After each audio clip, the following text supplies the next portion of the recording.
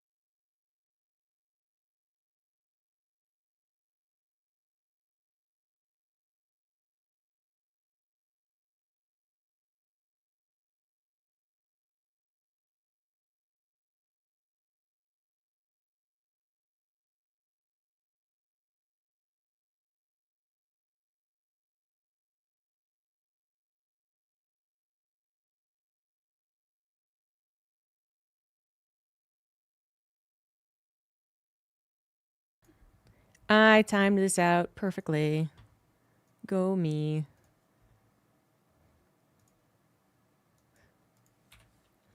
I just guessed based off the state of the game. And I was right. Feels good. Anyway, we got ourselves a best of 3 that's currently underway. And a bit unsurprisingly, perhaps, in the bottom right up one, it is Solar.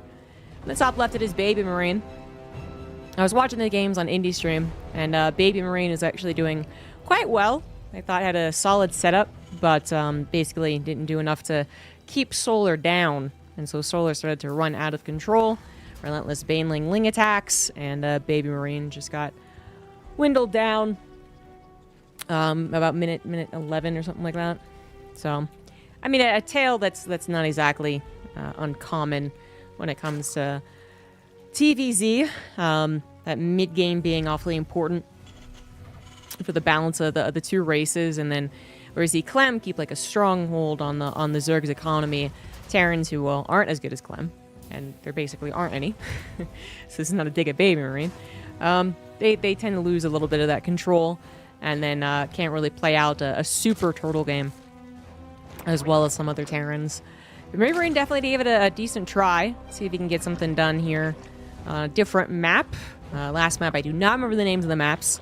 I probably will never remember the names of the maps until they're actually in the ladder map pool, and it'll take me like a month or two, honestly, so it'll be a while. And we don't even know which one of these are actually going to be in the map pool. If any, I assume they're actually conversing with someone at Blizzard, since they apparently are paying attention to us again, so that they actually have a plan of action to get these into the typical day-to-day StarCraft 2. But I have no idea. So is Taito Citadel going to be on it? Anyway, it is a different map and perhaps a better chance for Baby Marine. Big thanks to Dr. Sidewinder for the 123 months to start off the stream. We've jumped in about round... oh man, there's a double elimination. I don't know what round it is. 1, 2, 3, 4. I mean, it's like 5 or 6 rounds for the grand finals. So it is daylight savings times, or... Are we in daylight savings time? Is that now, or is that... Okay, we're out of daylight savings time. There we go. We just changed our clocks yesterday. And I think Europe is either 2 weeks ahead of us or 2 weeks before us on that. I forget which one it is. Europeans in chat, let me know if you've turned your clocks back. But it's a stupid thing that the world should really give up on. But no... We're not going to give up on it. It just causes so much unnecessary strife, you know? Okay, so a week behind. Okay, ahead of us, actually. Yeah. All right. So you guys have already changed. Which is interesting. Well, maybe that's why last week, even though I joined around the same time, it must have been further ahead in the bracket. Anyway. You have a 3CC 2-1 or a 1-1-1 setting up for Baby Marine, and Solar's doing usual Zerg stuff, so you know, nothing to talk about so far there. The strife is the worst thing about it. I can even handle the fact that now it gets dark at 5 p.m., which I really can't handle, but I'll pretend that I can. It just sucks though everyone has to accommodate. As opposed to being like the grand state of Arizona, who does not recognize it. And is, I don't think it's the only state in the United States that does it, but it's one of the few. Or South Korea, a country that doesn't recognize it. We could be like them, but no. Seems like a similar situation to last game. Baby Marine, I don't know if he opened exactly with this, but he definitely opened up 3cc Hellion. That's all I got. Like that my kid would wake up at 5:30 as opposed to 6:30. I just... You know, some people really defend it. You know, they have like whatever reason is given for doing this in the first place. And they're like, no, it makes a lot of sense. Trust me. And it's like, does it? Does it really? Does it make enough sense to counteract, you know, the whole changing our body's schedule, changing all the clocks, people missing dates, countries not being on the same vibe as far as when to change their clocks or if they're going to change their clock? Is it worth the whole thing? I don't think it is.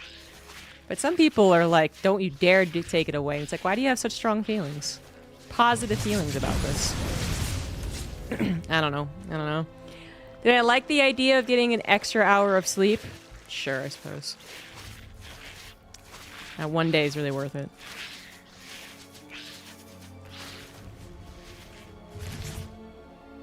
Oh God. Okay, that's actually a big thing. That's actually a lot of drones going down. We do not have game hard on, but 9 drones going down. Unfortunately, most of the Hellions might sacrifice. Oh no, 4 Hellions getting away, 2 reinforcing anyway. But still, that's actually pretty nice then. That's exactly the amount that you want to escape after killing 9 drones. That Liberator doing a great job distracting the Queens. They went this way. Hellions went this way. Lings were that way. So that worked out just well enough to get some early game damage done. And that would be catastrophic. If Solar was playing Clem, honestly, I think that would actually be straight up like, oh god, does he just lose now? Because first of all, Solar doesn't have a winning record versus Clem. But second of all, you know, Clem's follow-up attack from the Hellions is super spicy. But for Baby Marine, I don't know if it's going to end the game, but hopefully it gives him a chance to do continuous damage. I think that was missing out probably last game. Again, didn't pay super close attention, wasn't in the game. But I gotta imagine that's how it rolled. This so typically does if they're both going to do some normal stuff. 3cc versus 4 hatcheries being built right now. 5th hatchery going to be on the way soon. Like, we're going to get to that state. It's going to happen.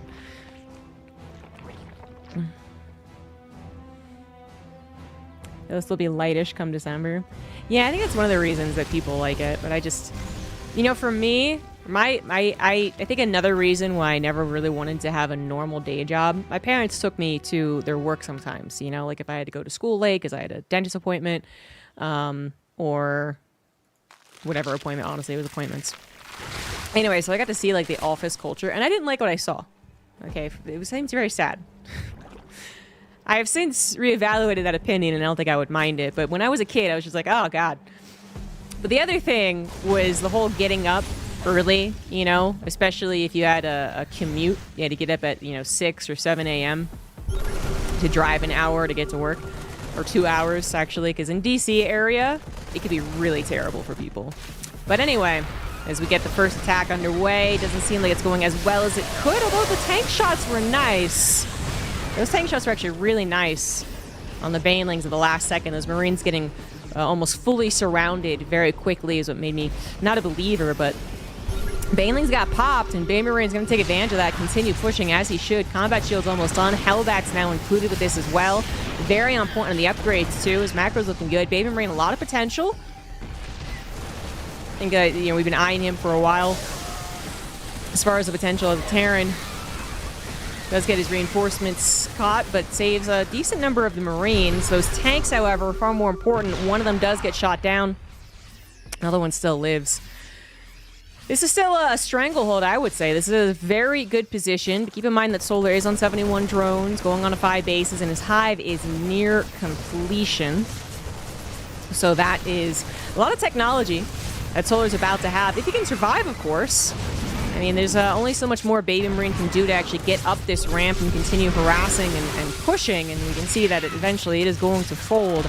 Baby Marine not able to get enough reinforcements over here in time. 2 Medivacs will now pick up and try and go for a little double-double probably, but that was a hold there for Solar, who, as I said, you know, is going up to this extreme technology, able to start up 2-2 adrenal glands, even pneumatized carapace, plus an Ultralisk Cavern, all while defending that. So it still seems precarious because the supplies don't look very confident for a Zerg player, and I think that is still true. But it's more like walking a nice edge on purpose, and so far, successfully doing that. We'll see if that continues being successful. Maybe Bay Marine's double-double drop is going to continue adding in this little bit of damage, allowing for very... I mean, this is a good amount of damage. Oh, yeah, that was not good by Solar at all. Oh, no, Solar thinking that his Lings had gotten over there perhaps in time. Instead, all the Marines had gone unloaded. One Medevac does get shot down, but that was a lot of lost Lings, and a Queen died too. And these are supplies where I'm just like, okay, well, now I don't think Zerg's supposed to be okay at this point. But Ultras are on the way. Ultras are on the way. I mean, this is still a situation where, like, the gamble might pay off as far as getting this technology while under the pressure that he was in. 2 tanks once again sieging up in that abusive area. He's going to have to just go for the tanks because the Marines ain't going to be caught. The tank doesn't quite go down. He has to go back into it. Oh, no. Solar might actually be crumbling here. Baby Marine has an army on the right and an army coming in on the left. Banelings do make some connections.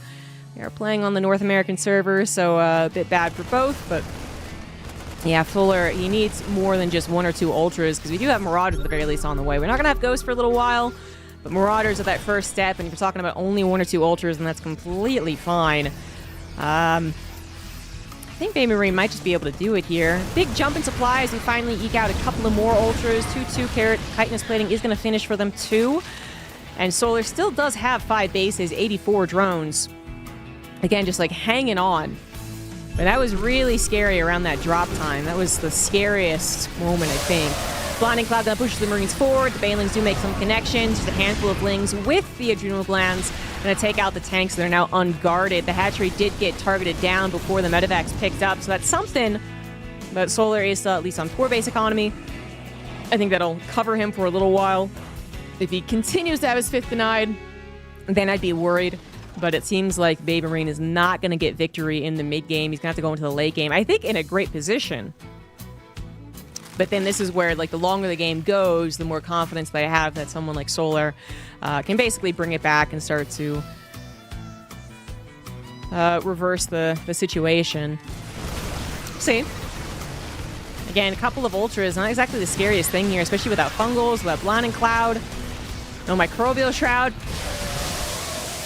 No one wants to get Microbial Shroud. 1 Ultra getting targeted down. Liberator now being involved. The Ghost Academy was made, I saw. 3-3 starts up, although Baby Marine is a little late to the armor. Was very good about the attack. It's the most important one. Solar loses yet another 5th base, but he did kind of double expand after this one was killed. Gets injured, it looks like, but not killed. And he will still be on 5 bases. Now, to say that 5 bases is great as we're heading into the late game. It's not great, but it's something he can live off of. This game actually got kind of close, so I didn't finish my story, but the other thing I hated about the idea of like a normal job was the getting up early and going out into the cold. I hate the cold. I'm not a cold weather person. I'd rather be like slightly sweaty and wearing, you know, shorts and a t-shirt and being able to walk outside and feel the nice sun and all that. But anyway, I hated going out in the morning when it was dark or just getting light and it was super chilly. Hated going out to the bus stop and waiting for the bus. At one point I had a cat that was outdoors and they would wait with me, and that was kind of cute. But then we stopped letting our cats outdoors, so my one thing I liked about it gone. Anyway, just to get that out, we do have Solar mounting basically a counterattack. It's finally settled on a decent enough position now on 6 bases, or just about, to actually go across the map and find some damage. Kind of a dangerous thing to do if you're not, you know, totally banking as a Zerg player, but in this case, they did just enough damage. Got a Ghost Academy, quick rebuild on that one. Couple of supply depots. Not too much more resources lost, though. Very acceptable, I would say, for a TVZ. Except that solar is, again, like a little low in the economy. Has been suppressed a little bit. I think that's certainly on the road to recovery. He was suppressed in that area, but still managed to get a lot of the technology. So it's like suppressed only to a certain extent. If he had been not able to Baneling over and over and over again, because he had unlimited funds and he had no technology, then that's the double whammy that would have killed him. But he did have technology. And he's even added on some technology. Corruptors are out, although no greater spire. I think that might be something we could get to later as the game continues to unfold. But right now, seems to be a reaction to seeing those liberators come up nice and quick. You know, Cure, he showed us at EWC a very liberator and ghost light style. And that was interesting. I still don't know if it really had a lot of, you know, merit as far as being like the go-to. His ghosts seem pretty good. But I did see some good ideas with it. It kind of seems like maybe this is what Solar was primarily worried about. The Ghost also not in a high number as it is, especially because the Ghost Academy died. Ling attack on the third base draws the army back after dealing some SEV damage, and we got the frontline Planetary about to go down. No, not quite. Mass repair is going to happen. Zerg is forced to flee. Meanwhile, Baby Marine with a drop does grab another 5th base. Solar has since established a 6th and is now going for 7 and 8. I guess -1 now the hatchery is killed. The point is that we did have a little bit of tit for tat as far as the economy being hurt, and it seems like when the dust clears, it really was a tit for tat, as in, like, no one really took a gigantic advantage. If anything, Baby Marine might have taken the advantage just because he has more of a bank. But while that seems really good, because again, like, you watch a TVZ getting later and later into the stage, and the Zerg never has a bank, you know that's not a good thing. But I do wonder if Baby Marine is going to have all the good engagements, you know, as you try to actually end the game, especially if you actually try and move out versus the Zerg player, for instance, with all this creep that's in the middle, all the brush as well, that makes this a really weird area to attack into. You know, there is that chance that Baby Marine throws away too much army. So this is, I think, what Solar actually has to depend on to a certain extent. Baby Marine's late game looking quite strong. His Liberator count at 6, going to 8. His Ghost count is at 9. And some of the accessory upgrades, the Caduceus Reactor 2. Planetary does not have building armor, so Cracklings can actually try and go after it. That's not enough Cracklings, though. And a Mass Repair is going to be good. Scan ahead reveals the army about to intercept the one that's responding to the attack, although it doesn't do so in time. And this looks like a hold to me, and no problem. More than that, getting some snipes off, too, as the Zerg retreats. Baby Marine, you know, playing with fire a little bit, just kind of running across this line to go defend, because if there was a fungal available when his army was running, then that's where you find that really bad engagement. That's when the Terran doesn't have the Ghost all behind the Marauders, ready to get the snipe. They all get interacted with, and the Ghost snipe cancels. Then the bio is not able to mic. You know the deal. You all know how that looks. It's not pretty. But without a fungal, the bio able to just skirt the outer edges of creep, continue their mobility. We do have some Shark Festers trying to, or I said some, it's literally one, trying to get that beautiful fungal. Beautiful. But with only one, and I already tried, it's just not looking very possible. Solar, no, again, like, he has all these bases. This one was killed. It wasn't mining, though, so he's going to have to rebuild that. This one was denied any mining possibilities, but again, wasn't really trying to as of yet. He will eventually need to move his drones over to those bases. I think we're about at that point, about 17 minutes in. We got another engagement. Corruptors trying to take out the Liberators. Parasitic Swarm also helping out. Bomb, rather. And we got the Ultras actually making some connections as well. The Bio Army starting to look awfully thin. This might not have been the engagement that Baby Marine really wanted, although that said, suddenly pop, pop, pop, pop, Ultras go down. And then the supply of the Zerg also goes down. You're like, okay, maybe that wasn't so bad. Okay, all right, fair enough. It's always like, you know, the grim Terran defense as they're getting lower and lower in the bio, but then those Ghosts, they get the snipes, and the Zerg player's like, oh, shit. All right, never mind. I thought that was going to be my winning move. Not quite the winning move. But not a bad, not a terrible maneuver either. Baby Marine, you know, having been caught out once like that kind of just shows the possibilities. If he's caught once more or twice more in a similar situation, maybe the ghost snipes at the end won't quite be enough to even the scales. Corruptor's peeing on a building is going to do the trick, I think. Baneling's also rolling into those ghosts now, which are lights. Never forget that. Good cloak up is going to save some of them as the Baneling's not quite able to make those connections, and some snipes did go down, but the planetary fell. A lot of Ultras fell too, however. Maybe a couple of those Corruptors. No, literally 2 across the entire time. I mean, he built like 14 to begin with. Okay, 12 to begin with. And only lose 2. That's actually pretty good. That's actually way more impressive than I thought it was going to be. They've interacted. They've been trying to kill Medivacs and Liberators, pee on a planetary, and obviously the Ghosts, you know, they've been too busy trying to kill the Ultras, as they should.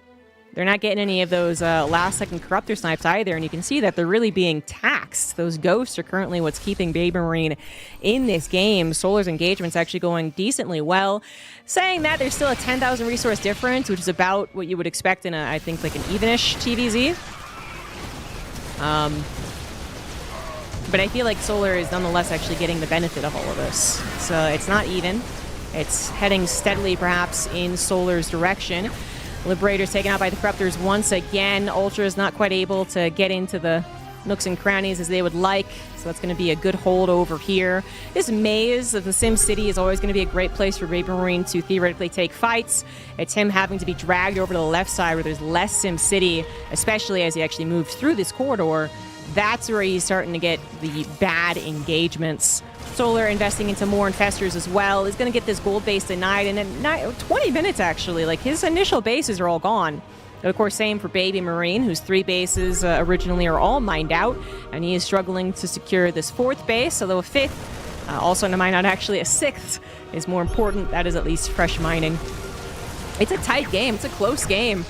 Still a 11,000 resource difference. Again, I would say that's pretty fine, but it always depends on how much each player has been able to actually maximize their economy. And I guess the truth is that no player has been able to maximize it, as we have Baby Marine's precious base being now the target that is going to go down, perhaps at the cost of a few Ultras. However, these Liberators got a lot of shots off where the Corruptors ended up appearing. They are now weak, right, for the picking of that bio army.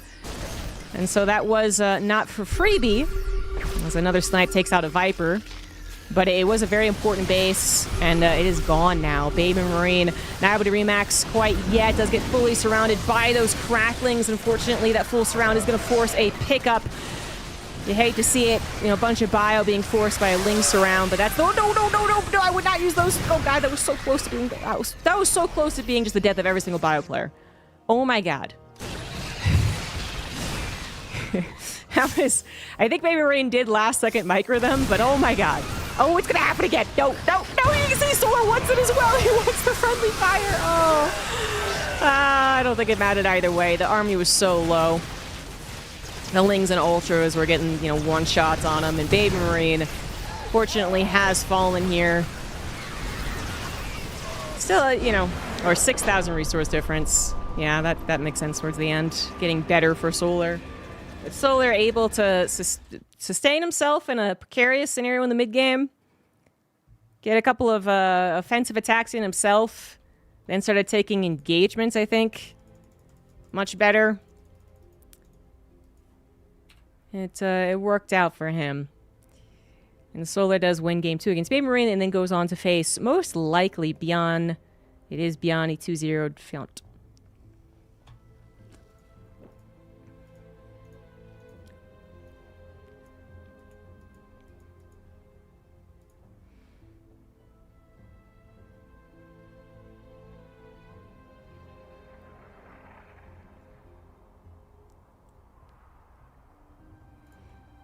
So we're going to head over to the Korea and get ready for that one. Solar versus Solas. Solar versus Beyond.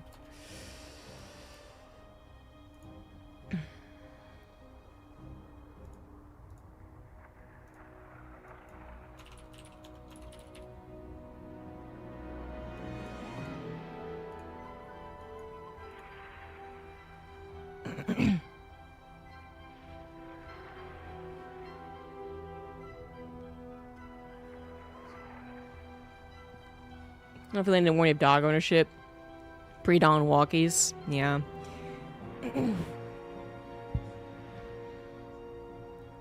Thing is that I don't really... There's been times in my life where I have been a morning person, actually. I actually like the idea of being a morning person. But I can't quite force myself to do it. I have to, like, wait until I travel, and then jet lag hits me, and then I'll be a morning person again. I can't, like, force it. That's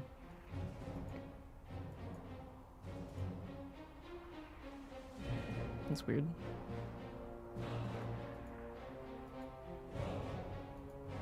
Oh, because Solar restarted his computer. Okay.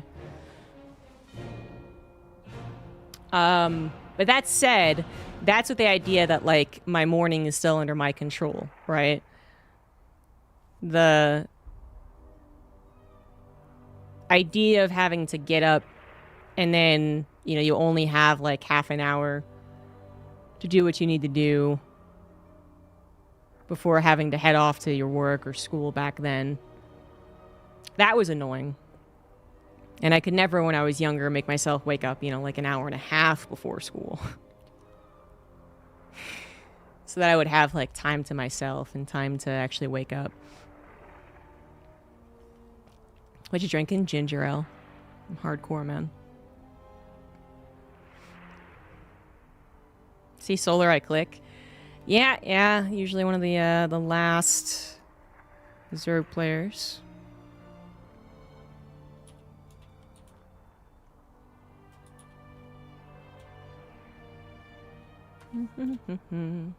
Holy cat hair, it's yeah. Well, it's an extra filter. That's what it is. It's extra wind,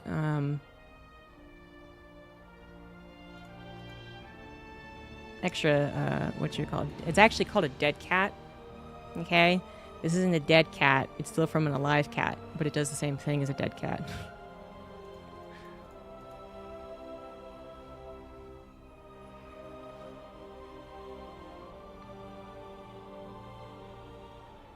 Yeah, me too. Yeah, that's yeah. It's always been my thing. Even when I was a morning person and I woke up at like 6 a.m. and I went to the gym and I came back, you know, I still, like, I made, yeah.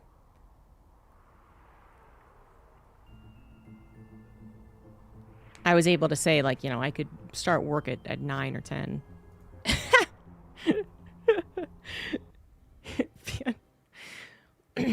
Yeah, Bjorn and Solar are good friends, but the last thing I saw before we got into game was Solar saying good luck, have fun, and Bjorn said fuck you. Not in Korean either. Just anyway. In the bottom left, we do have Falcon's Solar. And the top right, it is going to be Rebellion, Shopfire Rebellion's Bjorn, who now says the proper greeting.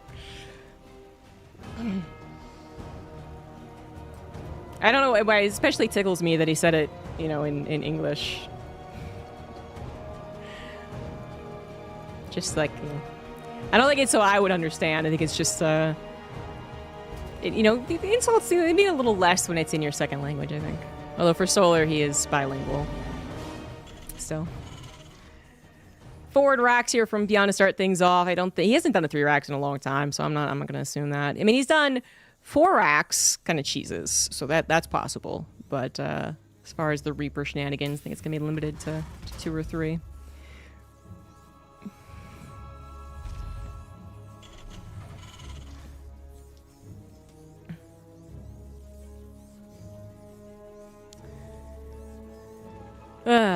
Anyway. See, I like the idea of being a morning person also because I do want the maximum amount of sunlight possible. I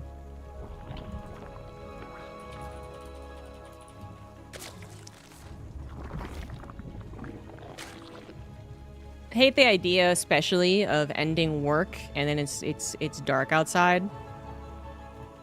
You know, people will argue in favor of having more light when they wake up and they go to work, so it's not depressing when they wake up, and I can kind of see that being better than depressing nighttime when you go to home.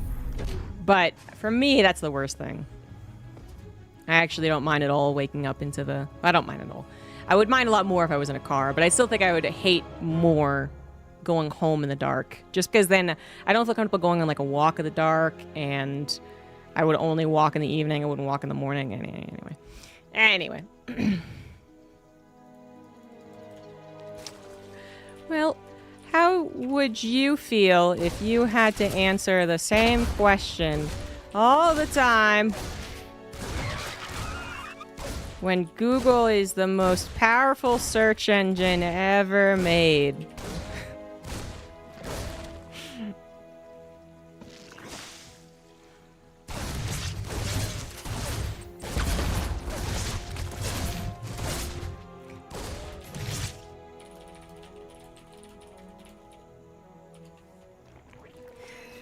Oh, seriously. I fall into the trap as well, as we watch a pretty normal opener too. So it was a 2 racks, but it's going into a 3cc, so it's not going into immediately dangerous. Something that Solar's going to have to figure out, but probably will. He got his 3rd hatch up and running, which is also very important, because 3 Reapers could technically have delayed that further. Yeah, I mean, this did exactly, I think, what the 3 Reaper opener was really most likely to do. Didn't actually kill a queen, killed 1 ling, but it forced out a couple more. The 3rd hatch wasn't gotten maybe as fast as it could actually, might have still been. So I guess what I'm saying is, like, yes, Beyond could find more damage in some alternative TVZs, even against the great Zergs like Solar, but more often I would say this is what happens when he opens with 3 Reapers. It's like having a band and playing a hit song over and over again is what made you famous. I don't think that's at all correct. I don't think that's a good analogy. I appreciate the attempt, though, but I don't think that's a good analogy at all. Me having to answer, is your main race Zerg? You know, once every week for 10, 15 years? I don't know if that's quite the same. But, you know, if anyone else wants to get on board with the analogy. But anyway, I was saying that I actually fall into the same trap too. I mean, I try to be very aware whenever I get involved in other people's chats. The thing is, I hardly get involved with anyone new. Like, I am not a person who goes around to Twitch streams and sees what, you know, new person is streaming what and looking to get low count streamers some love and attention or anything. Like, I watch the people that I watch probably for the last, like, 10 years, okay? So that's a big difference, first of all. Second of all, say, like, I go into Maynard's stream, and he's doing, like, a run of some type where he's not supposed to die. You know, I try not to be, like, at Maynard. You know, how many times have you died? Because he's probably already gone through that, or is getting frustrated at how many times he's dying, or what have you. I'm always like, hey, chat, you know. That's usually a good way to do it. But then I also try, if there is something Googleable, to be like, wait a minute, can I Google this? So far, I haven't really had to do that too often. But again, I don't go into people's chats, so it's not exactly fair. It's not a fair equivalent. Anyway, we do have the real meat and potatoes starting for this TVZ. As the Marine attack is on the way, medevacs are coming. Solar at 64 drones. Managed to get to a decent economy. Hopefully he can save this 4th hatchery, which, is a little sketch. Honestly, 3 Reaper grenades. Gonna make this a bit problematic. The Queens, though, taking the brunt of the damage and dealing, really, the most of the damage is going to be good enough. No combat shields, limited medevacs. This is going to be a good enough hold with a limited amount of lings. You know, you think you can do the same thing next time you face a Terran player. Like, Queens are so good, they can do anything they want. And then you bring forth, like, 6 Queens and they all die, and you're like, wait a minute, Solar did it? I don't understand. But yeah, that's ideally how you would deal that. 3 drones were killed in the process, some amount of lings, but again, so few were even made to begin with. You can see that the trades aren't exactly equivalent, but it's, I think, more important that Solar just pushed this back. Stop that hatchery from being gunned down, and now has bought time to get to the banelings, which he has actually invested in, as well as that quick +1 carapace, the common reaction to that 2 racks opener. As the follow-ups are numerous, and a couple of the follow-ups to a Turax Reaper opener include some pretty quick Marine attacks. I mean, that was kind of quick, I guess, but I was thinking even quicker than that. Anyway. Gonna get into the 1-2 infestation pit on the way, Baneling Nest, and 3cc setup for Beyond back at home, untouched thus far.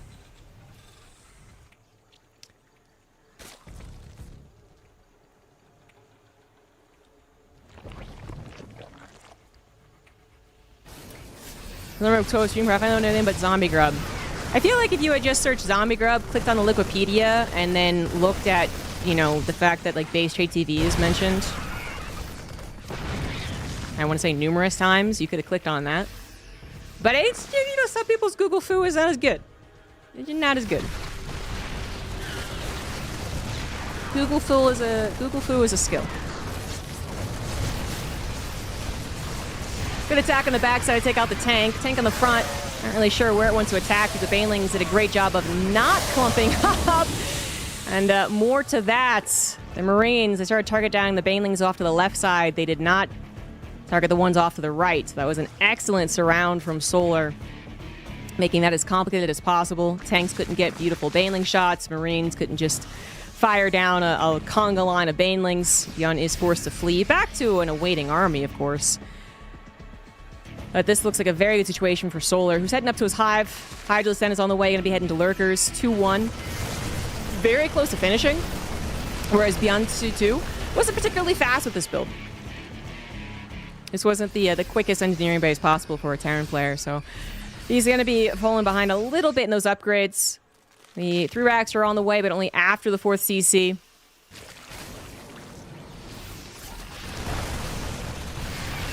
Another attack here from Beyond, only with 1 tank. Definitely want to take advantage of the lack of creep spread, which Solar is currently replacing, and since that attack was cleaned up so swiftly, that creep spread seems like it will actually impact the next fight. But double drop to the top left, and that's a little bit more of a point of worry. The tank with it's kind of interesting. You don't usually see a tank with any type of harassment units because, well, it doesn't do a great job harassing. It's pushing and sieging, right? But if that had been an extra couple of Marines, if he had had an extra couple of Marines, I wonder if targeting the hatchery would have been possible. We'll never know. Point is, drone's still going to go down. Solo having a lot of difficulty actually defending the extremes of the map currently. When he gets to Lurkers, if he gets to Lurkers, I assume that was going to be the natural evolution, but we have no Lurker Den. Not finding the time, certainly has the resources for it. Then that's usually where it gets a little bit easier. But right now, struggling to keep that drone count up. He did lose 12 drones. He had to replace them pretty quickly, so there's that. But whenever you replace the drones, you're not building something else. Actually, Solar's have a larva problem? No? Okay, 8 more drones. Well, I guess actually that is kind of a larva problem. 8 larva for 8 hydras ain't too bad, but 8 larva for 16 lings, that's not great. So I think he is having a bit of a larva problem. Now able to spend the money a little more, some upgrades. Another hatchery went down. Still trying to keep his drone count up, but now he's under attack by 3 different locations. Main base quad drop. We got a drop potentially out to the top left and an attack. A main attack on the front lines. But mind this time involved. So Sol has to be very careful with how he engages here, while simultaneously defending all of his bases. So far he's doing an admirable job. Just barely enough everywhere I look to not take catastrophic damage. Most of the Woodmines haven't been popped at this point, but now we're getting a little thin on that frontline defense. Just a couple of Banelings left over, make that 0 Banelings. The attack in the main still distracting so many units. It seems like that might have just been pushed barely far enough to save the hatchery. Nope. Aims a target fire on that one. And the hatchery does go down. Just another second. Or a couple less Marauders live or something. That hatchery might have lived. Solar, as I said, was being triple attacked. This one I think did try to go in, just kind of noped out once it saw that there was something there. So good on Solar not to F2. It could have been worse, I think. It could have been much, much worse. I don't think anything important went down in the main base. Nope, no technology was really there anyway. It's mostly in the natural. And Solar didn't lose a lot of drones and didn't lose a significant amount of army in all of that chaos. So while losing a hatchery can be painful, as Beyond is confidently on 4 bases planetary, 5th and 6th on the way, he's still okay. Big attack on the top side. Some Banelings do make some connections, but Solar is coming in here a bit late. Blinding Cloud to try and help out. Does not affect one of mine. They still will splash off, but not the best splashes. It looks like Solar will be able to respond in time. Some Banelings AI not working out in his favor, and actually the Baneling count getting awfully low. So is the bio health, but that is not enough Hydras to take advantage of that. This hatchery also low is going to go down. Solar, oh no, he's losing the Hydras. The most expensive part of his army. If there was, 15 Hydras there, I think they actually take advantage of how low the bio army was, but having only 7 with a couple of more coming in, that was not it. 8 drones go down alongside that hatchery. This hatchery only just now getting back to mining. I think that was finally the blow that really killed Solar after he was desperately trying to survive. So keeping it, his head above water for a while, but Bjorn finally just put all his weight into it, just like, shut that guy down. And Bjorn, again, totally untouched on his side of the map. This is probably the worst thing about this game, actually. Right, probably, well, it's more like this is the reason why everything has happened the way that it's had, is that Bjorn was able to, for instance, set up a triple attack, units every which way we looked on the map, and not have to worry about leaving something at home. As Solar was unable to mount any type of run-by or counterattack. It's the ebb and flow, it's the balance of TVZ. Solar couldn't really find an ample opportunity to send units across the map to do any form of harassment or chaos making. It's one of those things that you wish you could have found something just so that Bjorn wasn't so set up every which way you looked. Solar not willing to give up quite yet, but he still doesn't have a Lurker Den. No, he does have a Lurker Den. It is getting its upgrades, but we're now at a point where ghosts are out. Marauder count has grown significantly. A couple of Lurkers aren't going to change these battles. Another hatchery went down to the top left. It was a cancel at the very least, but 275 minerals ain't going to be the biggest difference. That's a few more Lurkers in this one or two. That's 7 Lurkers, and that will, of course, send a bio army fleeing, but not really very far. I mean, they're backing up just to get a better concave, to wait for the ghost snipes to come in. I'm surprised whenever Zerg players are in a desperate scenario that they still upgrade Frenzy. How much is Frenzy? Or Lunge, excuse me. How much is Lunge? That was a very dangerous thing Bjorn did right there. But it worked out. Pushing through the Ling, a potential surround. And the Lurker is not able to get those amazing shots. GG's. Yeah, like if Lunge was 150, 150, which is what I assumed it was, and I don't actually know. Then it's like, is it really worth it? I don't, maybe it is. Maybe it is. Sometimes it's kind of like, it's not exactly like Ghost Snipe, of course. But sometimes, when the Terran player says, oh, okay, I can't push here, and they run backward, which they will often do. The Frenzy is kind of the, you're not going to get away scot-free here. And chasing medevacs is a big point in that game. Okay, maybe I do like Lunge.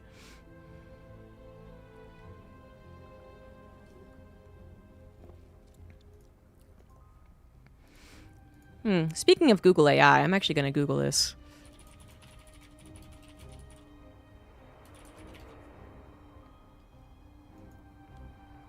Oh.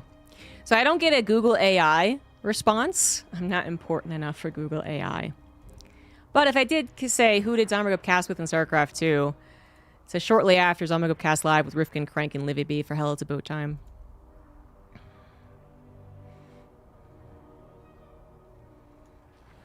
Which I guess is actually, like, it's AI choosing the most important part of the Wikipedia article, I guess.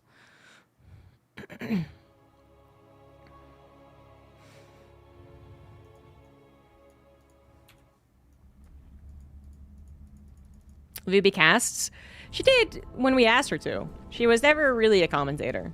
But when we organized Hell It's About Time, we asked if she wanted to. So.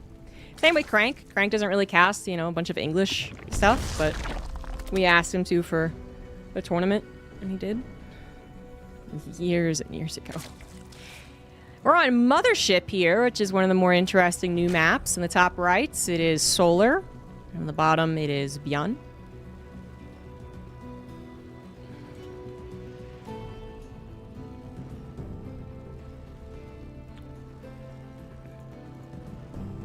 Crank casts a lot in Korean. Yeah, of course. And even though he's fluent in English, he doesn't use it to cast, and that's definitely a different skill. Another forward 2 racks by looks of things. They do not know where each other has spawned as of yet. This is a triple spawn potential. They could have potentially spawned over here, which is where currently Beyond is rattling his units. So Overlord doesn't have to make its presence known.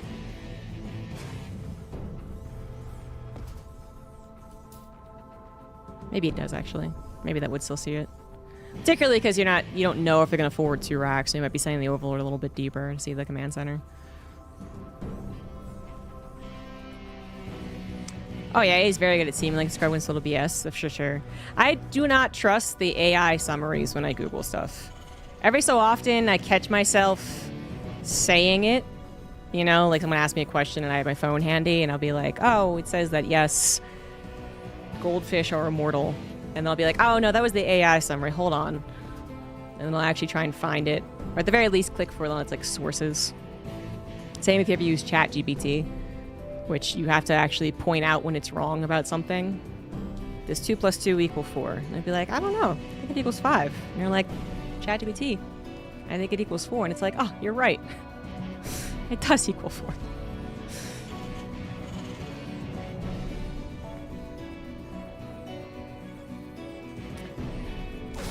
It's a disappointing world we're going into, I swear, though. It's like a lot of people in the comments were saying similar things, but I had the first video where I did not tell that it was AI within like the first like 10 seconds. I didn't actually tell within the video that it was AI, and that was really disturbing because usually it's either something too insane, so you're like, okay, is it AI just because it's absurd?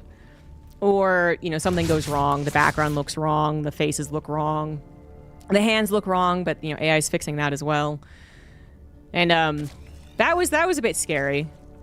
And then, you know, just the like, you're like, well, no one really likes AI. Everyone always talks about how much they don't like AI. But the problem is that as far as, like, maybe the sphere that my Twitch stream is in, or, like, Reddit in general, most people will be like, AI sucks. No AI, no AI. So many people in real life will just be like, I don't care. Like, people will listen to AI music, like the fake pop stars they're creating, and they'll know it's AI, and they'll be like, well, why does it matter? And then you have to, like, try and formulate an argument as to why it matters. That they don't bother, they're not really willing to be like, oh, you're right, it does matter. I will not partake in this. Like, they're just, at the end of the day, they're going to be like, oh, but it kind of sucks having to check, like, everything's AI, so I just, you know, I don't see a point. And then you're like, oh, no. We're so screwed. Oh, God. You know, like any of your parents on Facebook who share stuff, and it's clearly AI. Some of these things are still clearly AI, of course. But you could tell them, and they'll just be like, oh, okay, and, like, nothing changes. They're going to continue sharing it. It's sad. It's it's a lot. It's just, you know, there's I actually never put the score, sorry, by the way. But I feel like there's a meme I'm not thinking of right now that kind of encapsulates my feelings on the whole situation. But moving on to the game, we do have a Roachborn here for Solar. You know, last time I think these two played, or maybe it was Solar versus Clem. Last time Solar played on Mothership, let's put it that way, he did go into a Roach Ling Bust. And maybe he's going to do that again here. Interesting. I mean, I think also, again, if it was Clem or Beyond, I don't remember, but I think it was also a 2-Racks opening that did that too. Oh, it's not that. It's not that. Never mind. Abort. He is getting a Roach Warren. It is hidden in the back, but it's also grabbing a lair. All right, what is his ultimate plan here? A Nidus? No, that's not it. He actually could just play into Roaches, I suppose. Raven was gotten last game. Didn't really highlight that at all. It did, like, throw down an auto, and then I don't know if it did anything else, but no, he once again went into the Raven. Obviously, they both know who each other are at this point. Beyond 3rd CC coming down now. Combat Shield's on the way again. Not the quickest engineering bays with this opener at all. This time around, Solar did not grab a quick +1 Carapace, so those upgrades won't be very different at all. Roaches are being made, and we might just be playing a Roach game, but a single evolution chamber Again, kind of hidden in the back, too. +1 carapace all in. The 4th hatchery's on the way, and more drones. Anti-armor missile would be effective versus roaches in particular. They have to scuttle away. Queen's getting taken down as they also try to run. Obviously, Creep Tumor's getting taken down for free, and Solar is in a little bit of trouble. Marines, thankfully, not having combat shields could be what just barely makes this fine. It is what makes it fine. I think more reinforcements would eventually couple together as well. So that was still scary just because anti-armor missile really taking away one of the most powerful features of the Roach. But there was a lot more units on the way. Bjorn is going to take what he got there. So 6 roaches, 2 queens, handful of lings, decent amount of creep spread as well, pushed back. Did lose a decent number of marines himself, though, so overall, probably worth it, but just not as scary as it looked.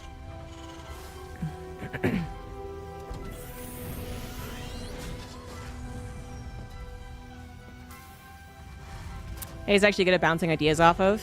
It is, you know, and I think this other conundrum that we have is we see an attack on the way that's actually not as severe as maybe you would think, but Bjorn has to take it very seriously. I don't think he necessarily thinks that it's an all-in. He doesn't know for sure, but the fact is he just lost some units. And he doesn't know how much is coming behind this, so building a bunker has made sense. Unfortunately, he did not finish, including supply depots, which he desperately needed. Tank on Siege's anti-armor missile once again gonna really impact this. Loses the medevac, the corrosive bio, but is going to be able to take care of the army. So they're also getting his own overseer with one. And that'll be that. 14 ACDs to go down in this hold. Beyond needed that extra time, needed to get a couple of units on the front line, the Marauder on the front line. The tank needs to be secured. So unfortunately, that was a sacrifice he had to make, but better than dying straight up. And now that he knows, I think, more of what the situation is, because again, he didn't know if that was going to be an all-in behind it. Now, since that had literally been the only army to really show itself, I think he figures it's going to be going into a hive, into Banelings, into the late game. You can kind of play off of that pacing a little bit more. Tank sieging up behind SimCity or as his 3rd CC, and then his bio, which is mobile, will be taken down very quickly. Obviously, that's going to be used to try and, well, keep an eye on the Zerg player, as well as actually do some damage. Solar 82 drones now, going up to 5 bases. Creep spread is not the best. We'll see how much he can push that out further. And it is covering enough of this base. Not quite covering the one he's getting here. Would cover this base, too, the triangle base, which he's not getting yet. The other conundrum about AI is that you do kind of have to use it. You do, like, you're just going to fall behind in so many ways if you don't with what it can do now. Like, I've used it for the StarCraft history stuff that I do. But I'll talk about that more after the game, because that's a little more in-depth. We actually have Bjorn moving out with the tanks.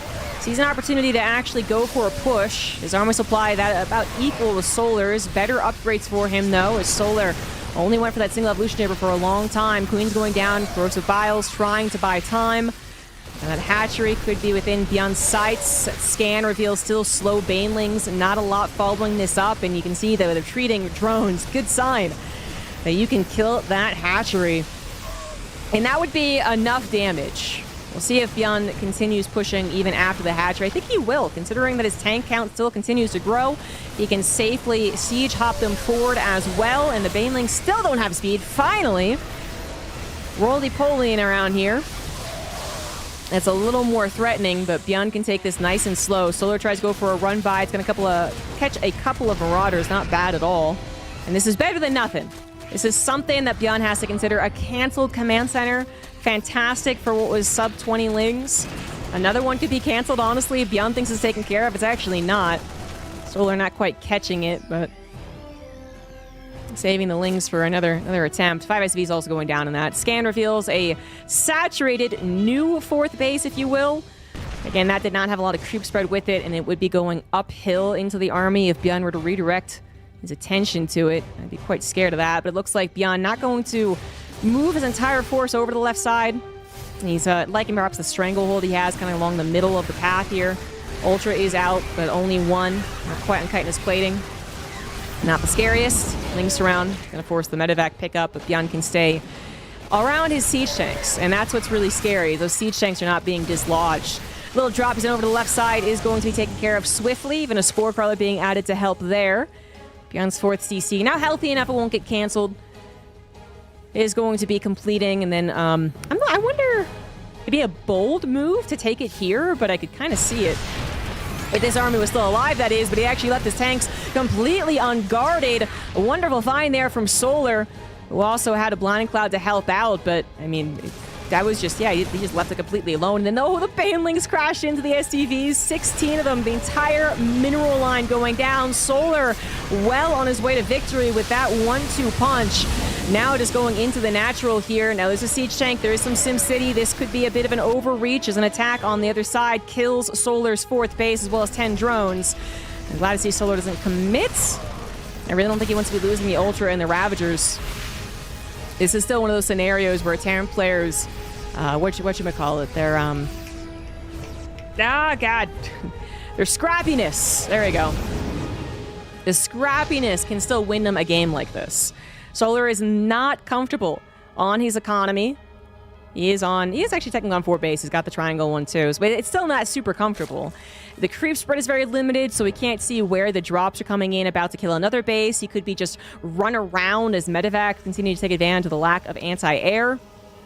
This is absolutely a situation where the Terran can kind of eke out a win with like base trade extravaganza, you know, just running every which way. It also is a game which a Terran could win if they play it nice and defensive and slow go it, because Solar is going to need to choose whether to try and like take advantage of the situation right now in which the Terran is on the back foot, but then knowing that an offensive means pretty much less good ultras. They run into some city and, you know, a concave of marauders waiting for them. It's not clear cut at all. And actually, the longer the game goes, the more that I do feel better for Beyond.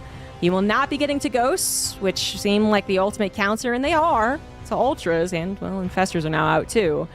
But a Concave, Defensive, SimCity, Planetary, this is where a Terran army can really shine. Anti-Armor Missile is going to help out a lot. Parasitic Bomb on the Medivacs, though. Good micro there from Beyond. He's killing a lot of the Ultras already. Fungal comes in, but after the Ultras are already dead, Planetary finishes in time to help out and is mass repaired, and that's the attack that Solar was probably wondering if it was worth it. Like, I'm not sure he actually went into that 100% confident that it would work, because it obviously didn't. It didn't win him the game. But even without that, I'm just, you know, you run in offensively off of creep. It requires a little bit of that perfect engagement. The Lings hitting this around, the Planetary not finishing, obviously, the Bio not paying attention, you know, so it stims and has to run away awkwardly. That wasn't it. Beyond was prepared for that. Another anti-armor missile, which I gotta say, this has been very worth it. This Raven has really helped. I think it kind of coincidentally found itself against Roaches, but that was probably one of the best things it could help out against. And then obviously Ultras eventually come out in almost every game. Bio going to take a little engagement here, has to be very scared of the fungal parasitic bomb combination too. And ooh, jeez, oh god, those a couple of medevacs going down. Many of them now injured as well. That's very scary.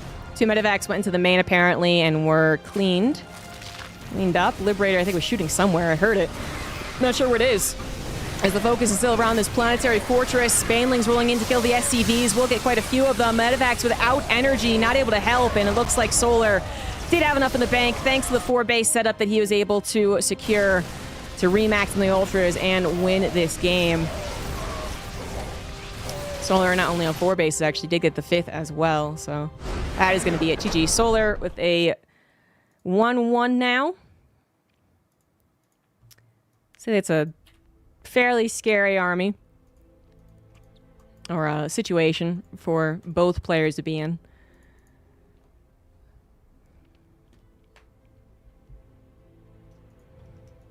Solar's 4th, having been secured around the same time that he lost his other 4th, I think was a big difference maker. Wonder if this is going to face Clem, by the way. Max Pax versus either the Hero or Shameless.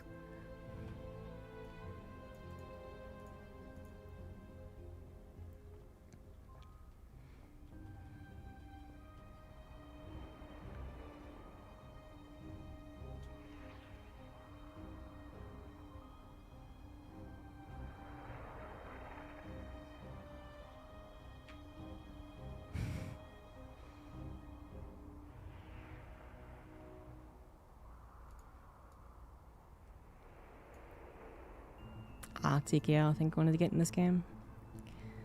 Just seconds late.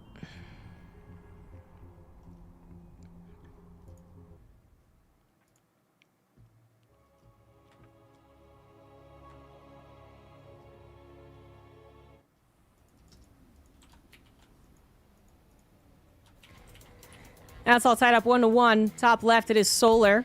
Bottom right, it is Beyond. Some fun games between these two. Last game of Solar had not taken the triangle forth. That attack down the middle in the planetary might have killed him. But having this secured funding behind it, Beyond's little harassment, not quite dealing enough economic damage, post-base trade, was enough for Solar's Remax to end the game. And now we're on Winter Madness.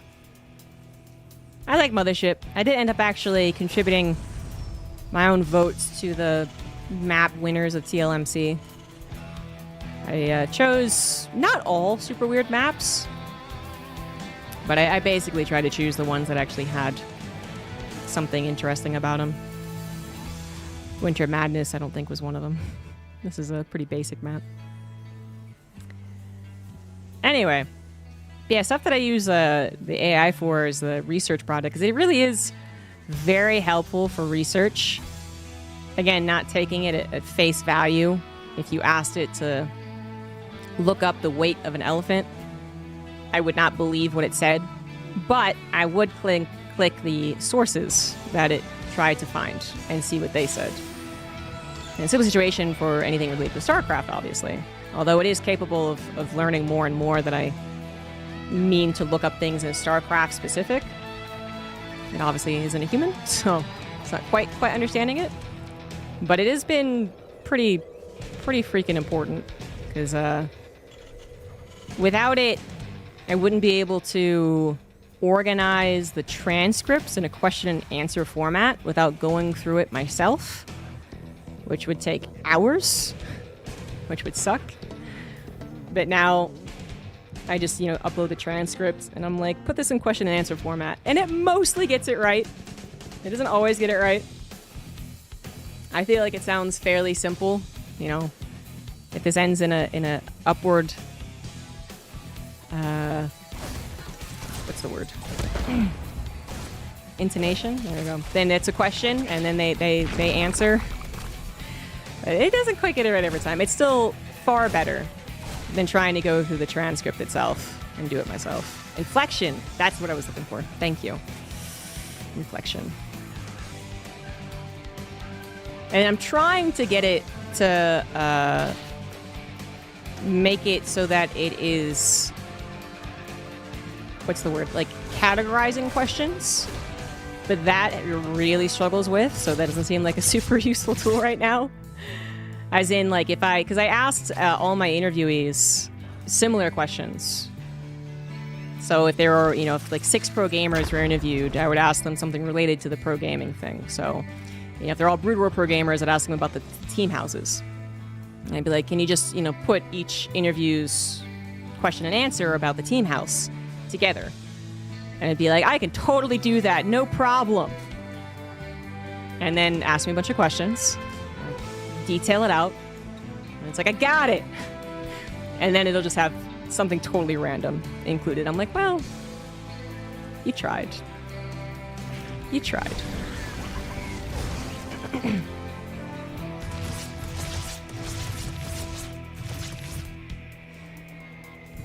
This is a very different opener for Beyond, by the way. Very fast 3cc.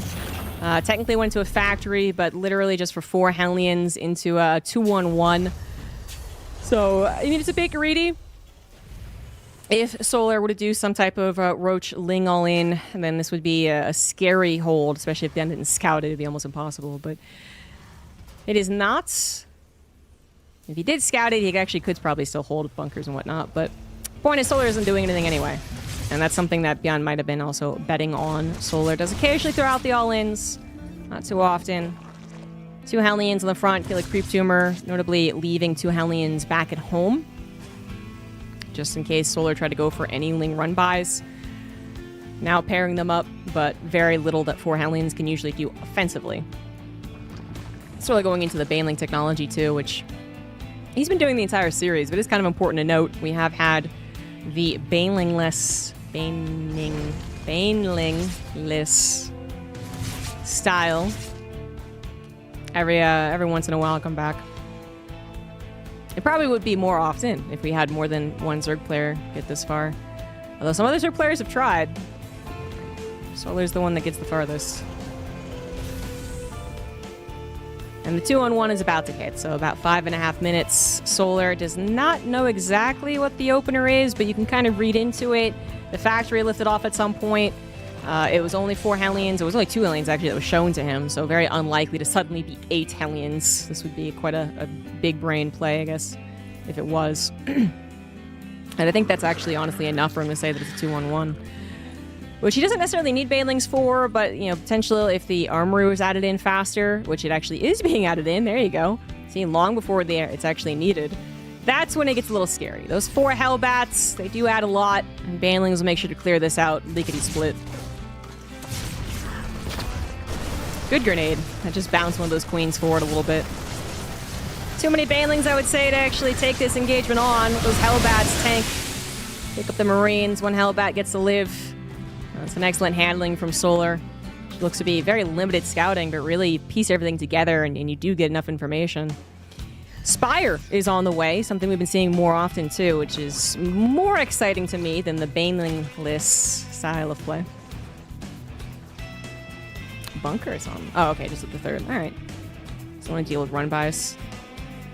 Seems pretty clear that it is Ling Baneling. No roaches this game, but it's, that's about it.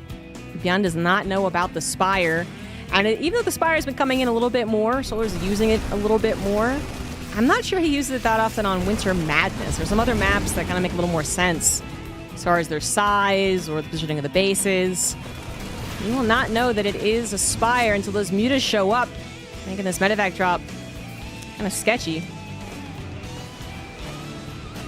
This might just get cleaned up. 10 mutas on the way, +1 flyer, so he's going to commit. And Bjorn has 0 missile turrets. 1 bunker at the 3rd is quite good, honestly, but also just worried about this drop being cleaned up. If it's leaving now, it'll be just in time. Some last-second Baneling snipes. Little misses on some of those pickups, but ultimately the 2 medevacs will survive. The mutas, I don't think were seen. Very close to being seen, but they were not. In that, since they are not going to go after the medevacs, as they had pulled back, they're instead going to go for the SCV line, hope to find it completely undefended. And it is undefended. That is a very nice find indeed. Even after, maybe even cancel the factory, actually. Wouldn't be a bad call. Certainly get the SCV, stall it out. Not quite going to be able to do so. Marines responding as quick as they possibly can. Not that many. With more promise. Doesn't want to risk it. Goes after the 3rd, which is somewhat defended, but not enough. The Muta's finding that angle. Take out another 8 SCVs. So a total of 16. They could have also gone for the tank, but they really wanted to capitalize on the lack of missile turrets while they could. It's going to be 16 mutas with +1 in just 30 seconds here. Solar also obviously pushing Bjorn completely away. Bjorn is getting to 4 bases. He's replacing the SCVs. It's not a catastrophic muta attack, but it does mean that he has given Solar a lot of time to fill out what Zerg needs. So 87 drones, 5 bases, lots of creep spread that really wasn't hampered that much to begin with. This is where a Ling Baneling muta player can feel quite powerful. Probably want an Overseer. There you are. And, yeah. Overlord speech is finished. There we go. So Bjorn's going to have to reevaluate how he's going to take this game, pacing-wise. There was no mutas. I mean, he might still be making sure his 4th base is up and running, but with the mutas, you got to try and figure out, are they going to go for a lot of attacks with Ling Bane muta, or are they trying to move on to ultras? Scan ahead reveals an incoming attack. Bjorn going to be prepared for this pretty well, I would say. That bunker is helping. Now it is broken, and the SCVs will have to be pulled away. A very last second pull away, capitalizing on the bunker usage as much as possible. Bjorn is taking some losses overall in the supply. That 1 tank it nibbled onto, barely gonna survive. Nope, just kidding, a couple mutas take care of it. 3rd TC will live. Barracks will live. Army, good enough to hold. Not bad, but Bjorn's not exactly thriving either. Despite only losing 5 SCVs there, it was a lot of lost mining time. Bjorn's 4th CC is doing fine, but That third CC seems like it's going to be a point of attack. Marine trying to respond to the mutas in the main base, so that +1 and just not enough Marines in general is going to be too bad. And to be honest, it's going to tap out. Looking at a supply, looking at the significant non-damage on Solar's side of the map, I mean, yeah, he really didn't do a whole lot. And that seems like a easier game than expected for Solar. GG's.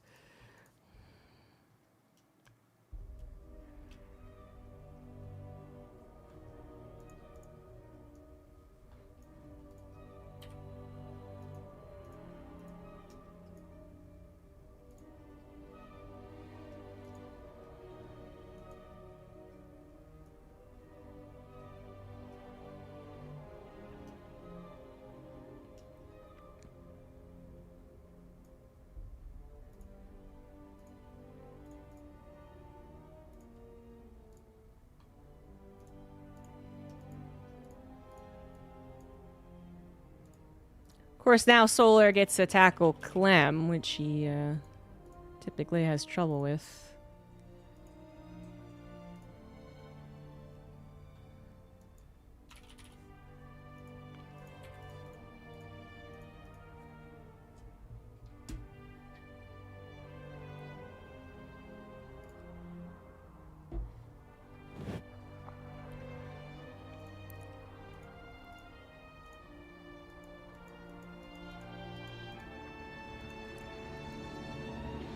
So they're eyeing up the $25 extra. Yeah. Which he's probably gotten for a few weeks now.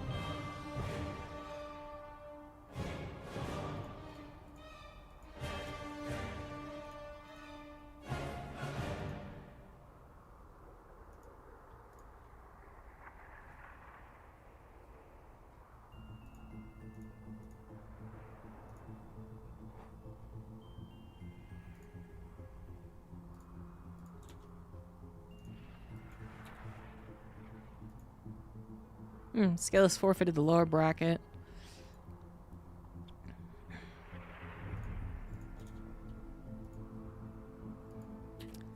Stream's chugging along as usual. Shameless this time defeated Hero. I think... Did he do that last week too?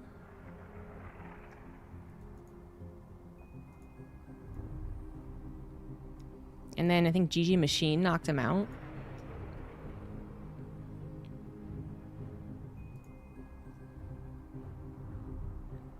No, it was Percival who took out Hero, and then GG Machine took him out. I think I'm remembering Shameless taking out Hero like months ago at this point.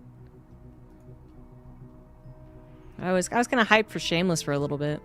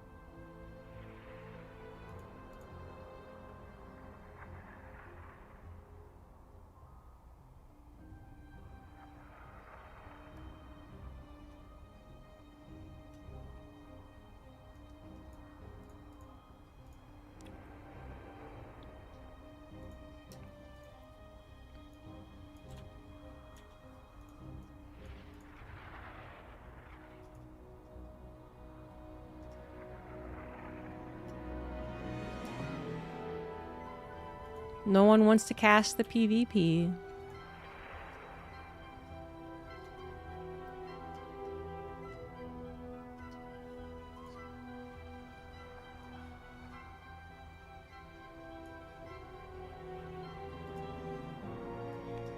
I would say since we get so many PvPs, that makes sense. But actually, we haven't been getting that many.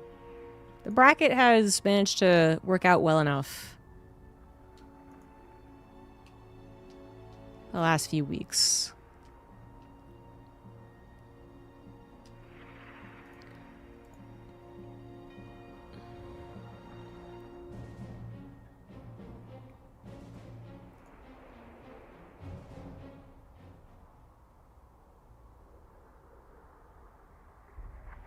I'm going to bring up a potentially controversial subject here while we get into game. Actually, I'm going to play an ad first so we don't get mid-game.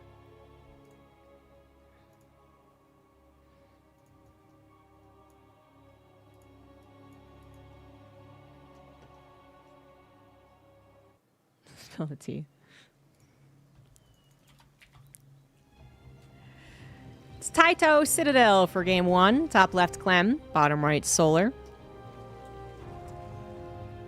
So another TVZ here. Solar did a great job versus Beyond, some fun games. Ended on a bit of a low note, but just was one of the best games really for Solar.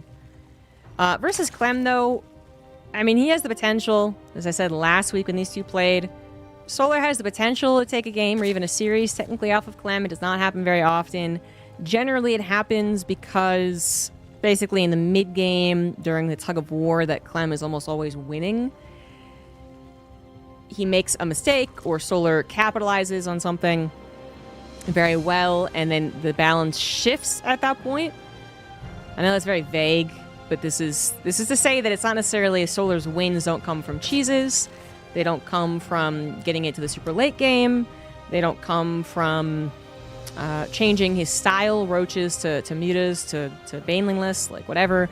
It's not really, I think, any one of those things that he can say, aha, that worked. Let me do that again.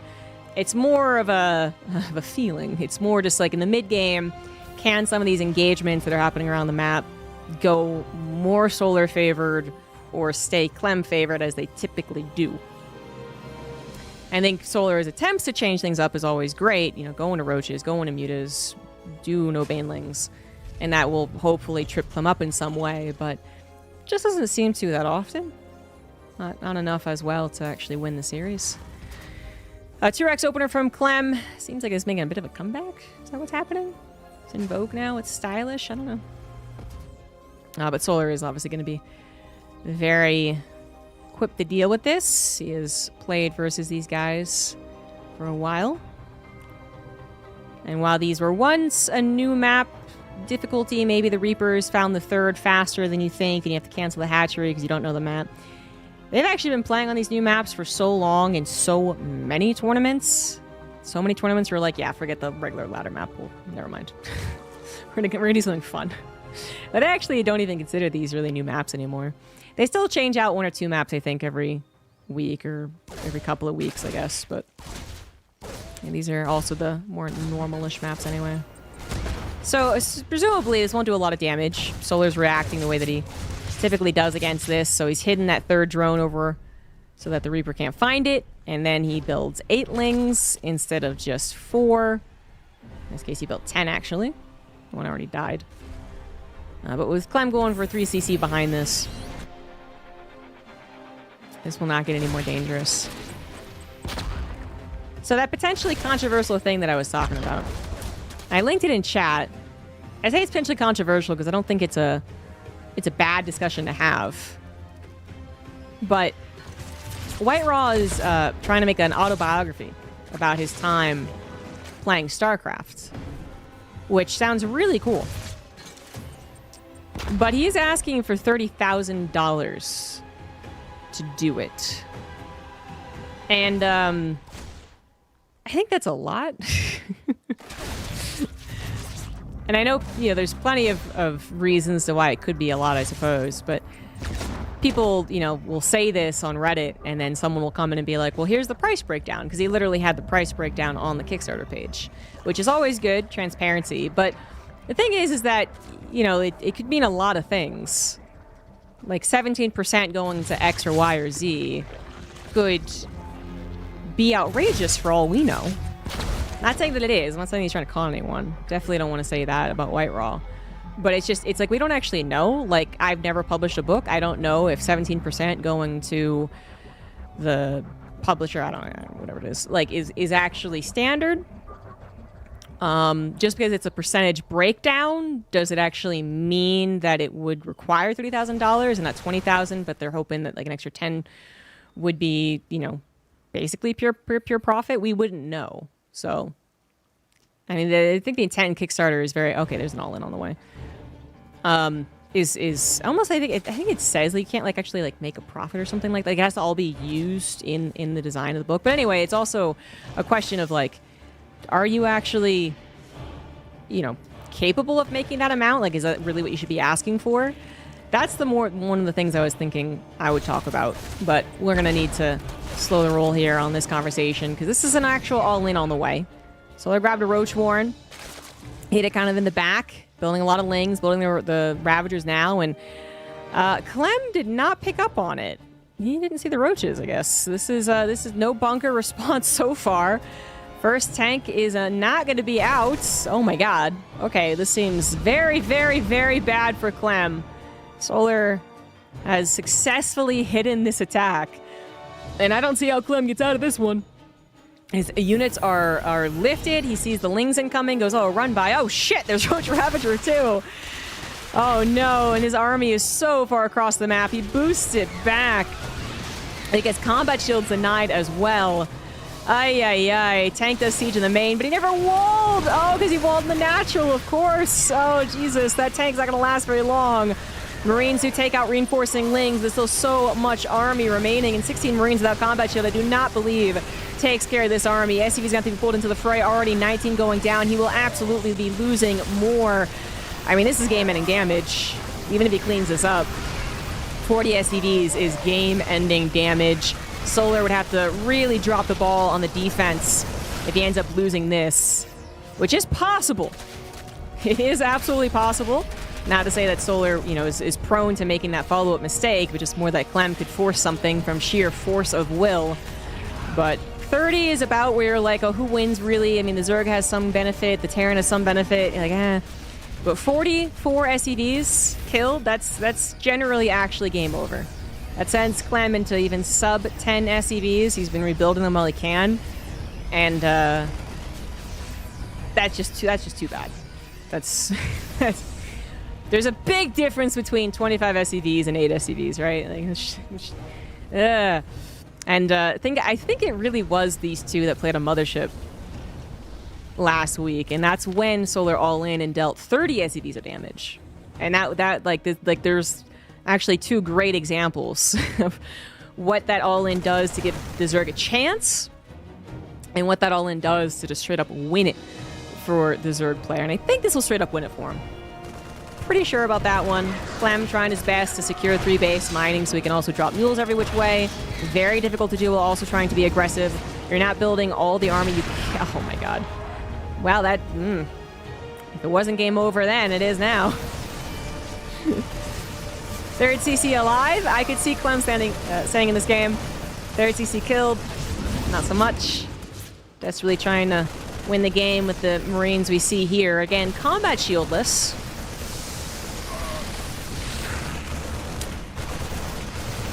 They're doing a bang-up job, aren't they? Killing 8 drones. Now he's only at, you know, like a third. Nope, still like a fourth of his opponent's drone count. It's still not good. Killed that Overseer, though. Got that going for him. Nah, this is pretty damn game over. I think Clem probably just playing this out of frustration. He usually catches this at some point. This is actually the most effective all-in I've seen from a Zerg player in a long time. Usually what happens is that the Zerg player is able to hide it until about the midway point. Because a Hellion or a Reaper goes out and says, oh shit.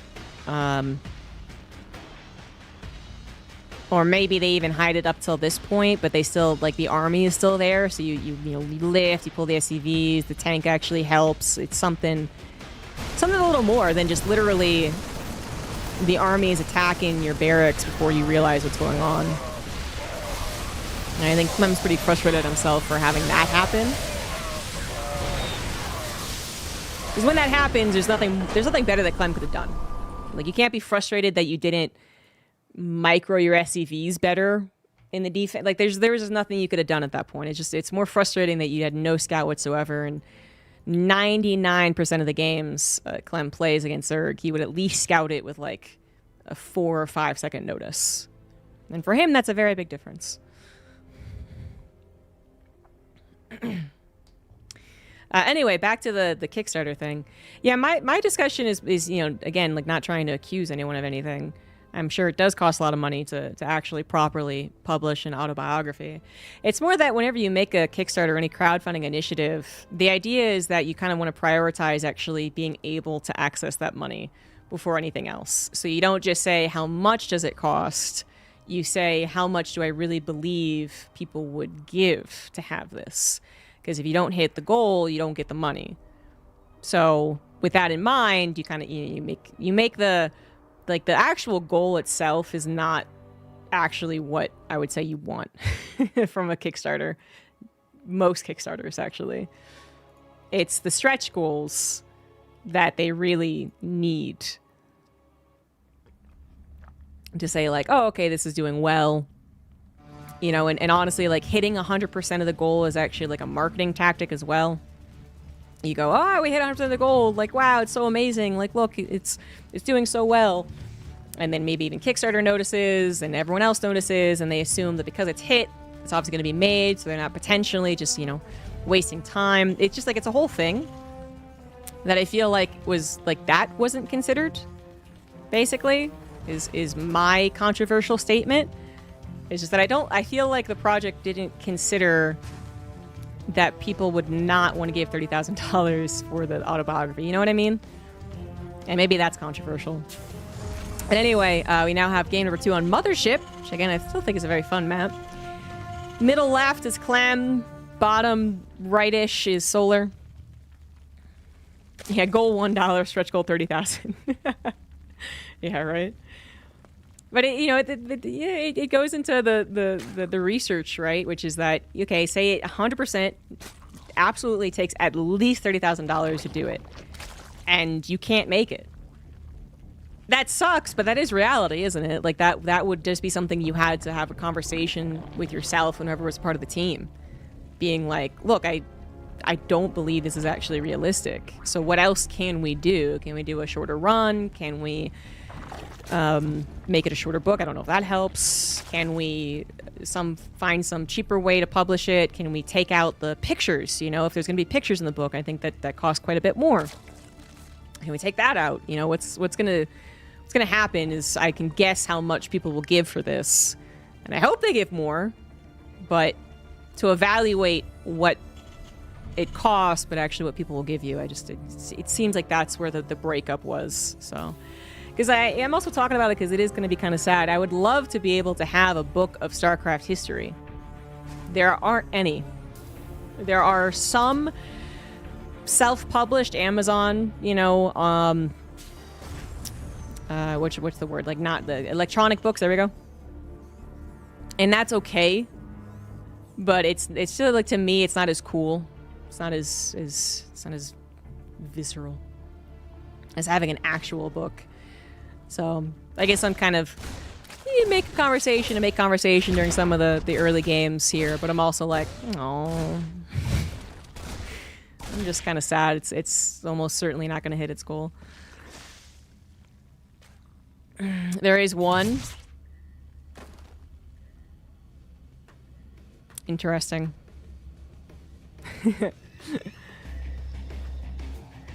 I would say that, it makes sense that there aren't many, I guess, physical books, because that would be where the cost is. But then I guess I hear that there's like a physical book about StarCraft, and I'm also just I immediately default. I'm like, well, is it any good? I don't actually believe that.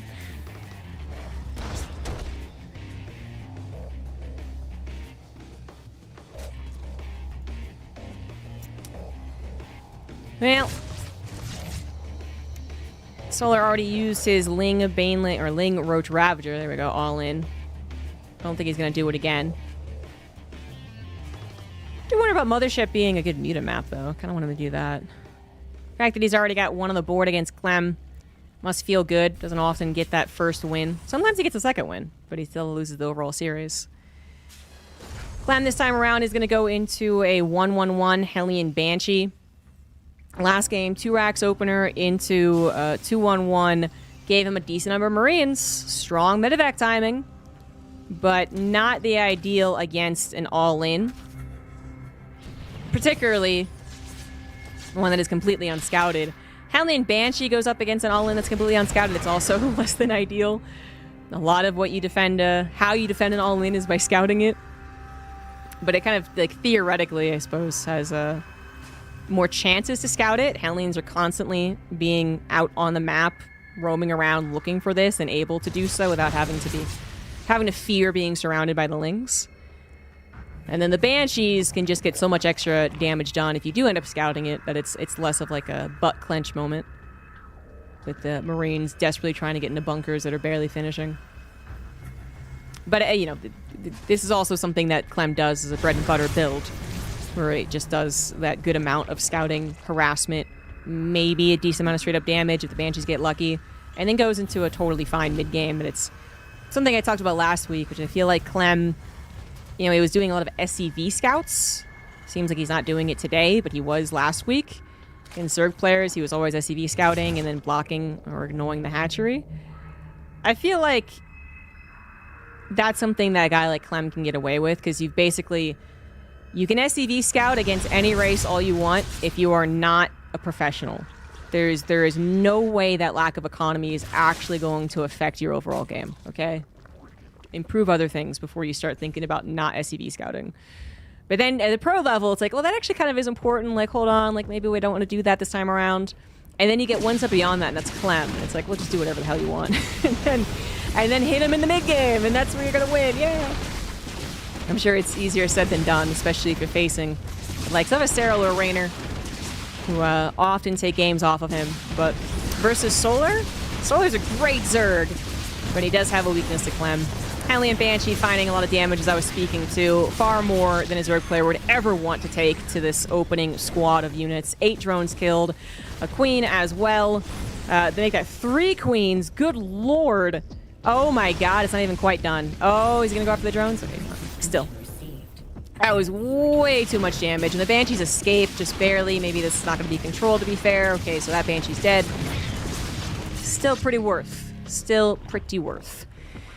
Mutas are on the way, though, and that's something that Clem did not know about.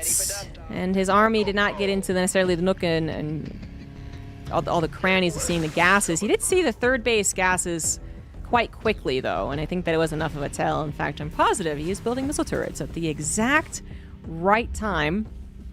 Not only that, I think Solar has been leaning towards mutas on this map.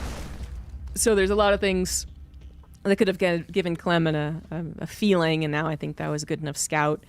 So he's going to have protection against the mutas that are desperately hoping that there won't be any. He's like, yeah, I'm going to kill 20 SCVs and maybe have to give up my 4th base, but maybe we'll call it even then. He's going to lose his 4th base and kill nothing. He's going to lose a muta instead. So that might have been the moment Solar considered tapping out, honestly. Still not. He is still not, but this is bad things happening. And then muta could go down. Still not finding much success. Clem's not going to reach too far, though. He is pulling back with his army, but considering he just sent that Zerg player back down to 3 bases, his your own 3 base remain untouched, you can be pretty happy with that result. Might even be trying to cut off the mutas. He's damn close to it. Man, jeez. Oh, I got... Was that a little bait? That might have been a little bait. So we're not going to go after it. Avatar Papa, thank you for the 15 months. Solo's in a heck of a lot of trouble. With this opener, you do not have quick upgrades at all. But hopefully you get a lot of pressure. You know, you start to pressure them with the mutas. They don't know they're on the way. Those SCVs go down. The missile turrets have to be built. The Marines have to run around trying to dodge and weave. Then the creep spread gets out of control. The 5 bases are established. The 80 drones are established. The Ling Bailing starts to even threaten with the mutas. And the Terran has to wonder, okay, how do I get on the map? We saw that. We saw that exact scenario versus Bjorn in the last series when Solar was able to get mutas without losing a bunch of shit, first of all, and then also without them being scouted. And that went wonderfully for him. This is the exact opposite scenario. This should be one of the easier games for Clem. He is losing some more reinforcements now to the mutas, but he is the attack that is... I feel like it's actually unbeatable. You know, Clem could still run on a creep with his Marines balled up against Banelings, so there is always that, but it's doing what it should. These light touches are ensuring Clem's victory. Just kill a hatchery, move away. Kill a hatchery, move away. Eventually, Solar will die. Just not take good engagements, because he shouldn't, really. Clem should not let him. Or he'll just throw his hands up in the air and be like, well, I'm definitely dead, and try one last attempt to hold or attack. And then that'll kill him, too. Just gonna attempt to hold with some connections, but there's still a lot of bio behind this. Some Widow Mines too, and really only left to the mutas, which are quite a few. 19 mutas with +1. No more Banelings, however, as they fail to crash into the remaining Marine hit squad. Clem going over 4th base very offensively. I do like that position. Solar trying to replace now a 5th, because his 4th is finally up and running. Not quite ready to let this one go. He's got some tools. Gonna try and use them. Mass repair the missile turret. Not quite gonna do the trick. I did buy a lot of time. Wouldn't mind killed a muta as well. 10 SCVs do go down, but Clem is once again on the offensive. Now very deep onto creep. He realizes it. He's trying to pull away in time. He will do so. Wouldn't mind gets a little bit of a reach, but doesn't get the best possible hit. And that's like the riskiest thing that Clem has done so far, is move that deep onto creep. Maybe he didn't intend to. That might have been a misclick. I'm not sure. He might have been just very confident, realizing that there were so many Banelings, though. Second guessing that particular attack. Continuing to improve his army with better upgrades. A Thor as well. Continuing to improve his economy despite losing some SCVs. I think he's very okay actually being sent back down to 62 SCVs, not replacing them. And 3-3, if nothing else, should be the nail in the coffin. Commend Solar's tenacity. Is still trying to make this work. No Overseer, though. Just can't kill the Widow Mines that do have Drilling Claws. Another frustration is Widow Mines popping off every which way they do looks. He's trying to dodge and weave. Still losing one muta with every shot. Another one goes down. His muta count down to 14. And these Banelings are going to be rolling off of creep into those Marines. Ready to focus fire. That Thor taking a lot of damage. And that is going to be it. GG's, Clem. We had to play that right. No doubt about that. It wasn't a stim to win situation. That was creeping Banelings, but I think we all just had a lot of confidence that Clem would play that absolutely correctly. Good on Solar to play it out. The chances of mistake being made increase as those mutas continue to grow in numbers and create a more chaotic game. But the way that Clem played that, he just made sure it never got too much to handle.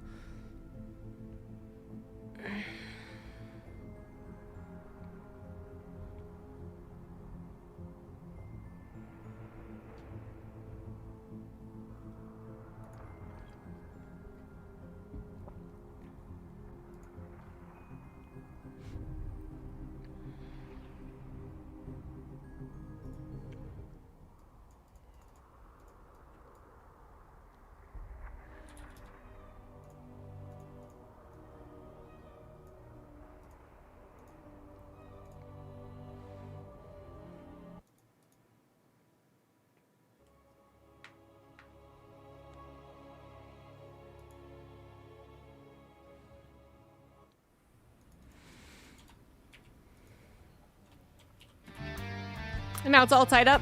In the bottom right of Winter Madness, it is Clem. In the top left, we do have Solar. Game 1, Solar wins with one of the best all-ins Just so unlikely for him to get another situation in which an all-in is unscouted. Basically completely. Just so unlikely. There's a couple other all-ins, some of them that are very clever, like there is a Muta Ling Baneling all-in that can be sometimes hard to read just because it's one of the least likely things for Zergriff Mutas to do. So I tried that, I think, a few weeks ago too, and it didn't work. Even if Clem or Beyond, and those are always the two that end up this deep into the tournament. Either Clem or Beyond, first of all, they didn't get caught off guard, which is kind of the first thing that has to happen against that. And then second of all, I feel like I don't know. I could be wrong, but it kind of also feels like the macro of the Terrans have gotten so good. Depending on which build they've chosen, I suppose. But it seems like it's gotten so good that actually when Solar did that Mutiling Baneling all-in, it's like off of 3 bases, very low drones. It's seriously just like a are you paying attention or not kind of all-in. Even if Clem wasn't paying attention, I feel like he still would have held it. So that's... it exists. It's a bit weird. It's out there. Something that works against people. I'm not sure it really does anymore. There's a Ling Baneling all-in that Solar actually does still against people who forward 2 racks. But it's obviously not forward 2 racks. I don't think he's going to do a Ling Baneling all-in. And then, you know, the number of all-ins, I guess, starts to dwindle a little bit. One of the ways that Clem used to be caught off guard was roaches, like an actual roach game. But he's fixed that. It would still be the kind of third way, I suppose, that Solar could play. There's the all-in way. That was game 1. There is the Ling Baneling Muta way, game 2. And Ling Baneling counts as game 3. Ling Baneling Hydra into Lurker. Okay, fine. But to really change it up, maybe when a roach is game 3. I would not advise Solar anything if I were his coach. Because I'd just be like, ooh. I don't know, this guy's pretty good, I'll tell you. Playing with the SEV Scout this time around. He did, I could have sworn he did not do it last time. Maybe I just missed it, though. I was talking about other things. So. Plus, I don't think he does it if he forward 2 Raxes. So that also makes sense. But he is doing it this time around. Didn't get to block or delay anything. But I suppose it is still worth checking that you're not being super all-in the early game. Didn't even mention some of the 2-base all-ins that were at one point in time popular. They got less popular, particularly because the Cyclone didn't have to have a tech lab anymore. You could build it automatically off of a add-on lists factory, which was really, really big for that timing. Now that we're back on having to have a tech lab, you'd think that all-in might come back, but I think the other reason it stopped being done is because Terran players were really figuring it out very well. If they got a whiff of it, they knew how to defend against it. They hardly ever made mistakes. Even I was enjoying facing that, like, 2-base, you know, like, pool first into the Roach Ravager follow-up. Even I, as bad as I am the Terran, was kind of like, oh, okay, I know how to handle this, and I think I get the benefit if I do it right. So what does that leave Solar? Again, the choice of, like, Ling Baneling or Roaches. That's mostly what we're looking for. Clem going for a 3cc 1-1-1. Very safe, very flexible. Last game, it did a tremendous amount of damage, which really is why Solar was in such a bad position in the first place. I spent a lot of time talking about how the Mutas were scouted, and the Misters were already down, but that was, I think, that sucked for Solar. I think that was in combination with an ultra sucky early game defense. Losing 3 queens and 8 drones to the harassing squad is unacceptable at this level. I mean, it's just unacceptable as in you will die if you do that versus Clem, not as in Solar is so bad, can't believe he did that. No, it's something you can't allow to happen if you think you're going to win the game. Solar is usually A-okay in the defense, but Clem has a way of making the weaknesses really shine. Right now, we're getting a little AI difficulty. Those queens, knowing if they all move to the right side, then this would be open. No Lings available. Last second Evolution Chamber block, though, is very good. And Clem doesn't know that there aren't any Lings quite available. They had all just popped out, I think. They're somewhere. Yeah. They must have all just popped out. But still not as much damage as last time. 8 Lings go down, but so do 2 Hellions. That's fine. A couple of Lings. Actually, we're chasing. Well, maybe that's where the Hellion numbers were killed. Still 6 Hellions. Gonna be good enough. to even add into the attack, which is... We're now more so readying ourselves, or Solar certainly will be, readying himself for the Marine attack, which may or may not include the Armory. Doesn't look like it will. I mean, we're still not quite to the medevacs. It's still close. Queen barely not going to go down.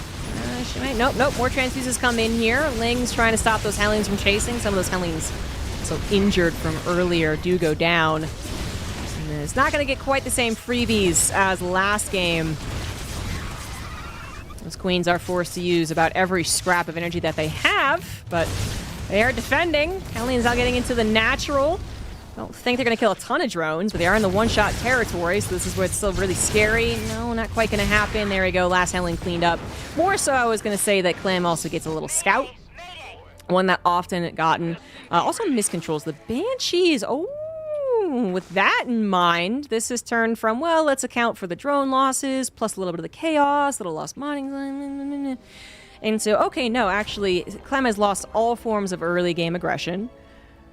Not something that he is ever really found. Like, usually there's one Banshee alive, there's two Hellions alive. That's potential opening for later. So the Hellions are going to be Hellbats with this attack, so it's a little less scary. Banshees won't be stopping, like this 5th, for instance. Sometimes they get that. They also won't be scouting for run-bys, which is really some of their best uses once the cloak, or actually went for high plate rotors this time, so they're completely... That was completely useless. Afford you, like, you use them to scout for the run-bys, and now that's not there. Solar might try and just push that a little bit more. And run-bys, getting around to the 3rd, especially when the 4th comes up. Hive already on the way. Lurkaden on the way. This feels like one of the best setups for Solar. It's not quite the same. I mean, it kind of sucks. The Zerg players might be rallying their keyboard right now, like ready, poised to complain when I say this, but I said you can't lose 8 drones and 3 queens to Clem and expect to win the game. Unfortunately, the reverse isn't quite true. You're never going to say Clem can't lose 6 Hellions and 2 Banshees without doing anything and lose the game. I'm sorry, it's not how it works. It's very unjust. But yeah, Clem's nowhere near losing the game. But I think he did lose a lot of the usual like build up to the mid-game aggression with Marines that he usually has. Solar with a lot of Hydras right now. Not a whole lot of Banelings, though, and running low on the front line is a little scary. The Fungal also missing is quite unfortunate. Okay, well, another Fungal's available, and that one is going to be good! Clem! Not realizing it was there. That was what the Hydras were really waiting for. It was him and Han, because I think both players were playing with fire right there. Fungals, yes, 100% Solar wins that fight, right? Like, GG. But without those Fungals, the Hydra Marine critical mass was a bit in question. Seems like that would be good enough to get him to Lurkers. One of them might be canceled. Focus firing actually causes the cancel. But that's okay, because I don't think Lurkers are necessary right now. That is a lot of... That is so many Hydras. Jesus, it's 30 Hydras! A little less now. Ludamine's getting shots, because the Overseer's not here, but... Yeah! Honestly, 30 Hydras? Now 24, that's still a lot of damage. Equal upgrades. Medevac count is good, but yeah, that was just that critical mass that you did need. And so the Marines not going to be able to just stand their ground. Not yet, anyway.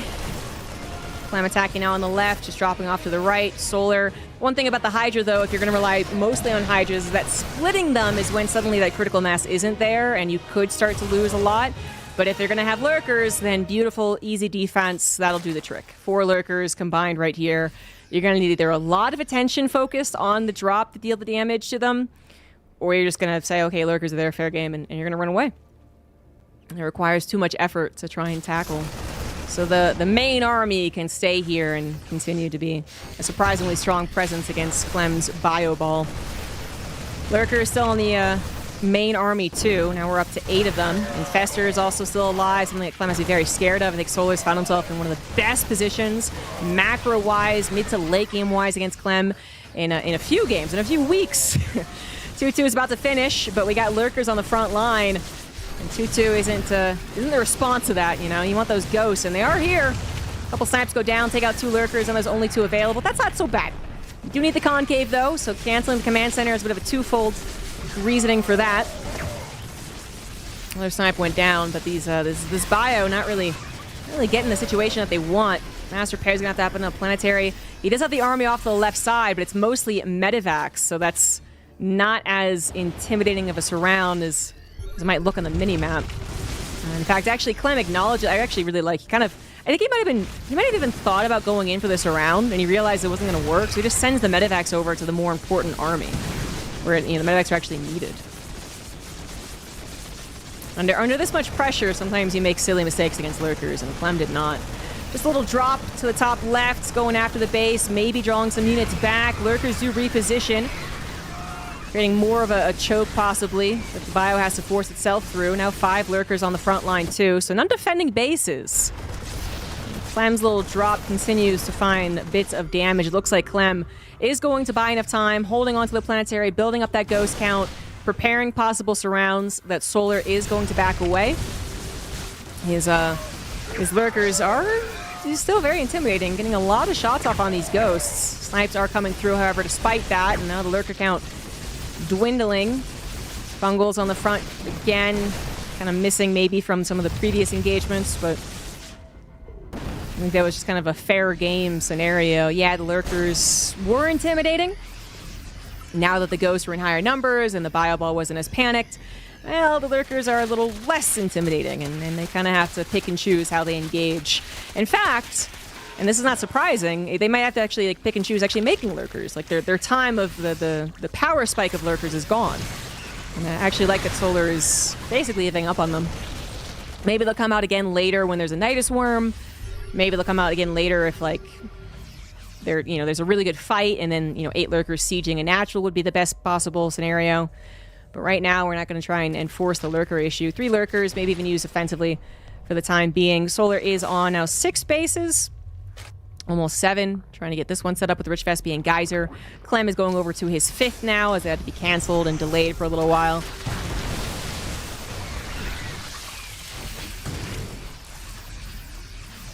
Solar's power spike with the lurkers was scary, but now I'm kind of worried that was his only power spike in this game. So many snipes just went down. Still, Fungal came through. Solar realizing he might still have enough without the Planetary being done. He's right about that for a time. Frenzy being used to run away from the Liberators can also be used to jump on top of them. And especially if you're not in a truly desperate scenario, I do think Lunge is kind of a fun upgrade. Solar with a good bank heading into this late game TVZ. Things are pointing, they look good for a Zerg player. My fear is that it is still Clem. Clem who has not been broken, a Clem who is not desperately fighting for his life on 4 bases. And perhaps this is the inevitability that Thanos was talking about. He is inevitable. Clem's late game win. Oh god, okay, there's a lot going on. Hydra's still gonna kind of run forward, but that's a lot of bio left over with snipes. So yeah, running away has to happen before the snipes go on. I guess that's another use for Lunge. Solar, he's trying to find these engagements that look a little, I don't know, they're not the most clear-cut green light you'll ever see in your life. Yes, go after the Terran. Yes, attack into them. He's really trying to see if maybe this is better than it might look initially, kind of running in with the Hydras right there, despite so much bio being left. It was well, maybe. No. You gotta be so careful about those, because running away from snipes notoriously difficult to do. Shark Festers being burrowed around a little bit, still only at 1 Infestor. One had died, actually. Some lurkers were made, as I said, maybe around the time of the Nidus Worm, and the Nidus Worm is done.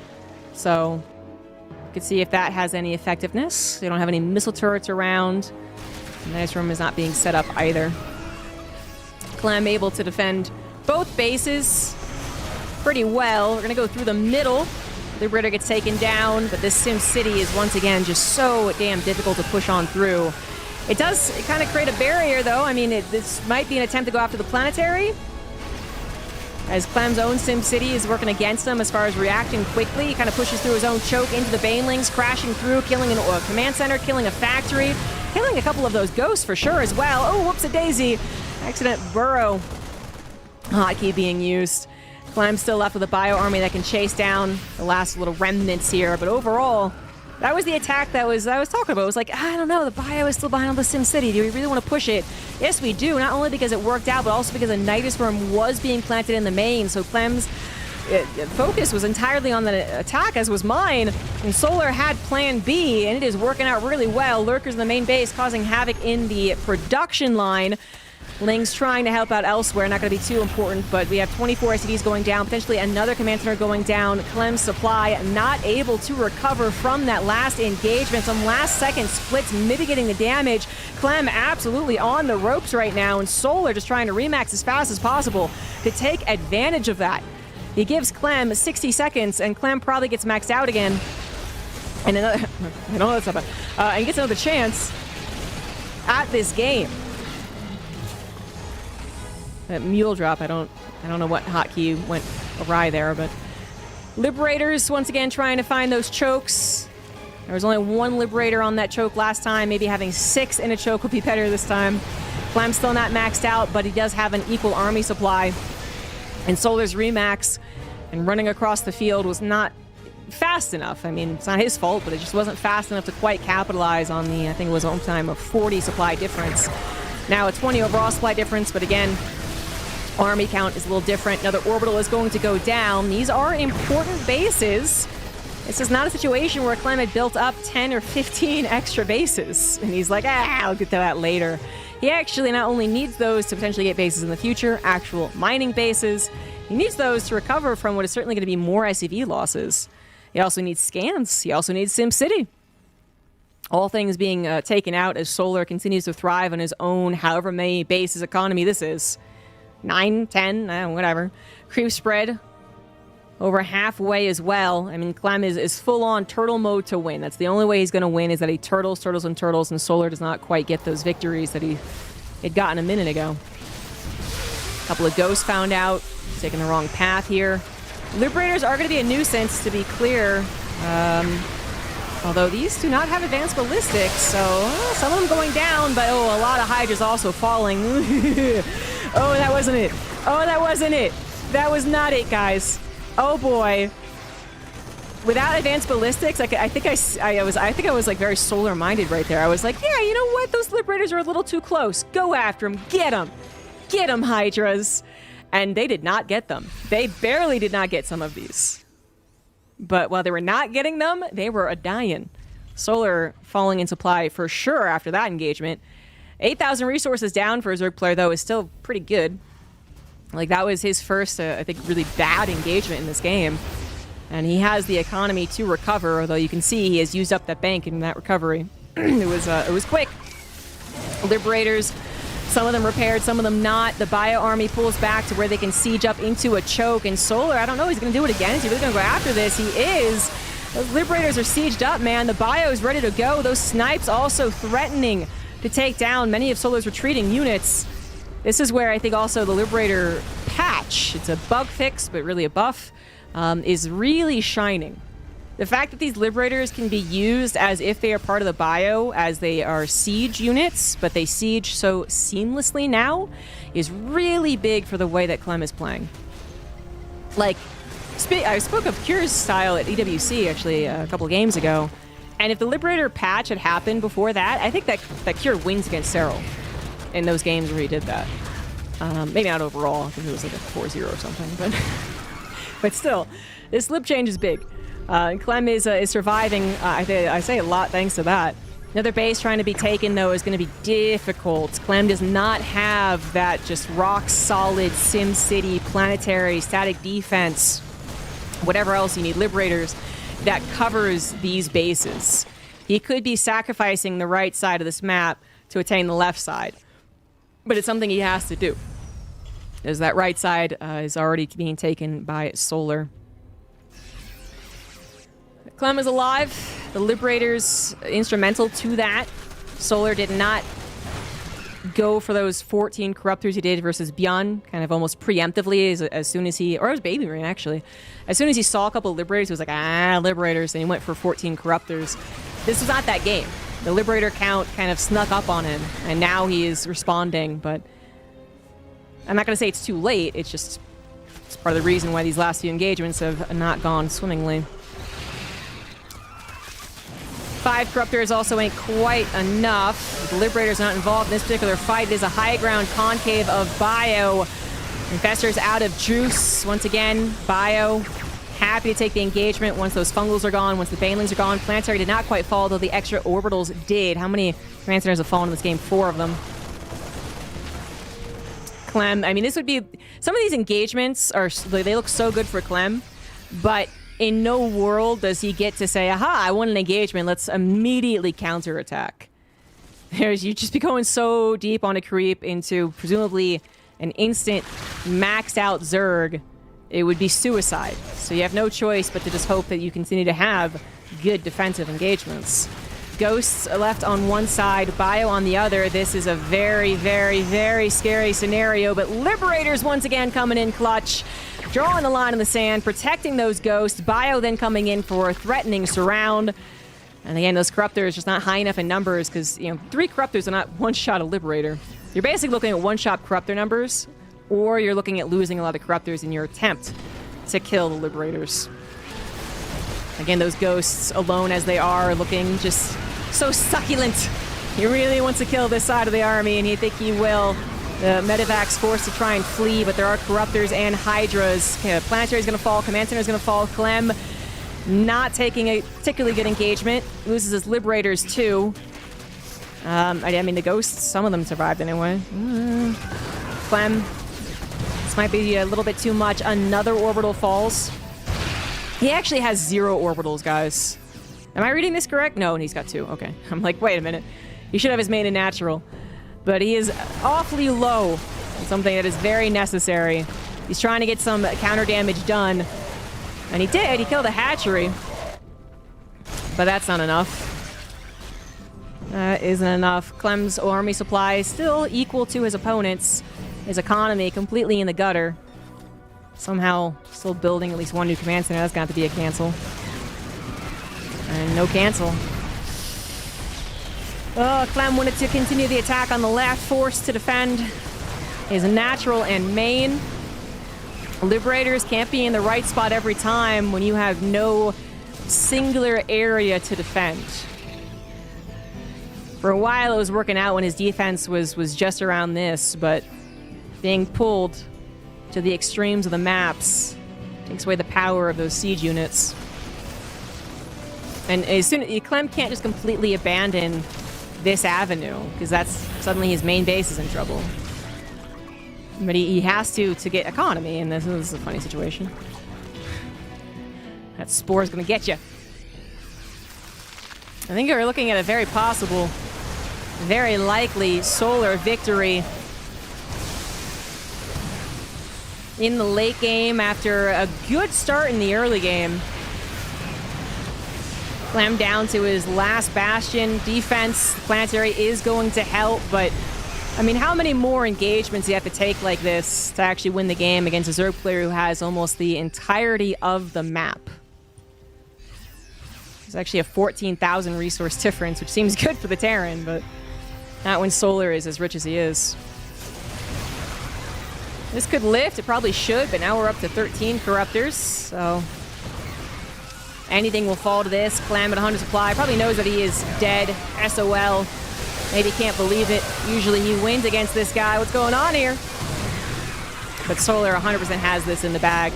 GG. Solar 2-1. He's going to advance on to the winner bracket finals where he faces Shameless, who defeated MaxPax 2-1. Couple of upsets in the semis. How about that?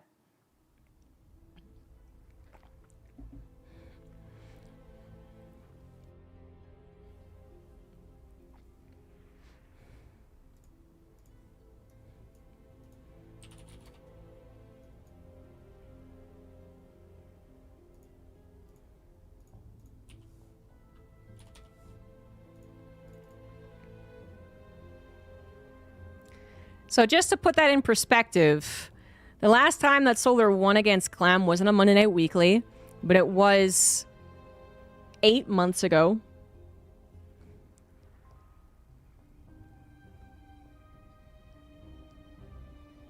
And he was on a 0-13 losing streak against Clem up until that point. So, big stuff here from Solar. Big stuff.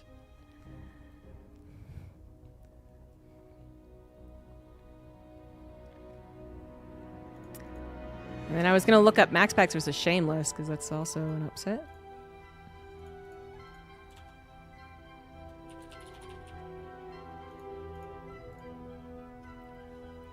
Oh, yeah. Oh, my God. It's even... Oh, my God. Literally Shameless. Wow. Wait, really? Really? Wow. Shameless had never won a series versus Max Packs.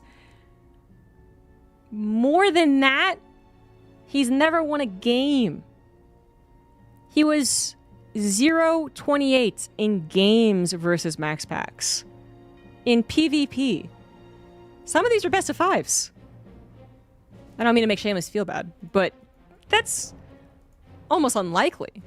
Like, I feel like you're talking about like some like gambling odds at this point. He's like, there's like at one point Max Packs had to have misread a proxy robo as a proxy target, you know? Like, how did this happen? But for the first time, Shameless not only takes a map, he takes a series.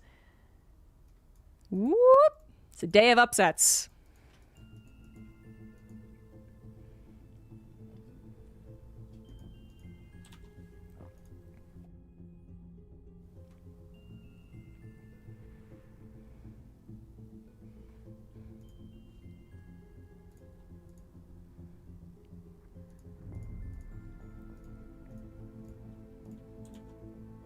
You guys like my new hoodie, by the way? Wait, no, you gotta see the little guy. Yeah. The little guy. Oh. I got it a couple days ago.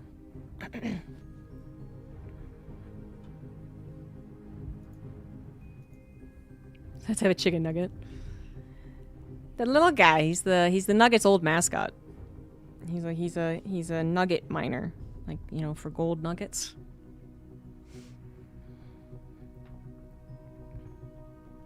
It looks like a hot sweatshirt. Well, that'd be good because, you know, sweatshirts supposed to keep you warm. But I mean, it's very comfortable. It's very soft.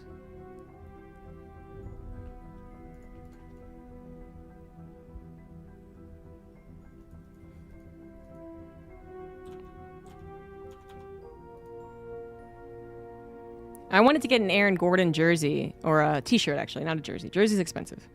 I want to get a t-shirt, but the only t-shirts they had were kids sizes for Aaron Gordon.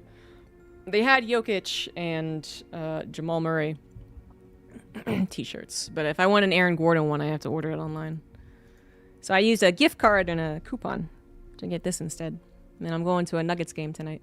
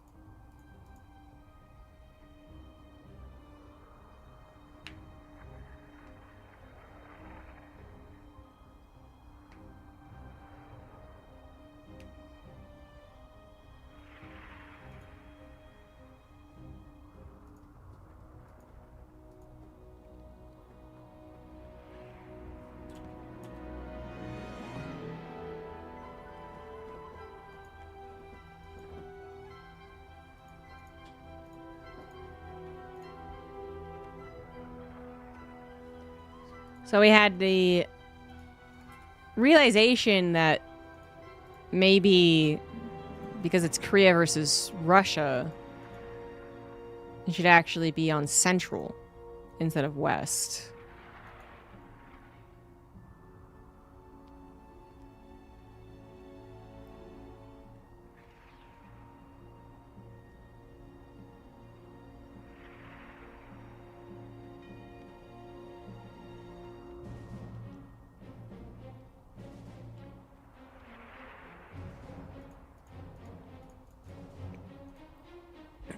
So Solar was a bit of a nice guy.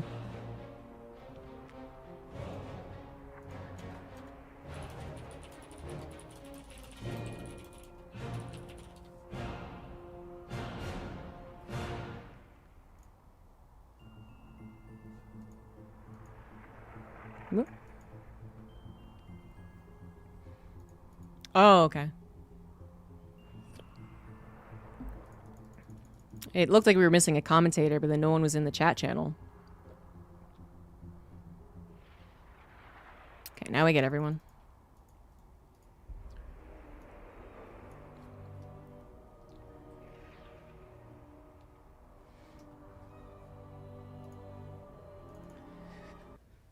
It's also like the first like white sweatshirt I've ever had. There's no winning when you have this many cats, though. I usually wear black because it's convenient and it's what esports companies give me. And I have a white cat. I was like, well, you should have a white t-shirt or sweatshirt. Well, I also have a black cat. There's no winning. We are into a game where it's a series. It's kind of surprising. As in the bottom right, it is Solar. In the upper bracket finals. In the top left, it is Shameless. Both are surprising to end up here. Shameless defeated Max Pax after never taking a map off of him. Like 18 series or something. Shameless had never taken a map off Max Pax. Does it today. Takes 2 of them off of him. Solar was on a 0-13 series losing streak versus Clem. And defeated him. 2-1. So both coming to the upper bracket finals via upsets. Making it a bit more interesting. Because then we have the Max Pax Bjorn. Best of 1 in the lower bracket, which Bjorn won. So he's advanced. But then it's a Clem Hero. Best of 1 in the lower bracket as well. So many of the expected finalists are already getting knocked out. Pretty cool. Pretty cool. Shameless is coming in as the underdog versus Solar, but if this is the day of underdogs, then Shameless should win. Shameless, oh boy. Not only had never won a map versus Max Pax, but has also never won a map versus Solar. Now, Shameless is a, a new name. Not playing in a ton of international tournaments. And I mean that maybe not just as a physical being in international places, but I mean actually like cross-server. Monday night at weeklies, whatever weather weeklies were happening. Apparently didn't play in a lot of them. Not until maybe the last year or so. And then played in enough that were almost always on Europe against European players. Probably didn't get far enough to be facing some of the international ones. Well, now he is. So, I mean, there's a couple things kind of working against Shameless with that in mind. 1, losing record against Solar. 2, not having a lot of experience playing against him, although in the last year they played, the 8 series. It's not bad. And then 3, I mean, we were talking about ping, but we're almost always talking about ping for the Russian players. But yeah, this is a new territory for Shameless. I think Solar should be feeling pretty confident. I don't know what his feelings are in DVP in general, but what stopped him almost all the time in these open cups have been Terrans, not Protoss. Or if it is a Protoss, it's Max Pax. So there's that. And then versus Hero, Solar Hero is always a classic matchup, but I feel like we haven't seen it in a while. But I guess more what I'm saying is like there's a certain set of players, whether they are Protoss or Terran, I suppose, that Solar faces and can win, cannot win. He rarely goes up against someone like Shameless, of which he has a very, very promising win record against. Strike opener from Shameless. Double Oracle so far. We'll see if he grabs a third. Did block out Solar's natural, so that's why it's coming a third now. And I assume Solar will not take much damage against this. Adepts left at home, and they've already shaded back, so there's no way for these Lings to get the kills that they would have desired. Speaking of the white cat, it's coming to make sure that my black sweatpants, at the very least, are matching my sweatshirt. I believe the Oracle just died. It did. Heard the tail end of that, because the sound design in this game is very good. Something that we learn to appreciate thanks to some other unnamed games that we will not talk about. But even without that, we really should have appreciated it more, even before. The fact that I feel like most of us, most people in chat, could have actually identified that was the sound of a dying Oracle, not a dying Adept, not a dying drone. It's pretty freaking cool. +1 melee quickly here for Solar is going to be the opening build. Some Adepts combining still with 2 Oracles. They did grab the third one. Can provide a modest amount of pressure. Really does suck, though, that we lost the third Oracle. It seems like it was the intention, although I don't know exactly when the death happened. Either way, you know, the delay that happens on the Twilight Council for getting the third Oracle. And not being able to be a bigger bully with that frontline attack, and it just sucks all around. Third Oracle might have combined with this little Adept squad, but also could have tried to go for any amount of distraction in the main or third, and now it's just not. Now it's just not there. Now it's been pushed back too. Enough Lings were made to ensure the Stalker was killed, thus saving the Overlord.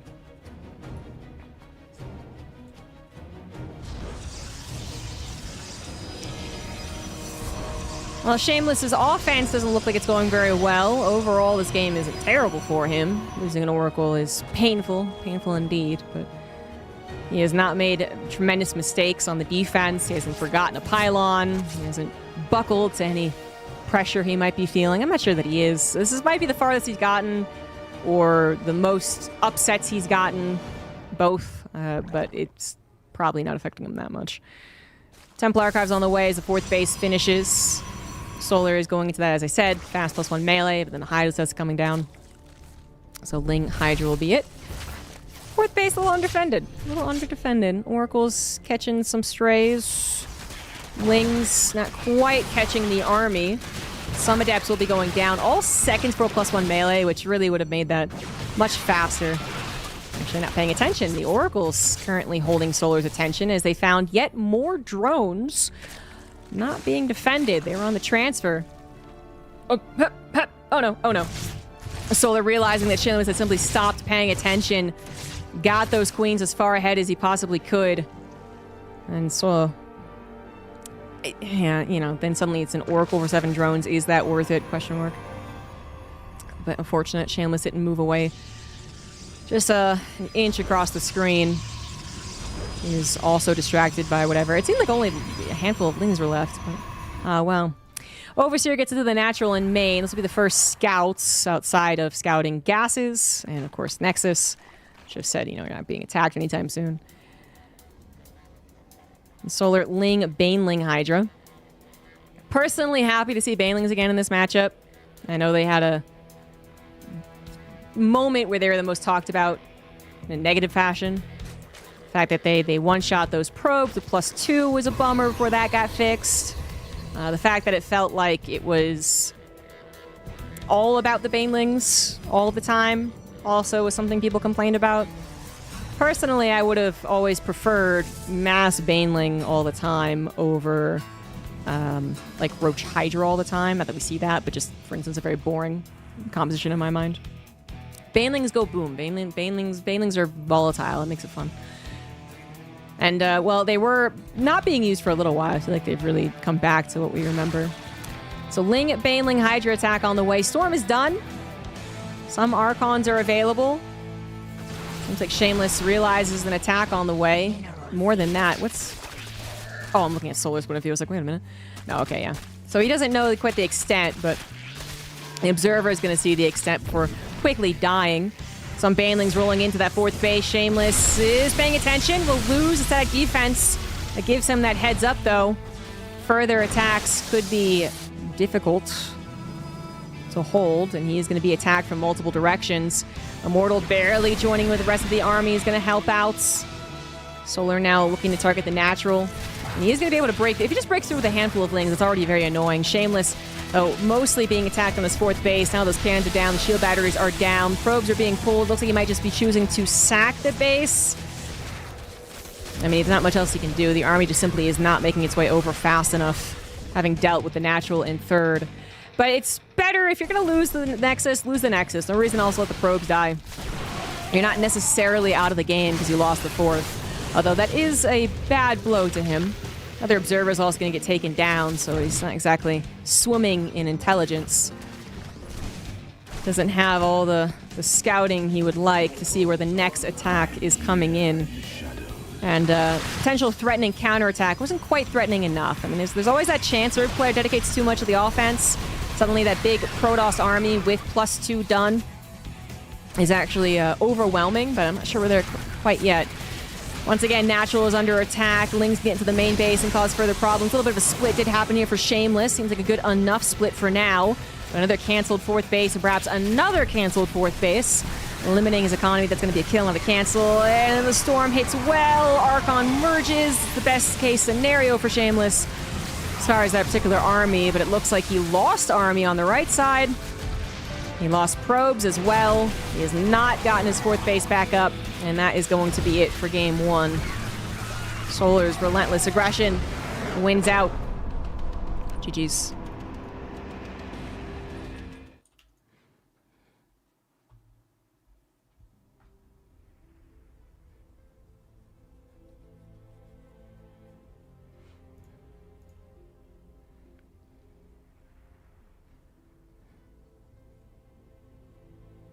Honestly, having 3 Oracles alive would have been such a big help for those defenses.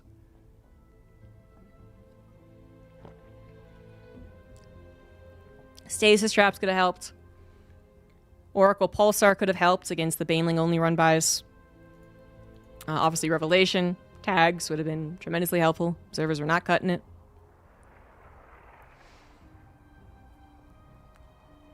And the fact that he had lost, every single one, I think really opened the opportunities.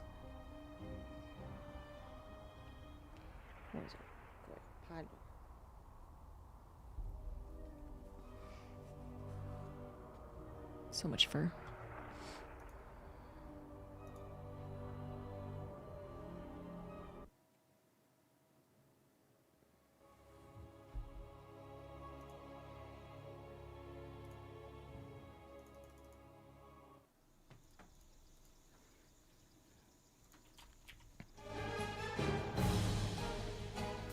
Map 2, top right Solar, bottom left Shameless. Having the Oracles would have been a huge help. I'm not going to say that without the Oracles you can't hold against that. I don't think that's true. But I do think that they are probably the most important thing in the Protoss arsenal. There are Protoss builds and games where they actually don't even open up with Stargate, so it's not like the Oracle is literally a necessity for Protoss versus Zerg, but it's sometimes hard to say that, because when you do go for 3 Oracles and then they're not available post minute 7 or 8, it's just like, well, they seem really, really, really, really important, and their uses are just not infinite exactly, but they're so much of what they do is so useful. In fact, one could argue that their offensive capabilities are actually the least useful. Not that they aren't, they just are less than a lot of other things that they do. The scouting and the harassment is damage, but still, the scouting, the stasis wards, the defense against some of the Ling Baneling stuff, I kind of want to pin the game loss on the Oracle's dying as well. You know? It's like I'm almost convincing myself that, yes, the Oracle's dying was the problem, but... Like I say, I think it's very important, just not like you could possibly win the game. It's so damn difficult to do so. And Shameless was missing some tools and missing some advanced notice and perhaps missing a little bit of the macro-micro at times. I mean, I'm not going to say that he was because I wasn't eagle-eyed on like pylon blocks or pro production or upgrade timings or... you know, positioning of Templars and all that. But I'm positive there could have been improvements. One of the first improvements he could have made is not letting those oracles die. And there are some people who would swear by that as far as how you practice anything, but particularly StarCraft people. I remember Idra talked about it, how, you know, and this also would lead to some really silly games when he was streaming and he was laddering. You know, obviously he very much looked at the ladder as a training ground, although he still put a lot of his ego into it and he had many problems. It was still one of those things where if you asked him, he would of course be like, what does it even really matter? You know, but he would say that the first thing he did wrong was let the, well, I was an adept back then, but he let the stalker kill an overlord. It was the first thing he did wrong, and so that's the first thing, you know, the most important thing that he's going to focus on to not let happen in the next game. I gotta figure Shameless is going to be very attentive to the oracles this time around. Good adept micro is promising, showing some razzle-dazzle, showing some confidence despite the first game loss. Gets a drone for his troubles. Single gateway third nexus. As fast as you possibly can get it. That means there's still no wall off in the natural. But with the adept getting into the... getting right up on there. Right in there. You know, he was able to see how many drones there were. How many eggs popped out drones, not lings. I know that he could defend a third nexus against a very, very small amount of units. Excellent adept shade. I think that what happened is like... yeah, that was kind of funny. Like, it looked like Solar didn't think he was going to be able to get in, but he actually could. And then Shameless was like, oh, he's going to get in anyway. I'm going to move it. Two lings it in for a scout more than anything else. Although, honestly, with the third nexus coming down at the time that it did, it's like hard to say the lings would have gotten there in a time that would have scouted something important. They would have scouted the second oracle popping. That's exactly what they did. Where's the first one then? There it is. They would have maybe scouted a quick third oracle. And I guess that is basically what they scouted. Was that there was no third oracle immediately behind the second one while Chrono was still happening. So there must be Twilight Council and Forge coming down. Most likely, I guess it could be Robo too, but Twilight Council, Forge, most likely. And the third oracle could still be made, but it looks like Shameless is not going to bother this time. Perhaps he didn't want to make it last time either, but felt that he needed 2 oracles at least on the field, which have already taken damage, by the way. So while this isn't losing them, he doesn't get an F here. I look at him and I'm like, well, next time, you know, I'm gonna be careful. And now they're on the offensive too. There's a lot of lings hitting the third nexus. Adept taken down. Another one reinforces. This should be good enough. 2 gateways. With the oracles coming back, yes. But that is still losses you don't mean to be taking, right? Technically, one oracle could have been staying at home. And hindsight 2020, with the oracles doing very little damage on the offensive, 100%, you're like, oh, I just wish I'd kept that at home. Stop the loss of 2 adepts and a stalker. +1 melee on the way again for Solar. We do have Shameless up to 3 bases, not quite all the gases. He's grabbing a War Prism, actually. So he's going to go for an Archon drop, and then into maybe a Zealot reinforcement. And more gateways are being added on. Solar could be a little surprised by it. Ooh, Spire's coming down too. This could benefit Shameless quite a lot. Solar, if he picks up on this, on what's oh well, now it feels, because he must have seen those Archons morph. I'm not sure he saw the War Prism too, but it kind of looks like he would have. Not sure.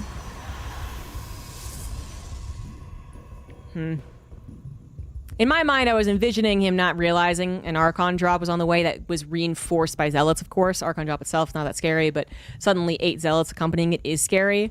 And then he would have been banking money for the Spire, thinking he could get away with it if Shameless was playing like he did last game. That was what could have been beautiful. I don't know if this is as good, but still there's potential here. Queen Roach gathered together, but not in particularly high numbers. Solar Scout might save his life. In fact, it will. I wondered if he was going to take any damage, but no, he did not. Archon drops, looking to float around, try and do some damage. He's going to scout the Spire in the main as well. That's still tricky, though. It's like, okay, I scouted it, and he did.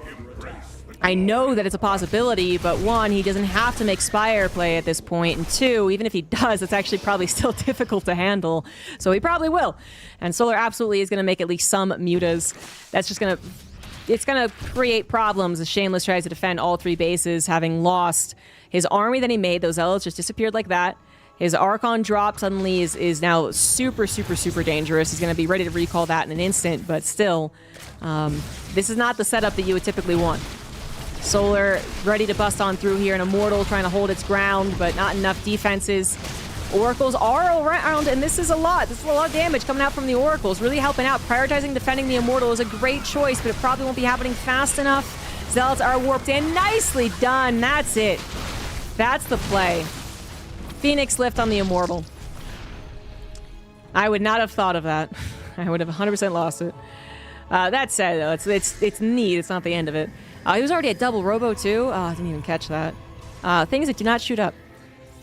Well, he does have 3 Phoenix, and that might just be enough to stem the blood flow here. 13 probes have gone down in total.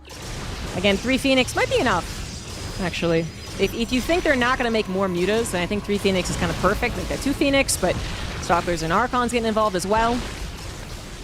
Yeah, that's going to be good enough. That did not get as convoluted as anticipated. Solar knew that he had a moment. He rushed into the natural. He went after the Immortal. He tried to get into the main base, probably would have been his next target with some of those Lings, right? Or the mutas. But actually, everything was stopped in the natural. Nothing happened at the 3rd. Barely anything got into the main. There were just a couple of Lings of the Zealot earlier on. And we have Shameless able to hold on to 3 bases while also holding on to his army. And this is something that I did not think was going to happen. I thought he would lose one or the other with how much Solar's counter was going to cause problems. But while that didn't win the game, it's not like Solar was all in at that point. Solar is on 4 bases, 67 drones. It's not ready to go in a hive, but it's a solid economy. His army is pretty damn big. Bring over the Queens as well with the creep highway. Shameless, he's got a strong army. The double Robo Immortal is going to really help out here. Stasis Trap also impacting this battle. Queen's not yet really helping without the creep. Now could get some transfuses in.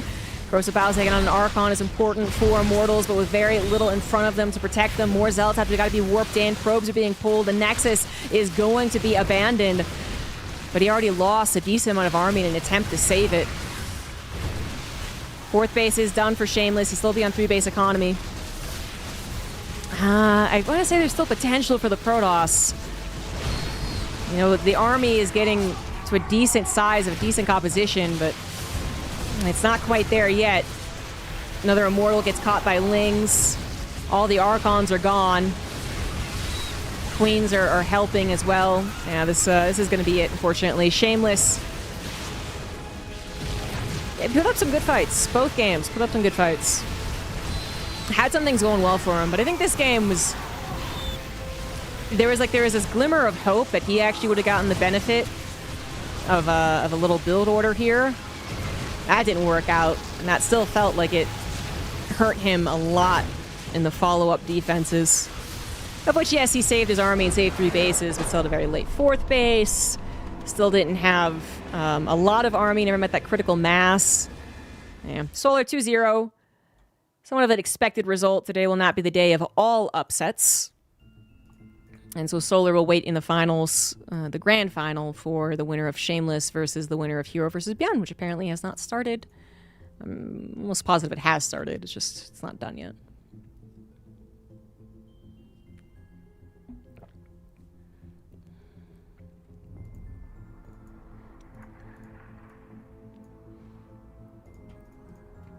Yeah, so they're in game.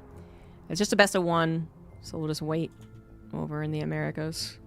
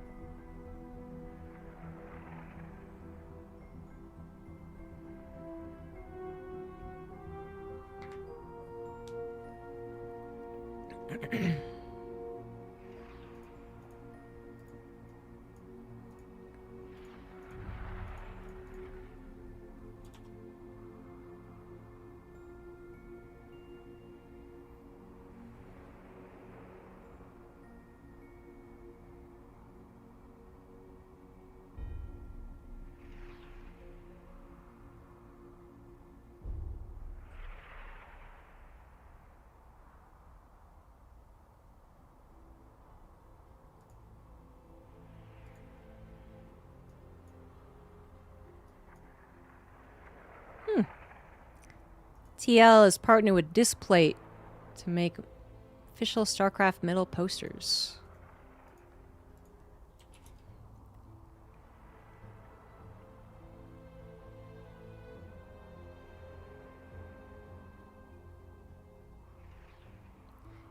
It's so funny. This is basic. All these posters are basically the like StarCraft background folder that I've accumulated over the years.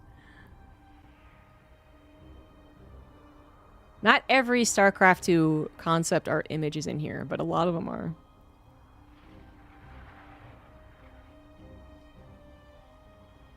I used all my StarCraft and BlizzCon posters to decorate my gym, which was an unfinished part of the basement, so that it wasn't as sad looking.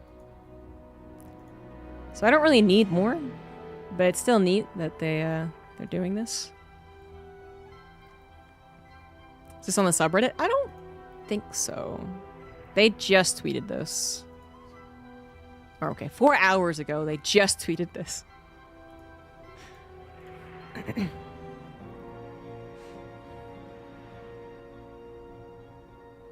No, it's not on the StarCraft subreddit.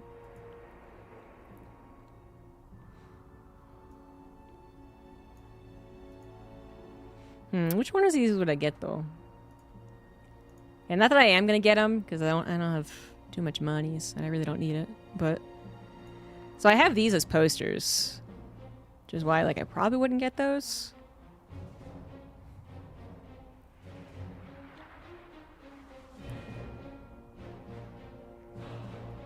This Colossus one is cool. This is what I need. I need a Warhound plate. Oh no, is that a Marauder? That actually is a Marauder. Okay, never mind. I'm not gonna make fun of it then.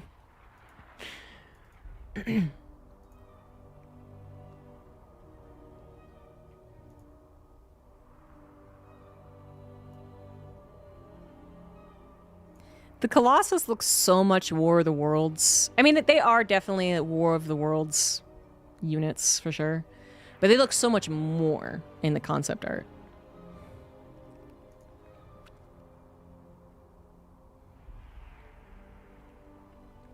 I always liked this image. I mean, the Zergling is my favorite unit. Did you kill a marine, little cutie pie? Yes, you did. Yes, you did.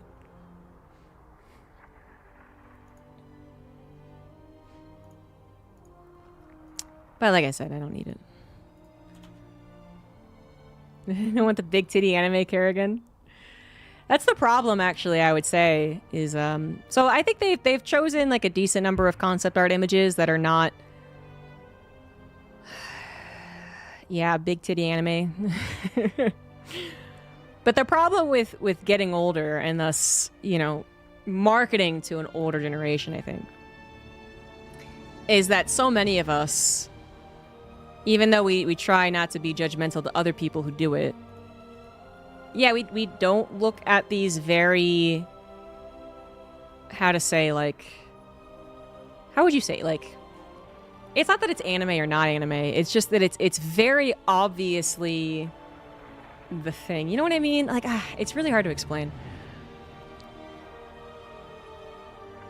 Like, I've never really liked, even when I was younger, I've never liked t-shirts that are literally just like Goku on it, you know? Something that was a little bit cooler, a little more clever, a little bit just like overall fashionable, I suppose. Or like Mass Effect. I don't have a Mass Effect poster that is just the gang, but I bought the Mass Effect poster that is like it's a fake movie poster of basically a Mass Effect inside joke. But anyway, so like I think a lot of us aren't looking to like hang stuff in our bedroom that just displays everything that we're interested in. A lot of us older people are looking to have some type of basically like feng shui, like the energy in this room, you know, and thinking what might look nice or what we might not be embarrassed by if someone were to come into the room, you know what I'm saying? And of course, yeah, I think many people were already not a big fan of like the hypersexualized stuff anyway. But even if it's not that, even if it literally is just that Zergling that I was looking at, it's like, it's so, yeah, blatant. It's like when I look at Final Fantasy stuff, I was looking at like the Final Fantasy maps. I think it's like cooler than just being like, here's Squall looking all video game and shit.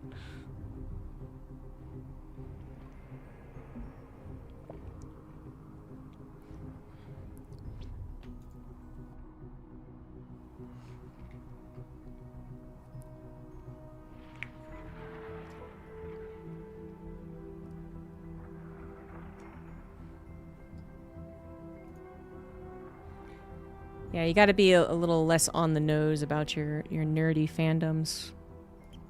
Not because you're embarrassed of it, just because I think it actually just doesn't look that great.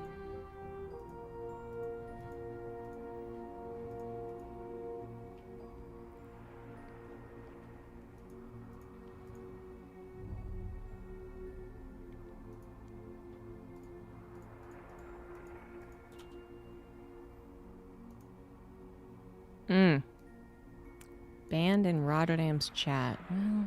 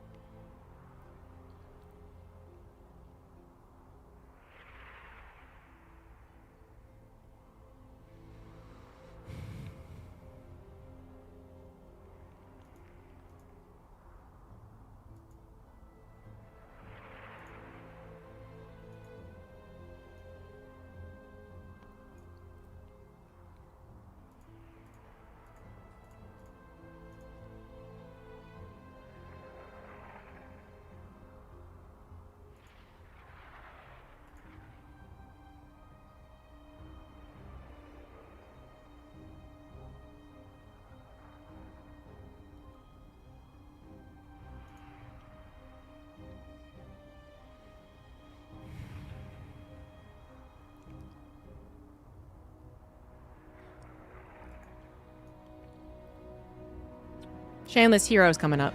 They're supposed to get into a game quicker than this. But we're still waiting on them choosing him out.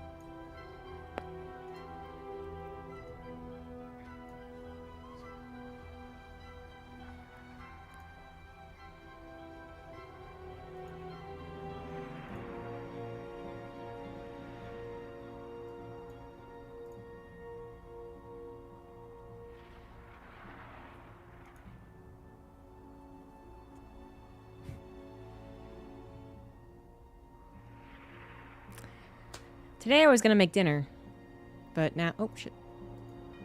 But now I'm realizing I'm going to a game, so I probably shouldn't, I don't have time to make dinner. Ugh. Adulting.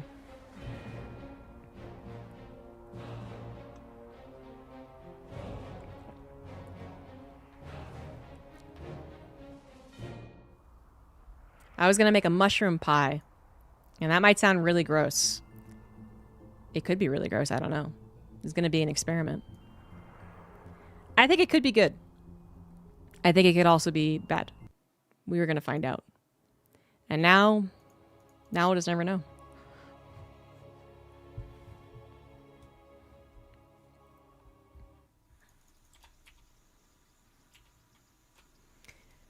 Alright, PvP here. The winner of this is going to face Solar in the upper bracket. The top right it is Hero, bottom left it is Shameless. Shameless defeated Max Pax to face Solar in the upper bracket, then was defeated 2-0 to come down here. Hero was defeated by Shameless. So this is a chance for Hero to get some revenge, also to get back in the upper bracket, well, get to the finals, and something that he didn't do last week. So it's a chance for revenge against Shameless, and then a chance to actually make it to the finals, of which he missed out on last week. He lost to a Zerg player named GG Machine, who Shameless also defeated. So just a lot of Shameless story going around. I know.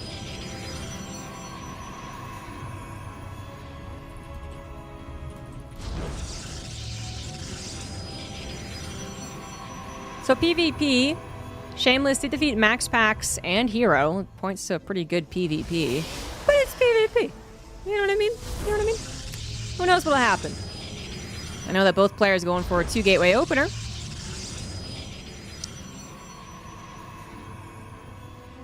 I know that Hero didn't even take a map off of Shameless. This time.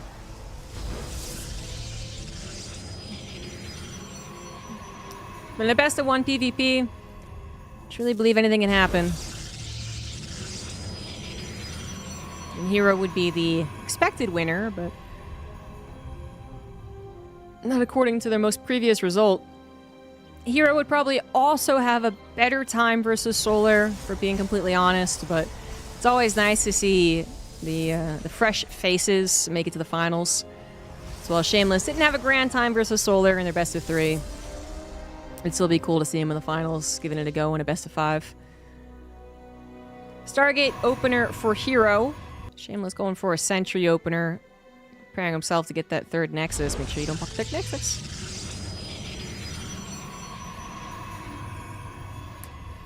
Honestly, playing Protoss, I think, is less stressful than the other races as far as the overall game goes.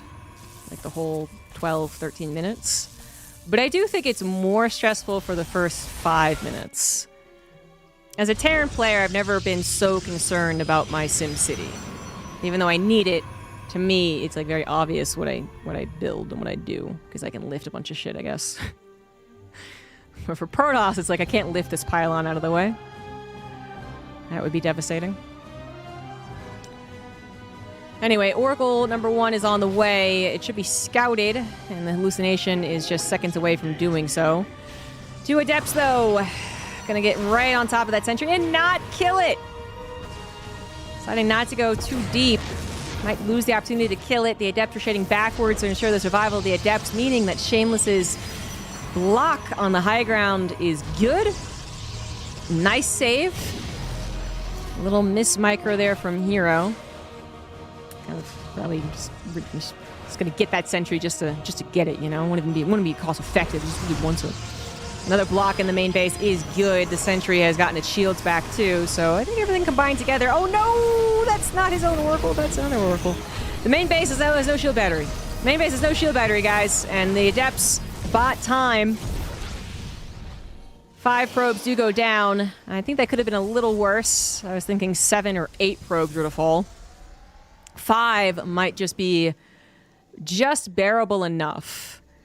In fact, it seems to be the case. Both with Nexus done, both producing 2 probes at a time, and Shameless still about a half a probe ahead of his opponent. So that Oracle actually only did as much damage as it needed to do. But then it is an Oracle, and there are 2 now, so there's always a chance it adds more and more and more. Okay, make that back to 1. Decides to sack itself for the extra 3 probes. That does put Hero in the better economic position. And the Oracles are mattering less as far as necessary contribution to the army, right? Like, they are not what he needs to defend, although it looks like he was a little mindful of an attack. 2 shield batteries were built, stasis traps were put down. It looks like he was incredibly mindful of the attack. I'm actually wondering what he saw to be so defensive.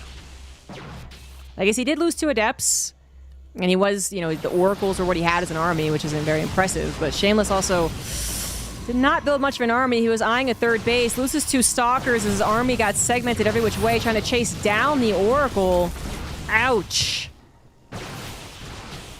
I don't think Hero wins right here, but he just took way more down than he was supposed to.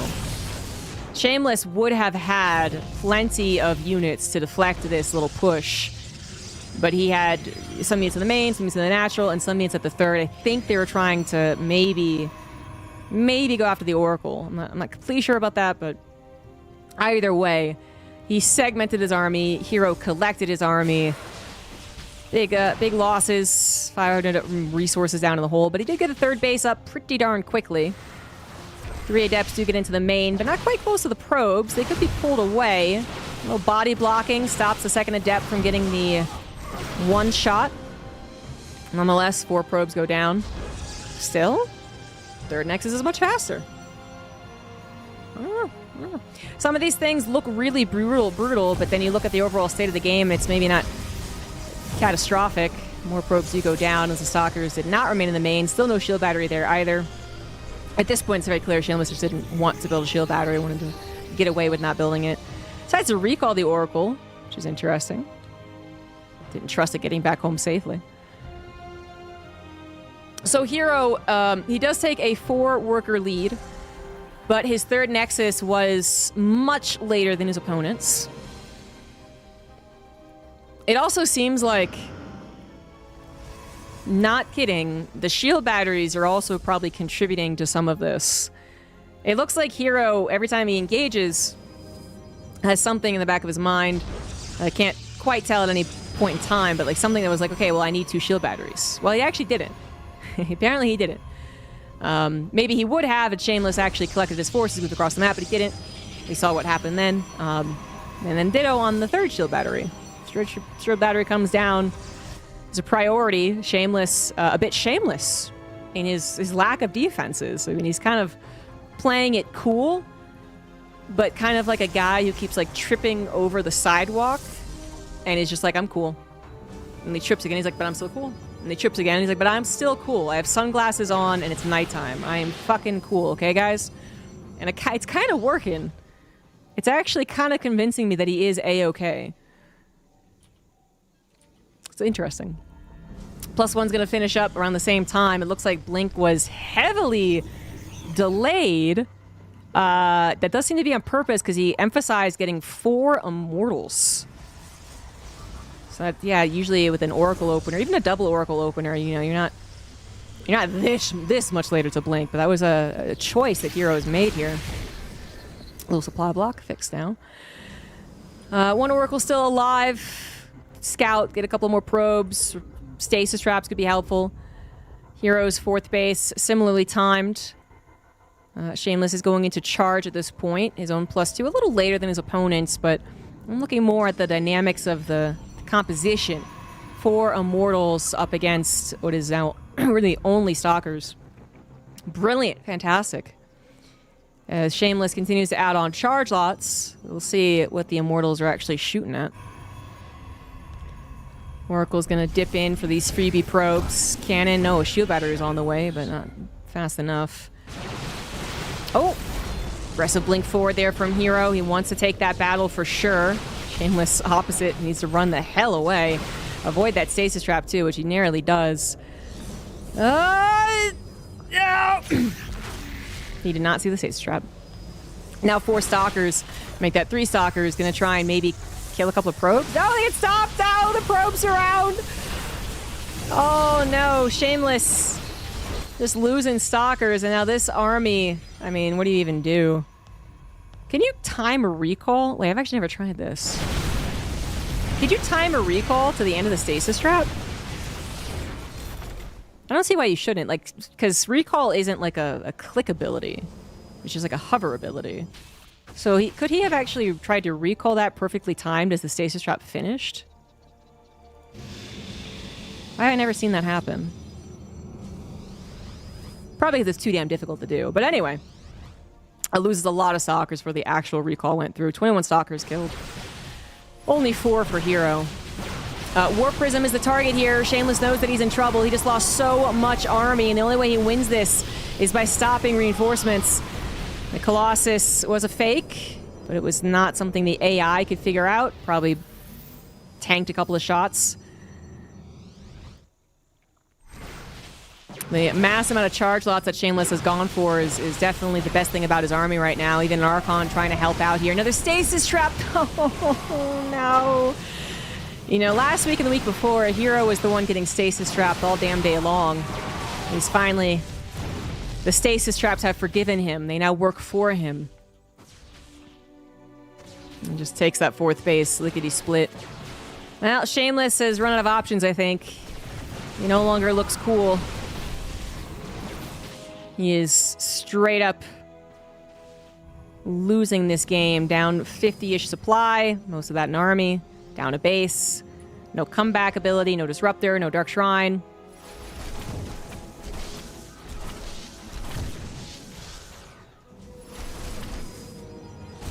Hero didn't get him with the first 2 games they played, but he is definitely going to get him with the 3rd game.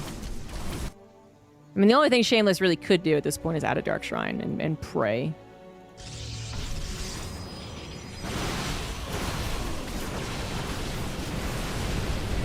Hero can feel very, very confident about taking this fight.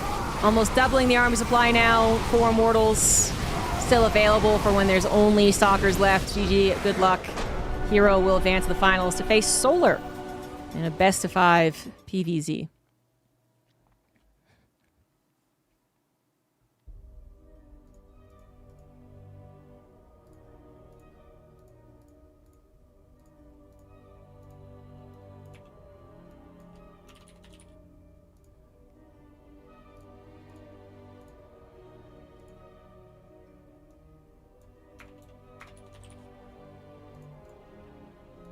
It is something new. I mean, we see Solar Hero, I think, often enough in general, but not so much in this tournament,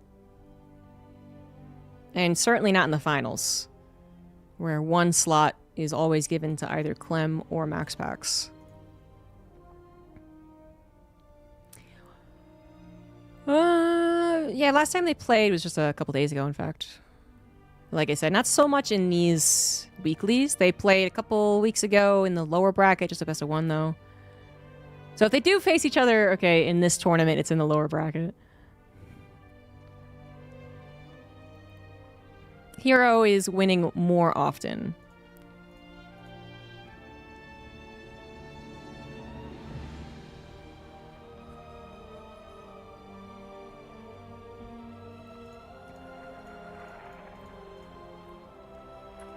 I'm gonna BRB while we get this set up.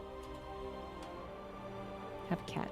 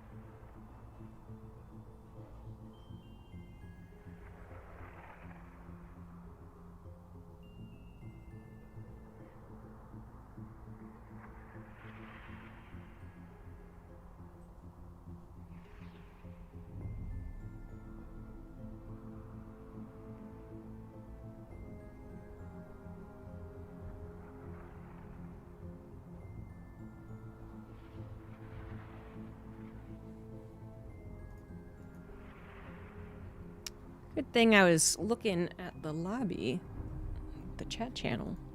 These guys finish their vetoes very quickly.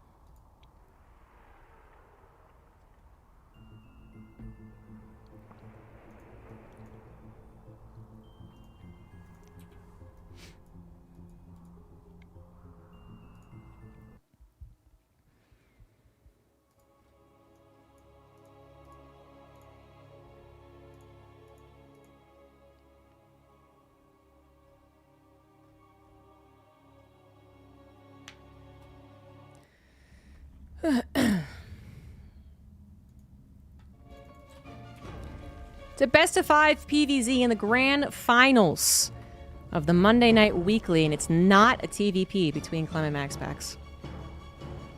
Or Clem and Hero. Or Hero and Beyond. Something completely different, but still similar. In the bottom position of Mothership, it is Solar. In the top right, it is Hero. They're not similar, it's familiar. Hero versus Solar does happen quite a bit, as two of the best players from the Korean region. If they're playing a Korean tournament, they will often match against each other, probably in the finals of those Korean tournaments. In the European and North American ones, maybe not as much. Of course, there's still Byun there as well, throwing curveballs, and other Zerg players or Korean players who actually sign up for some other timed events. But for the European one, so much more often these guys will fall. One of the other two, Clem, Max Pax, Byun, maybe a surprise like Shameless comes through. And then maybe one of them makes it to the finals. Maybe they both make it to the lower bracket and then knock each other out. Point is, they have not made it to the finals of this particular tournament. I don't know ever, but not in a while. But it is familiar. Solar and Hero play a lot. Their games are almost always fun. I feel like we see... Okay, well, Hero is doing a high ground thing again. Alright. Didn't expect to have to talk about this, so... Alright. I'm gonna say they seem to... Because they match up so well against each other. Although Hero is a little more favored lately. I think that's what creates some of the more fun matches, is when people are matched up against each other well, but then also you add in Hero's aggressiveness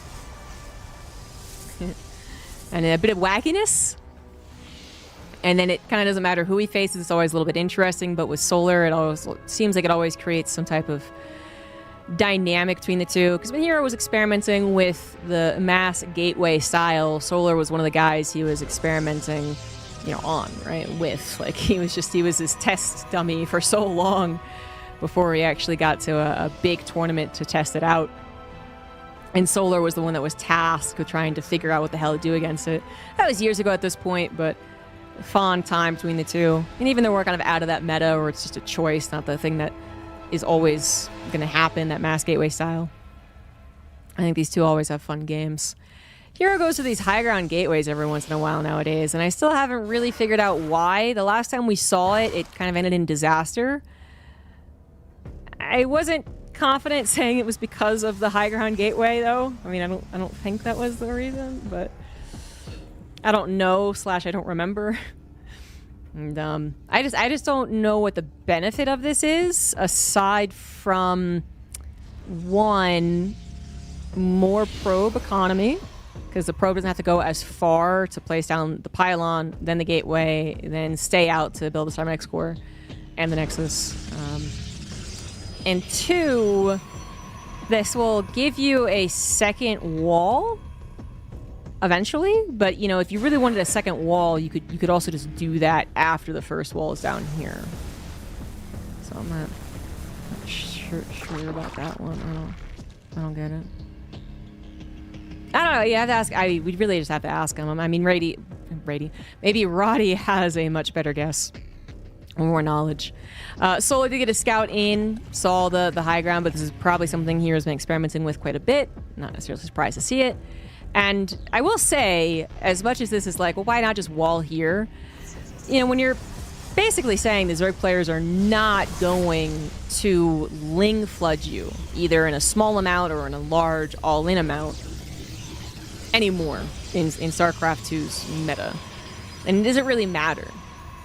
And I guess the answer to that is kind of no, it doesn't matter. And yeah, you would save a handful of minerals by not pulling your probe as far away. On the other hand, the more that hero does this and has this wide open wall, the more I'm like, well, maybe a Zerg player should just, you know, go ahead and Ling all in on them. Ah, well. So hero grabs a pretty quick third as well. Obviously, his adepts are out there scouting something like this. A little late to shade him back, but one of them's going to die almost no matter what. Lings will get into the main base, but there is a wall at the high ground. And he still gets a full scout. So he sees that the Robo came down first before the Twilight Council and the Forge. The Void Ray might have been a little scary too at the beginning of this game to hide something trickier than this, but there's not a big trick on the way. Solar's own plan seems to be going for an all-in. Evolution Chamber, stop making drones. Pneumatized Carapace is on the way. Good old-fashioned Ling Roach Queen. Trying to kill Hero, who has no wall at the natural. Quite Nartosis Pylon, too. That I don't think this works or doesn't work based off the wall, of course. 4 probes did go down in that Ling run by. It's just something interesting to note. Solar is almost ready to go. Overlord's finishing up. This Oracle did try to get into the natural appears at least once and was deterred very quickly. These Adepts will be the first thing to see Ravagers, and if you see Ravagers, you know they're about to attack you. You don't really want to make defensive Ravagers unless you're being attacked, of course. So these Adepts are going to look to buy time, deal economic damage, and then hopefully, while this is going down, Hero can get some type of defense up at home. He's not really getting anything more defensive-wise, though. I mean, he's building probes, now building extra gateways, no shield batteries, no cannons, now building shield batteries. But this seems a little late. The Adepts did kill 11 drones. But there is an army coming across the map, Queens included, Creep Highway included. Void Ray takes the whole damage here. Oracle trying to place down some stasis traps, some pulsar beam might be able to help out. That stasis trap's not going to happen. This one will, but it even actually creates a bit of an offensive force field. I'm not sure that really helped. Some Lings taken out of the equation, still a lot left over. Shield batteries will finish up at the third. But that natural is wide open. Lings head to the main, look to target something important over there. Ravagers eyeing the remnants of the main army. As there's not much left.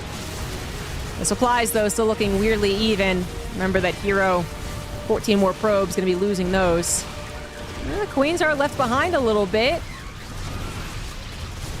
They are going down. No more transfuses. Maybe we could pop out another air unit, too, to help out.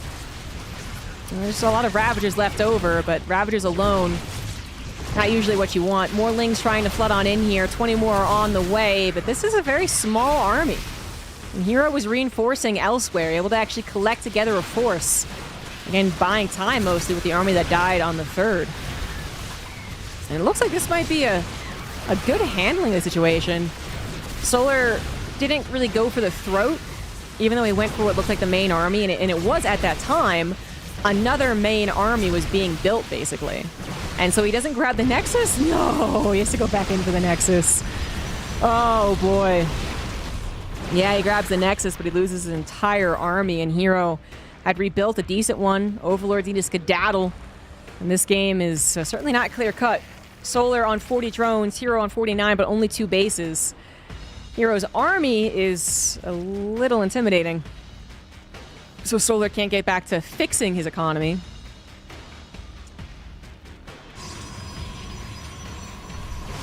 I don't think Solar is eyeing a fix on his economy anyway. I think he might be just going for a follow-up all-in. I don't know about that one, though.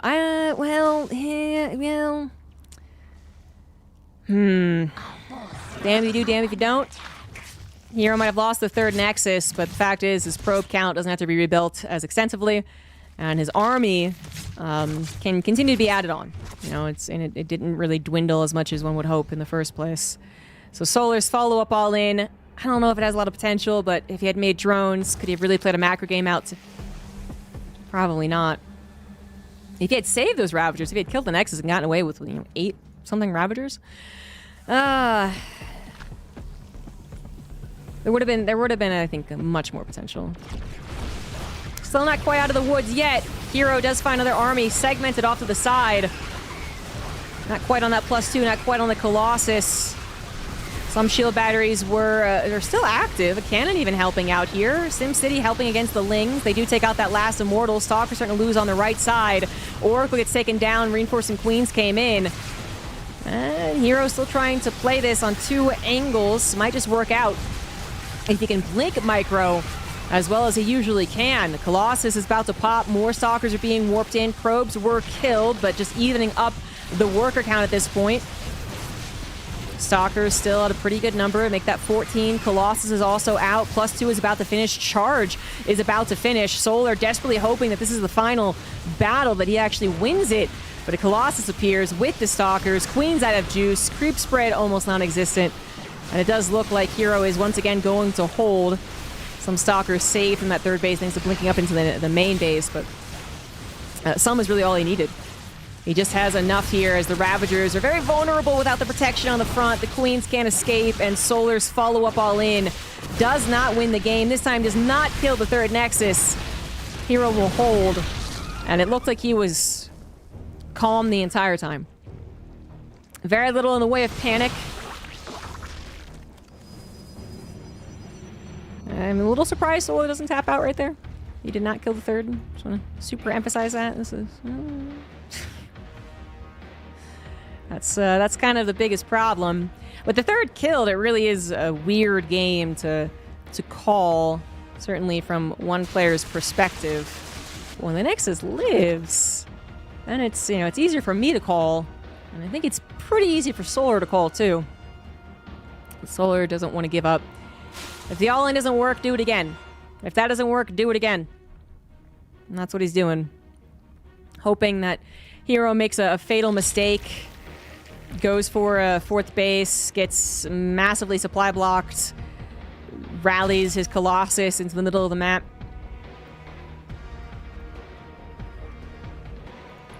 Hero has a scout and just keeps confirming, hey, you're all-inning me, hey, you're all-inning me. Disruptor is seen, tries to be targeted, and it is going to be targeted. There's still a lot of Stalkers left over and a Colossus that will remain untouched, and there you have it, GG's. Hero with a very successful defense. I was a little worried seeing no shield batteries, but he handled that quite well. Splitting the army really is a great way of dealing with those types of all-ins. It can also be a great way to make it too difficult to pay attention to, and then you just lose both armies because you can't micro. But assuming that you can micro, you kind of just calmly move the units on the left to the side and move the right units onto the side. And kind of let the Zerg exhaust itself. Then it makes it look easy. Disruptor in 2025? It's a good idea. Ravagers, they tend to clump.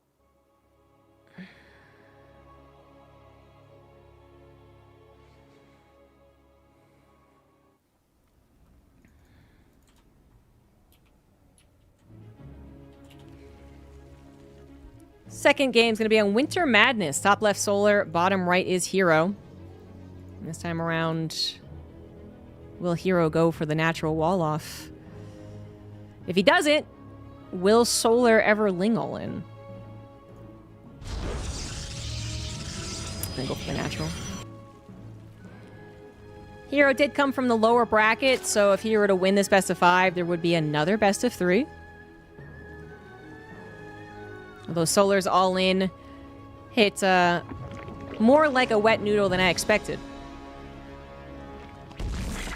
It was an all-in you do in the first game, and that just sometimes is the way that it goes. I don't think that actually says Solar is bound to lose this series. But again, Hero is favored over the last 7 or 8 series they've played. Hero's won 5 or 6.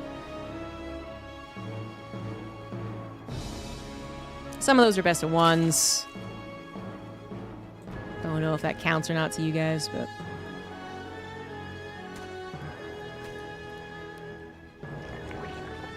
most recently, Solar did win, too. That was just a couple days ago. I like the particle effects. I like seeing the snow. The rest of the map is just a bit bland. I'm 100% on the crazy maps movement. The CMM. I think it's going to be a very difficult thing to convince StarCraft 2 to do. But maybe one day. We need that that benevolent dictator. That's what we're missing. Someone who has nothing but good things at heart for StarCraft 2, but you know can also just tell everyone to get in line.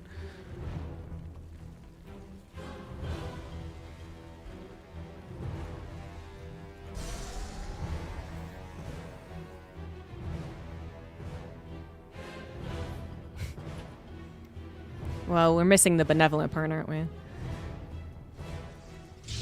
Twilight Council is coming down now for Hero, who does opt for a Stalker opener as well. And this is classic scenario for early game PvZ. Technically, a Stalker instead of an Adept can kind of be like a, hey, what are you trying to hide? Because it would take away extra gas from the potential sharp-timed Stargate opener that PvZ is 70% of the time. But you don't ever want to rely on that as a Zerg player, because that's exactly the type of mind trick that a Protoss player would play. They open up with a Stalker, and you're like, probably Adept, right? And then an Oracle swoops by, and you didn't build any Spore Crawlers.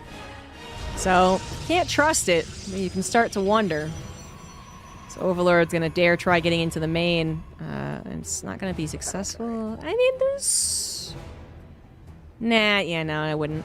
If the Stalker isn't there from the get-go, if the Overlord hits this before the Stalker shoots at it, then I think it would scout it. But yeah, it's not going to have any luck against this. The fact that this is being so tenacious is, again, a little like, well, what are you doing here? But it's not a confirmation. Spores are going to have to come down. We see that there is only 1 spore in production, though, so we do kind of have that, like, splitting the difference. Like, hey, if it's an Oracle, maybe my natural, or I guess maybe your third can't get drones on it because the queens have to pick the natural instead of moving elsewhere. But yeah, you still don't get the second spore. That's a little more money, and maybe that'll be the make it or break it difference as you defend against the Adepts. Roachhorn on the way. A handful more drones. Usually the defense made around, what, 41? So like the exact amount now. And we can see that there are a decent amount of Adepts, but 5 Adepts could technically still happen with an Oracle. We've kind of, you know, looked at the clock this entire time and said, hey, no Oracle, hey, no Oracle, hey, no Oracle. And it should be putting 2 and 2 together. But this is a Gateway, no Warp Prism Adept attack. So the threat isn't as high. The mobility also isn't as high.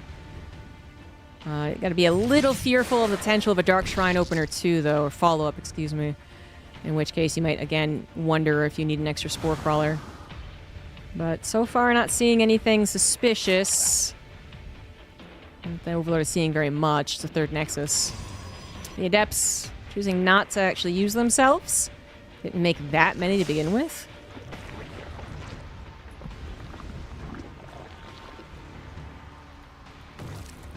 And the spore even just moves on over to the natural. I mean, this just seems like an anti-DT thing, but... You know, if DTs were following up right now, his third hatch would be in. It would be dead.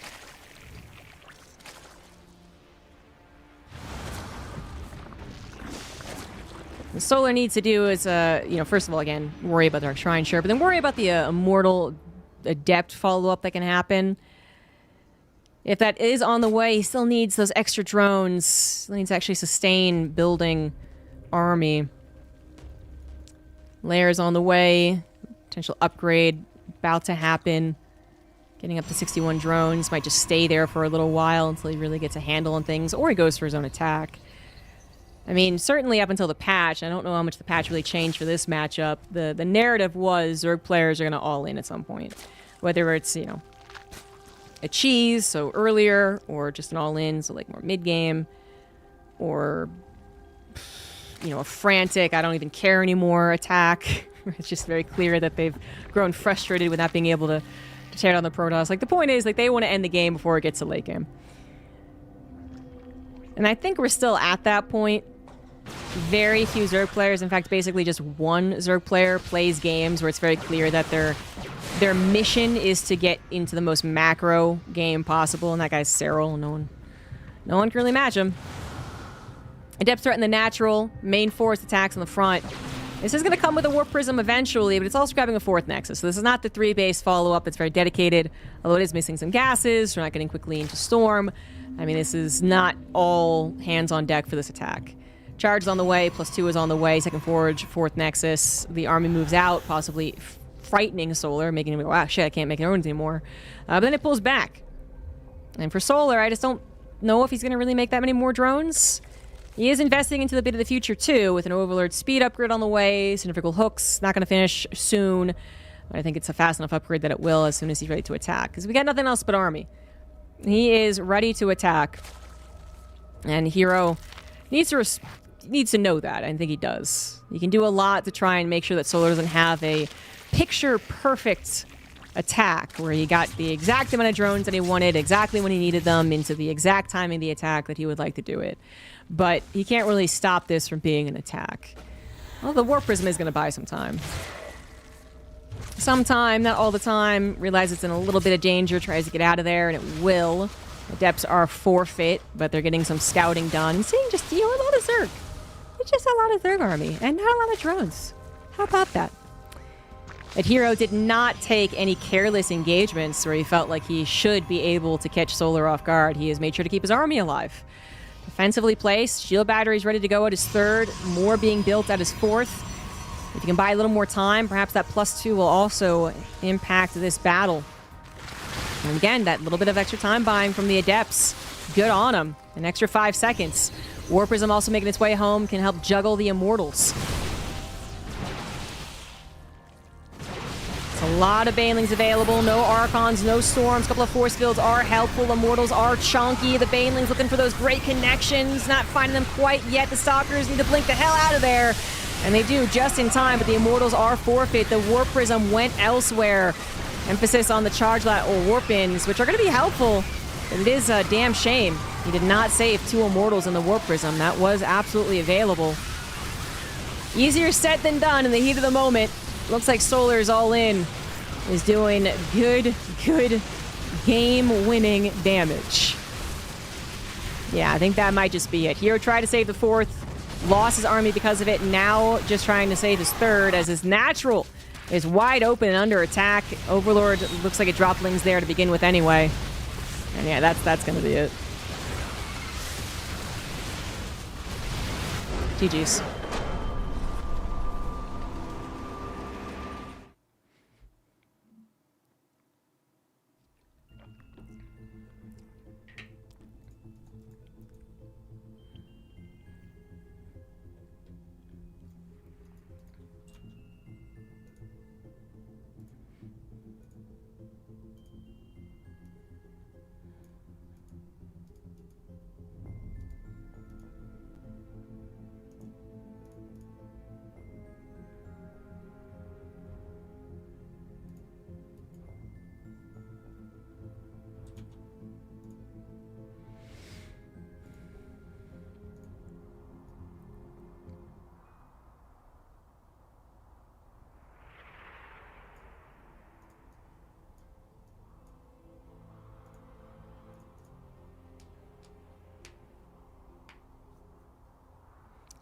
These guys are so quick about making lobbies. Heroes were in the Zest portrait. Zest was pretty cool.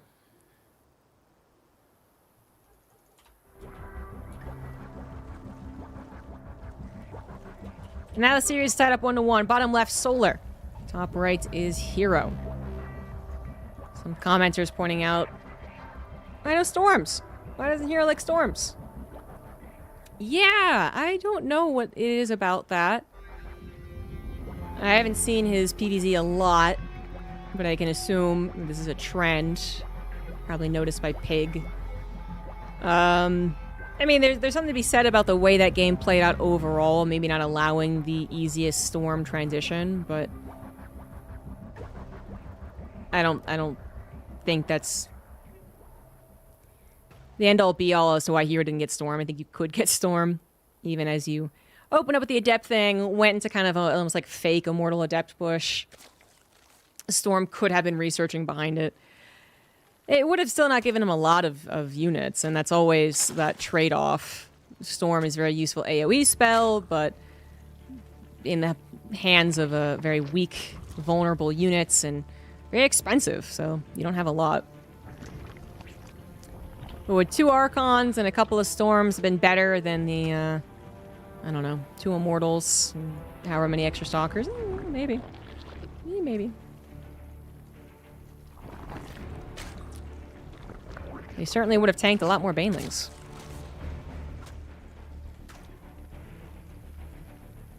Game paused. Hero might just be looking to prove that you don't need Storm, especially the stupid Storm. It's not as good. I swear, the Storm is a hot topic. I mean, as well as should be, because, you know, it's new and it's changing and all that. But it just feels like there are some strong emotions about things that maybe I would have had strong emotions on 5 years ago, and now I don't. I'm the one who's changed. I don't know.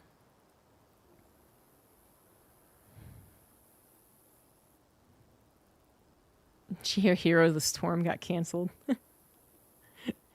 That is pretty clever with the character name and the situation. It is actually... Of course, actually, Heroes of the Storm did not get canceled. It even has been getting content updates the entire time that we haven't been, but that's... Its esports definitely got shut down.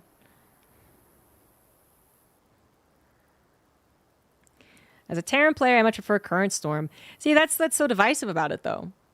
You know, I feel like I'm kind of with you, and I feel like that was the goal of the patch, was that they were thinking, we want to make it less bursty, but still a zoning tool. And their final iteration of it is that. It leans more towards that. But for some people, you know, they're like, yeah, no, I don't get burst immediately before I move out. And you're not trying to say you're a professional player. Other people will be like, yeah, well, you don't take as much damage before you move out a lot of the time. And they'll just immediately be like, excuse me, and everyone's Clem. Okay?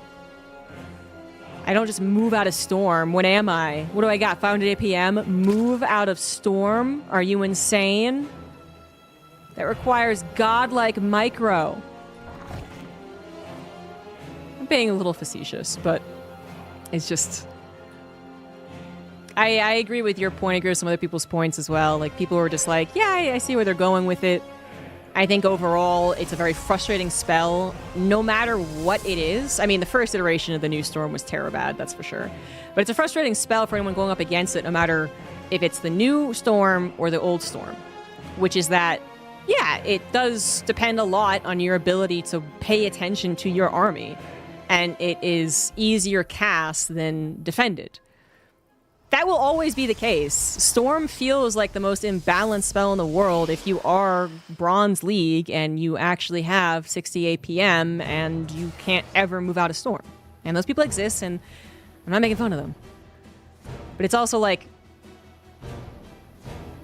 if you're at that point, there are so many other things in the game that could be going better for you that you could focus on, and you'd still be okay. But it's just creating very strong emotions. Which to me, I guess at the end of the day, yeah. To me, it's just like, well, it's kind of the same thing. It sucks when you don't pay attention and you get fully stormed. And it's slightly better if you do pay attention and you don't get fully stormed. I'm old. Crotchety. Overlord, unfortunately, is gonna die. Yeah, that was in no way ever gonna be a pervert pillar, right? Like,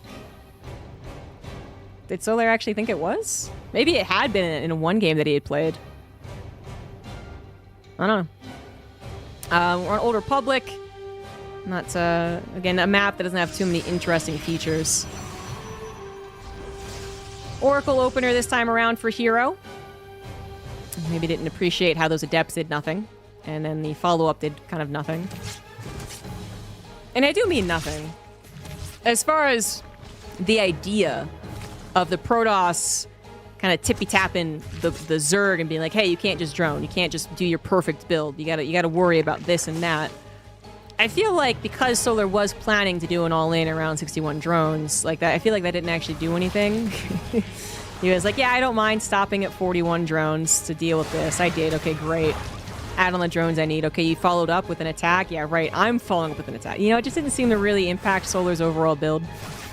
But it did impact Hero's overall, like, let's say, like, end game, being able to successfully defend against what Solar was building. This should be a lot cleaner from Hero. He does go very quickly into Blink. Very quickly. So this is before the Forge. So he's going to provide some serious Blink aggression. Adepts did get to the natural. I don't know if they saw the Evolution Chamber. They did not. So they're not quite aware of the choices being made right now for Solar. I mean, Rocheborn would usually be at the front, to be fair, but it could be in the back. Yeah. It is +1 melee, though, and that +1 melee with a good amount of lings does very well against Blink Stalkers. That's kind of the trick to it. Do they have enough lings? Roachwarren is also on the way. Oracles this time around see the Roachwarren. They still don't see the Evolution Chamber. Eventually, just click on the lings and see, hey, you got an upgrade. But again, back to the Blink Stalkers. This is a lot of emphasis on the attack right now. No Forge, no Robo. Just gateways so that we can warp in as many Stalkers as possible. With no Robo, there's also no Warp Prism. Sometimes you do see the probe positioning itself for a proxy. You don't see it this time around. I don't know if Solar realizes quite how intensive the Stalker warp-ins are going to be. Because just seeing that many Stalkers might not really be the tell. This is before those final gateways are done. That could just be that, hey, they're going into Blink. A couple more drones are on the way. And if he ends there, then I think he'll have enough. Blink is almost done. Getting here before it's finished is always a choice. That can be very dangerous, especially when the Oracles aren't in position to help out. Oh, fortunately for Hero, he does get to the position he wanted. Protected from a full surround. Oracles now joining up. Queens being sacrificed, really, at this point.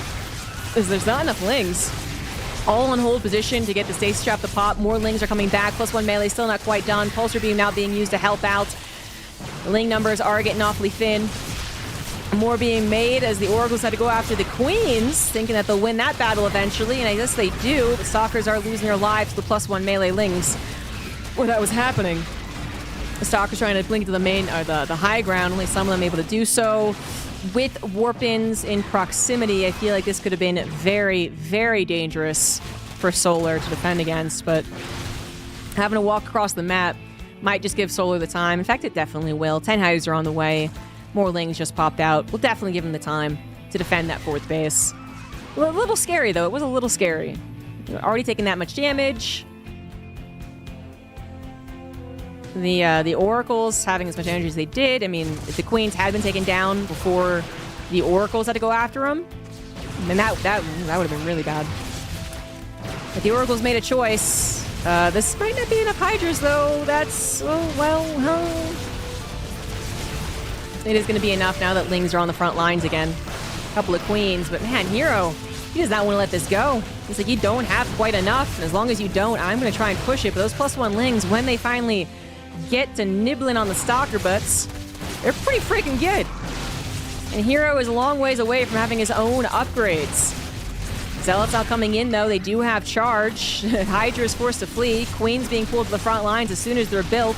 Solar desperately spending his money here to hold on, but it is a tug of war that I think he's going to win, mostly again because of the lack of proxy. No War Prism, no Gateway, running across the map, given those extra crucial seconds to Solar to get those Hydras on the front line, to reinforce with those Lings, even get the Queens on the front line.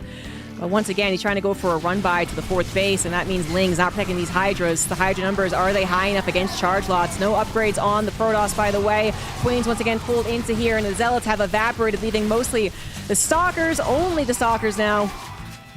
And they will not be able to push on through. Hero really hoping that the scales would tip his way. They did not. All seconds before +1 ground opens was done. Although it would have only been a brief equalization of the upgrades, because Missile was finishing too. That wasn't quite it, but Hero was expanding behind this. 4th base is done. Probes are saturating it. He does have some technology on the way. Not like it was a total all-in. Yeah, he's even ahead on workers. But Solar, he's going to go for, well, an all-in again. Yes, it's on 4 bases, 68 drones, but he's dedicating a lot of his resources on just attacking. Not getting to the hive, not getting to a lurker den. Just attack. Quick cancel on the 5th base. Oof, destruction of the probes at the 4th.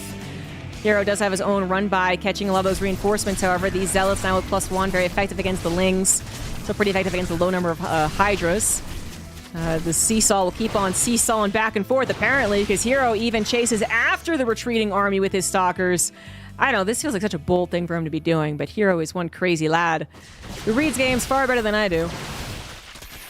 Force Field is going to try and stop these Lings getting full surrounds, because of course, if he gets fully surrounded, that could just be it.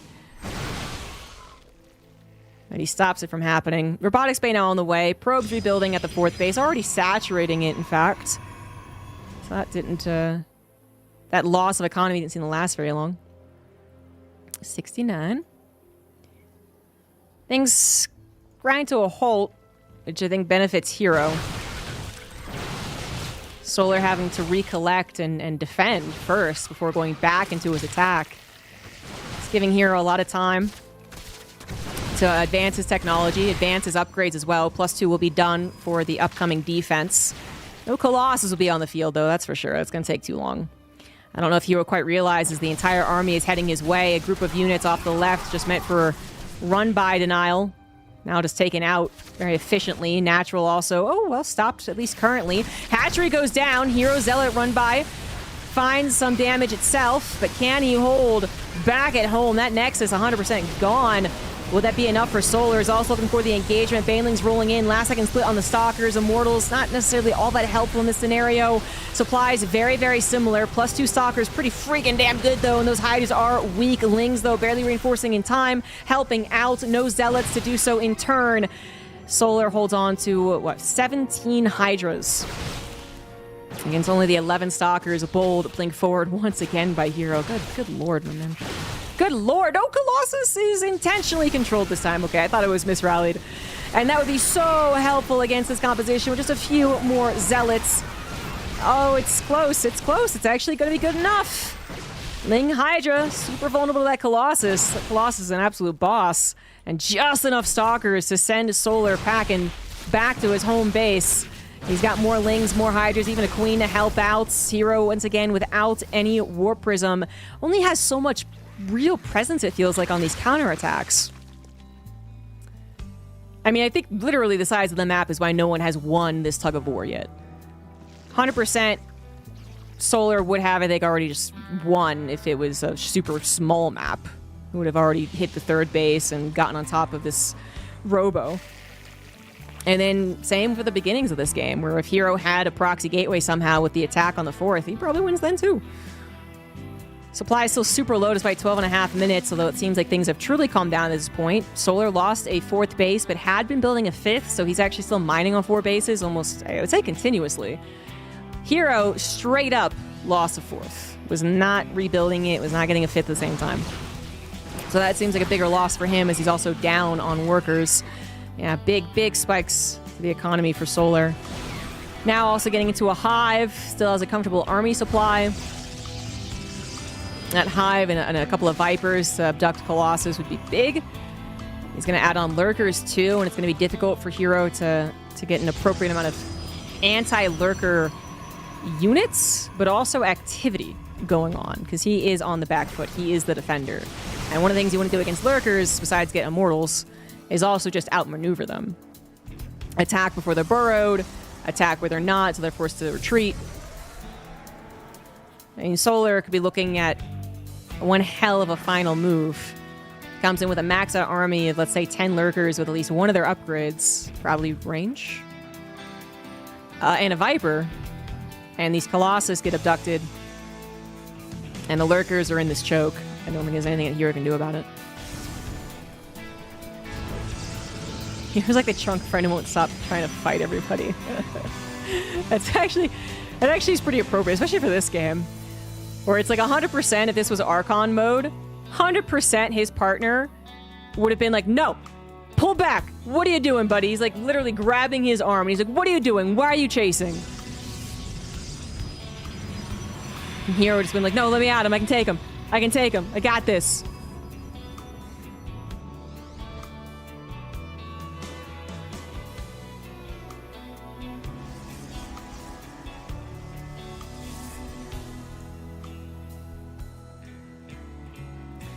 Fourth base is at least mining now for Hero. And well, because I guess Solar is adding on elect technology, so he hasn't been able to max out as well as grab all this technology and infrastructure. So that does make sense. He is definitely richer. But that still is a lot. And so Hero remains at a pretty respectable supply for PvZ. And he is out in the map, which, even though these lurkers are still very scary against what Hero has, the fact that Hero is engaging onto the lurkers opposed to vice versa is already a lot more promising than I was envisioning. A couple of Archons, easy defense against the Ling run by. This fourth base once again killed. Solar is making another one up to the top left, and with lurkers being so cost efficient, yeah, you still want to have a great economy and you still want to make a lot of money as Zerg players, but there's a possibility that he could be comfortable on 4 bases for a while. Even though typically you'd want to be at 5 or actually 6. Kind of depends on just how effective the lurkers are. And I think right now they're damn effective. 15 lurkers. With that range first. Burrow can come later. Ling's once again trying to go for run-bys. About to have a Juno Gland, so Archons even had to watch out to an extent. Hero not going to find any wiggle room attacking into these lurkers. That's just... it's not going to happen. And even if he was trying to build Immortals at this point, that's still not what you would want. Not against this many lurkers. About to be at 20 with +2. You need those targets. The Colossus were kind of goners no matter what, as we don't have any feedbacks. No, we don't. There was no counterplay to that abduct anyway. Speaking of, another Colossus could have easily been abducted. I wonder if Solar believes there must be a High Templar somewhere. He's thus being careful with the Viper with a lot of energy. Or he's just being patient, because I think Hero's just dying anyway. Hero's units just getting wrapped. Yeah, they're just getting AI'd into the lurkers, and it is a disaster. Oh my god. If there was a possible defense 30 seconds ago, there absolutely isn't now. That's it. Solar with a 18 lurker hit. GG's.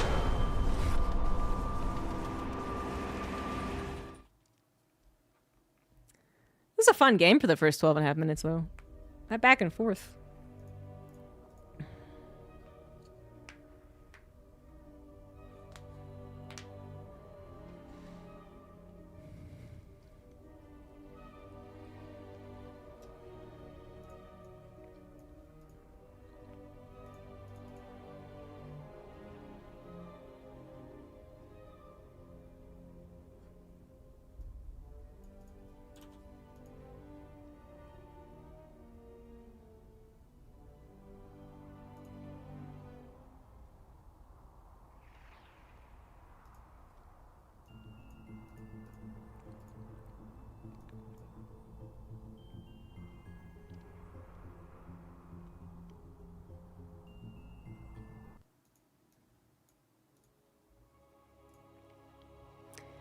From now on, you're only building lurkers. I mean, that if you can get to 19, 20 lurkers like he did at one point, more power to you.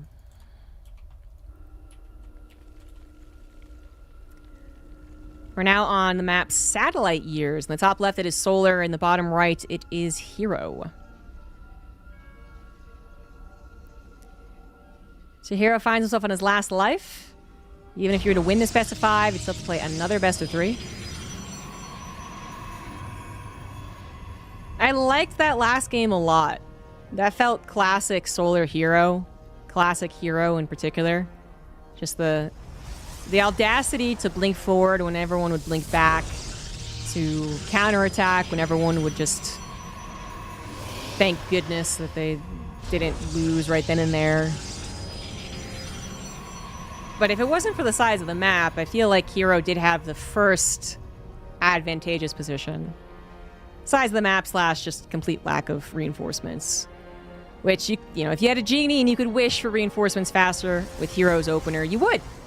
But that's not how the builds work. You sacrifice the proxy in exchange for the quick hit and the ideally growing number of stalkers as your quick hit did the damage. So you can't have everything in StarCraft. It's kind of the thing. But if he did. There is a couple of times where even his counterattacks after Solar's move out into the map, again, if he had a War Prism, would have been question mark. Would have been, could he actually have defeated this? Because that Hydra Stalker dynamic it's a fun one. The Lings come in, kind of ruin the dynamic to an extent. Then it goes, you know, they get cleared out, and the Stalker Hydra. Once again, it's like who exactly has the critical mass to kill the other.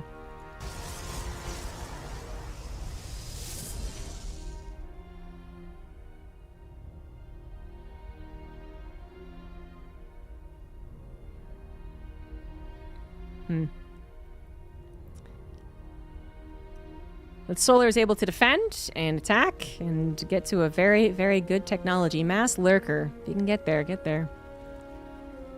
I don't think Solar would be eyeing that first and foremost in any of these games. Every game so far, he's been eyeing some type of very aggressive attack, straight up all in, or one of those all-ins that doesn't feel correct saying it because they do have, you know, 68 drones and 4 bases, but he is still very dedicated. Go Probe Scout this time for Hero. Doesn't bother blocking Solar's base out. Once again, going for the high ground. Not even walling this time. So it definitely isn't about having the first wall. It's about having the probe economy completely optimized. And assuming you will not die to a Ling all-in. And if it is going to be a 2-base Ling all-in, that is the third is on the way, but you don't get any drones for it. I guess you could wall the main in that one game. Here you can't wall the main, though. And I don't know if SimCity would cut it against a true Ling all-in. And he didn't scout, so it's not like you'd be like, well, he scouts it, and then he reacts to it. Well, again, I have to just throw out the idea that it's just so out of the meta and so unlikely to do, and also because Hero sometimes does low ground expand, it would be too big of a gamble for the Zerg players to do it. I do not advise doing this on the ladder.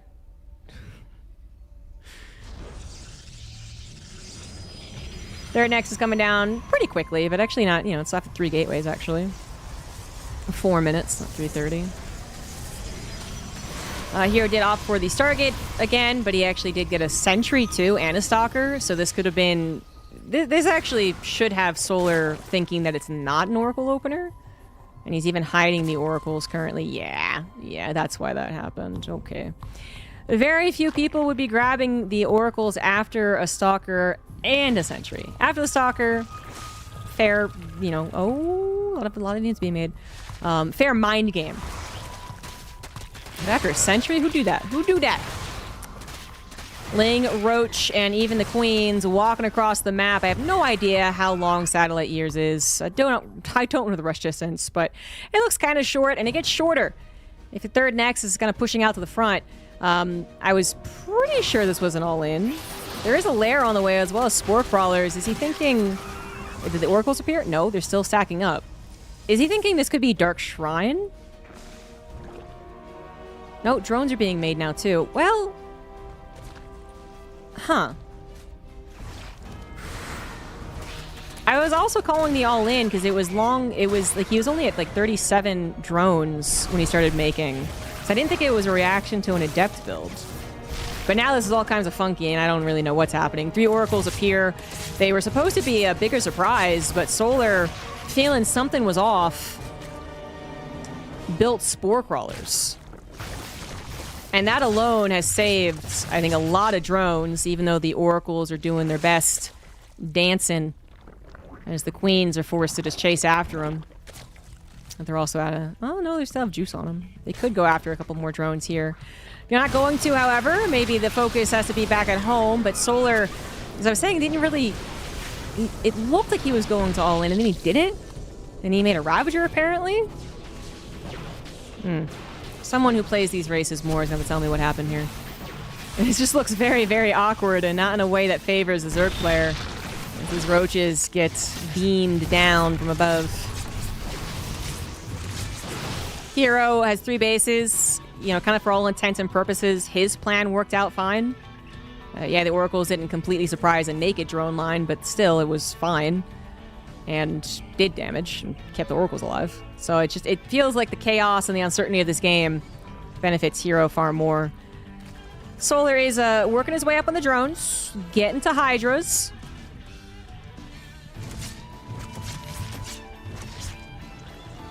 Three oracles, going to be a nuisance, though. Not necessarily for the drones anymore, but for all the stasis traps that could happen.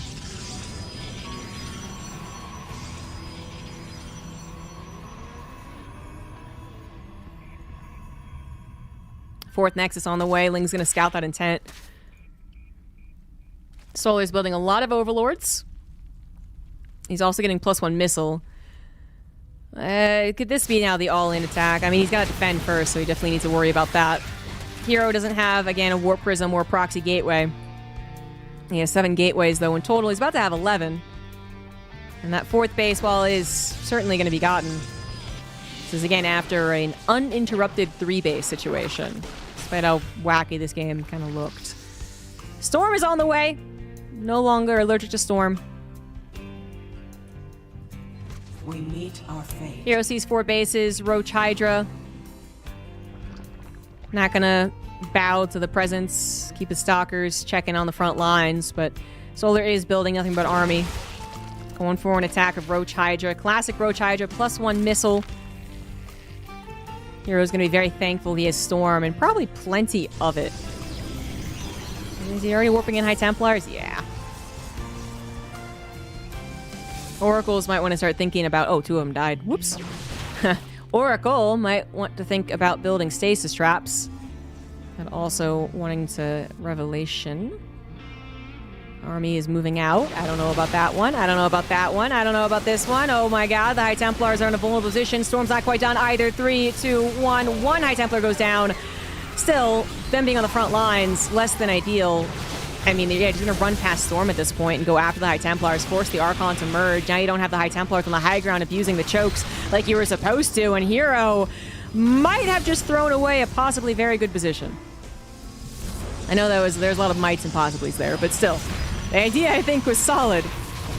Wait a little longer, have Storms buy a lot of time. You would have so much more army with the Storms coming down one at a time, patiently. And they all had to come down at once. Solar might not win with this particular push. Cells being warped in. Reinforcements coming in a little bit too light. By the looks of it, Solar is going to be forced to retreat. But man, that felt like it could have been so much better, too. Hero only loses 6 probes. Keeps his Nexus alive. Storm is available. These are the last High Templars, though. No more being warped in. Storm is almost depleted. Solar's not going to give up on this attack. This is his plan for the foreseeable future.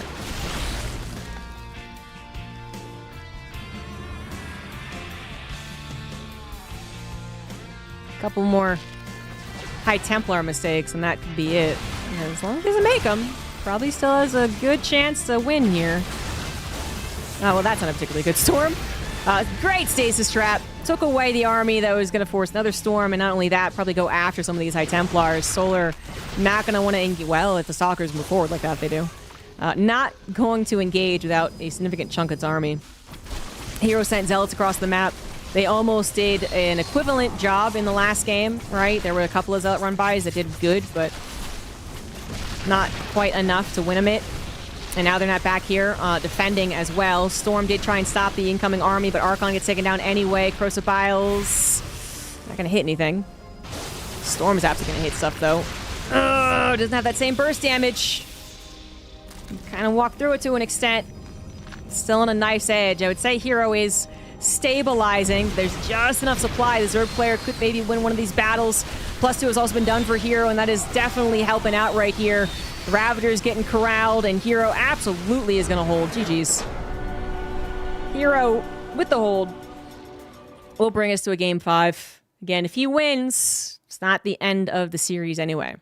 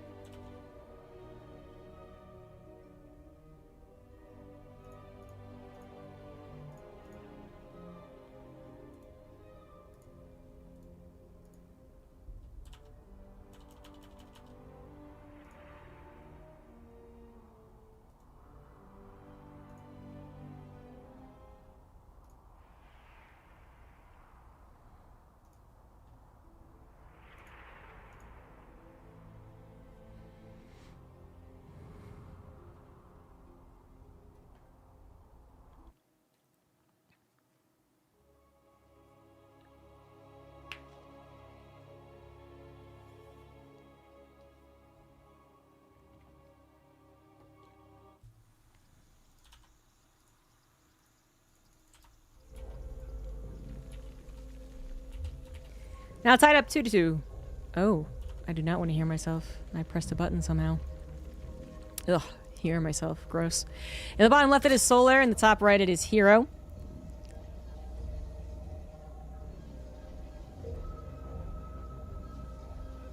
I was only a little scared for Hero because he pushed out. I was a firm believer in him winning if he didn't. And he did win anyway, so fair enough. Storm pretty good, eh? Again, continuing his every other game of low ground expanding. Ensuring the Zerg player never feels hyper confident Ling all-inning him. Maybe I'm missing something, and a Ling all-in would not be a good idea against his high ground gateway, but I just feel like I'm not. I don't. As much as I would be really, really, really interested in a Protoss proving that Protoss can high ground gateway and then expand, defying the last 13 years? 12 years? I don't know if it was... I don't actually...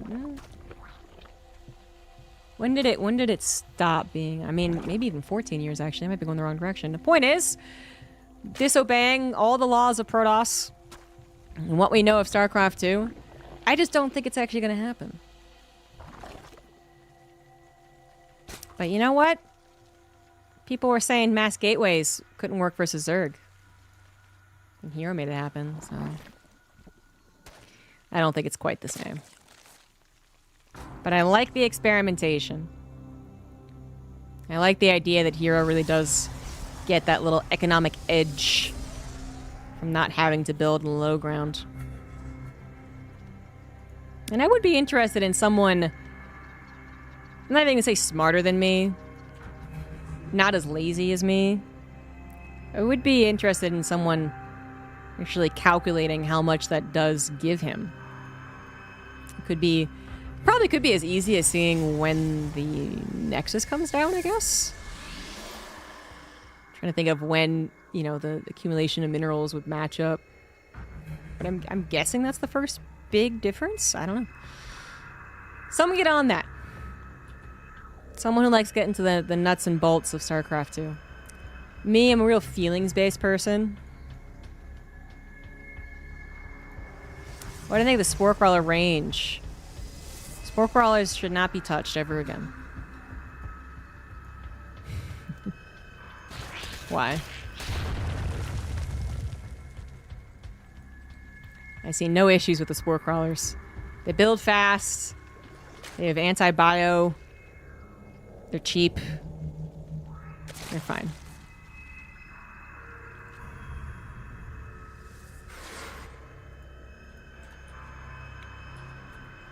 But perhaps I'm not the right person to be asking, depending on the angle you're trying to achieve here. Because I'm not a Zerg player. 2 adepts, just going for the scout, actually. Seeing that there was a couple of lings where they shouldn't have been, or more than a couple of lings. We're scooting on back, defending that third is the priority. And there's an Oracle opener, too. That last game also started off such a wacky way. I actually really thought the Hero 3 Oracle deception was quite cool. But then Solar kind of going for an all-in by the looks of it, but then deciding not to was more important to me. I think that really did hurt his chances. But then again, he also was somehow tipped off enough to actually get Spore Crawlers, which I feel like the Oracles were bound to do more damage if he hadn't. It was like Solar kind of got lucky in one regard and unlucky in another regard, maybe, to an extent, and then it's still just the unluckiness of the way that he opened still was more impactful than the Oracles not killing 14 drones. These Oracles should also not kill 14 drones. There are only 2 of them, and we are going into Resident Glaives after. Stalkers warped in to deny the Overlord the Scout, of which it would just be like, hey, it's Blink. But still, this further convinces the Overlord that what it missed on the Scout was a Twilight Council building Blink, because we warped in Stalkers. And that's just simply not true. Resident Glaives going to be hitting later, but sometimes the off timing is the best timing. Ling Baneling is going to be the composition this time around for Solar, so he's not going to have the roaches one would usually expect. That was not a great stasis trap. This one could be better.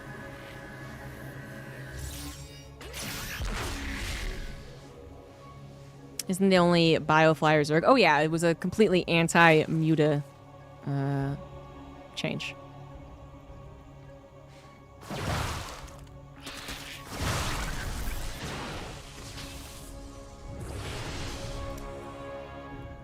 The depth numbers haven't truly been shown. They're being warped into the main base, so this still looks like the I could go and attack you on the front of your creep number of adepts. But hey, that's a lot more adepts, isn't it? That was a lot more. I think he even dipped back in because he saw them warping and was like, wait a minute. That is a lot of adepts. 15 of them coming across the map. Solar desperately trying to get to his Banelings. +1 melee will be done. And that's still helpful versus adepts. But they need to get a surround on a small number of adepts. Or a large number if the Banelings are ready to pop off on them. That's Hero's choice, by the way. Hero could spread the adepts and mitigate the Baneling damage, but then the Lings would be better. He actually decides to shade with them clumped up into the Banelings, losing about half of them right off the bat. Lings getting at least, not a surround, but I think this just ends up being enough Lings, right? This is only 4 adepts now. And oh my gosh, Lings out into the natural too. Whoops-a-daisies. 4 probes go down. Adepts are dead. Main base completely scouted. This does seem not great for the Protoss, but Solar, he did get suppressed on drones for a little bit. He's on 4 bases, however. He's rebuilding those drones that he wasn't while he was dealing with that attack. And at the end of the day, he cleans it up. Probably, I mean, let's check the resources lost. Yeah, he changed it up, cleans everything up with an approximate equal exchange of resources. And I think most importantly, he just cleans it up super fast. There aren't 2, 4, 6 adepts coming in from every direction trying to catch him off guard that he now has to worry about. He has cleaned everything up, went right back into drones, already at 71 drones, so he's comfortable there. Okay, a couple more, sure, whatever. And he can now focus on the next phase without really being worried. Because if Hero had done another big adept warp in, and so 15 more adepts are on the way, I just don't know how many Protoss would actually do that, first of all. Especially as they're upgrading from their Twilight Council, their Forge, and their Templar Archives. But then second of all, I just don't think it would be a very good idea. So Solar is like, well, time for me to hit my Ling Baneling Hydra attack, and let's see what you're able to muster before I do that. Right now, Storm, very powerful, very useful, 100%, but it's not a lot. I feel like Solar supply is going to skyrocket in a second here.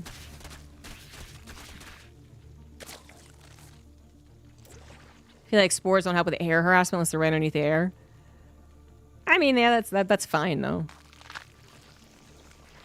If you want to deal with air, make mutas. Yeah. Zero's actually the one moving out. Interesting, I did not expect that. Right now, the supplies are similar. Solar rounds out his drones to 80. So he was not going for the super big, 60-ish all-in that he did before. But he is, if he defends this, he is going to be in a very good situation. 4 base, 81 drones against Hero's 3 base. I guess Storms on the offensive, if they find these chokes, it's going to be very, very scary. They eventually have to go through the choke, though, themselves, and that's where the concave is. Concave of Banelings included. Banelings actually get canceled. Didn't want them to get stormed, but, already some of those Zerg units on the front lines are chipping away, and Hero wasn't able to really burst through. Solar probably could have finished those Banelings. But that's beside the point. Lings it into the natural and into the main base, forcing a recall. Hero forced to completely disengage from the attack, which was bold, but I could definitely see the logic in it. It actually made it a really solid chance of working, giving him that time to get a 4th base, to get upgrades, to get more army, and still retreat. Now, it kind of feels like the floodgates are open. Solar is the one now piling on more and more army and now heading across the map, looking to stop Hero's 4th base. There's a large map, and Hero did manage to save his High Templars, 9 of them available. So as long as they're in position. 1-1 upgrades for the Protoss, 1-1 on the attack for the Zerg. Banelings rolling past, trying to get into the natural, and that could be successful.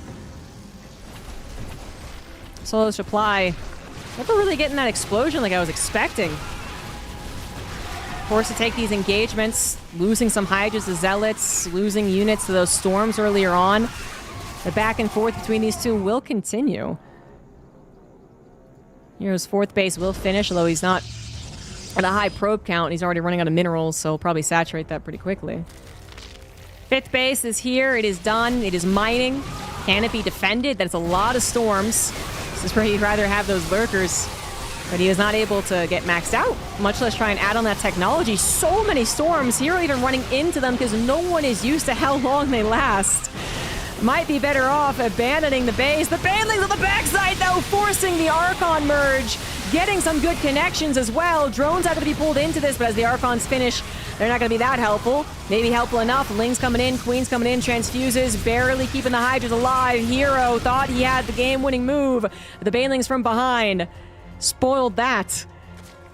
Solar goes back to mining with what little drones actually survived the defense. He has lost most of his queens, 3 of them still around. Larva injecting, barely able to get as much as he needs, I guess, to survive. His reinforcement with Lings right now is going to be very difficult, but just enough Hydras might do the trick. Fleet Beacon is on the way for Hero. He is on 4 bases after all, and while he did just lose a lot of his army, so did Solar. The idea is that he has the time to get up to the Stargates, and that will make sure that if Solar is going into Lurkers, which he is not, it will not be as devastating as the previous game. Once again, Hydras will hold the line. So Hero does have to be careful. If he's ever truly demolished if he ever loses his entire army, the counterattack will be swift, it'll be immediate, and it will be difficult to hold. But as he continues to kind of skirt the creep spread and avoid being surrounded, he's just making sure that Solar never gets into a comfortable position. Mothership now on the way. We got 2-1 for the Protoss, 2-1 for the Solar too, but on the attack again.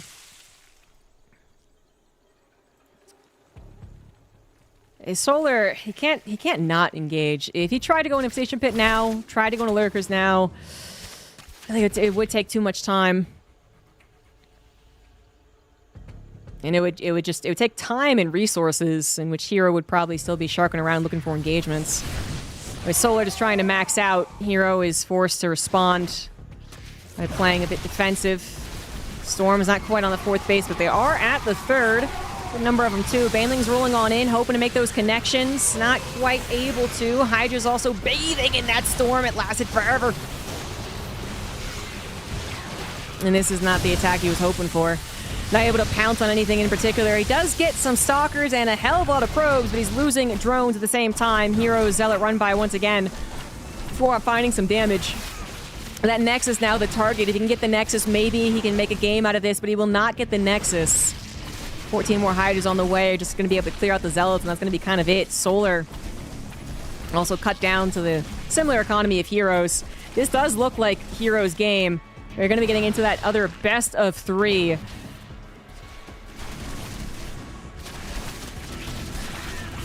Solar's not giving up yet, but he did not kill the 4th. He's a 5-base Zerg versus a 4-base Protoss, which does sound okay. But a 4-base Protoss who still has Storms. Not literally unlimited, but they kind of feel that way because they constantly have time to rebuild their numbers and rebuild their energy. And they also have a fleet beacon already. So as far as like saying, okay, let's just put a pause on this aggression and let's just tech up, and Heroes got him beat to it. Mothership could always cloak as the Overseers aren't available. Solar's building them. He's mindful of it. He knows this is very, very desperate.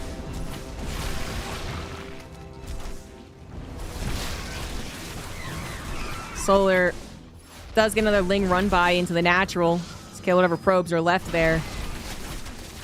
And he's trying desperately to take, these really, really efficient engagements, but it is difficult to be an efficient Zerg. It's kind of against their whole deal.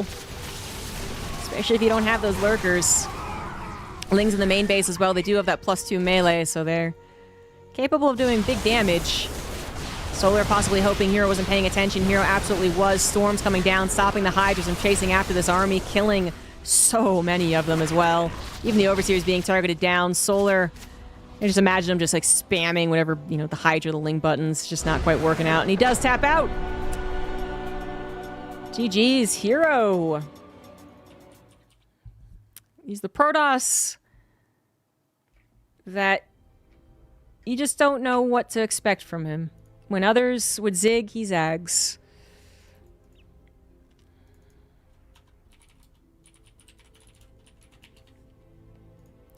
I'm going to restart StarCraft 2. I'm getting a lot of frame drops. Hopefully that will fix it.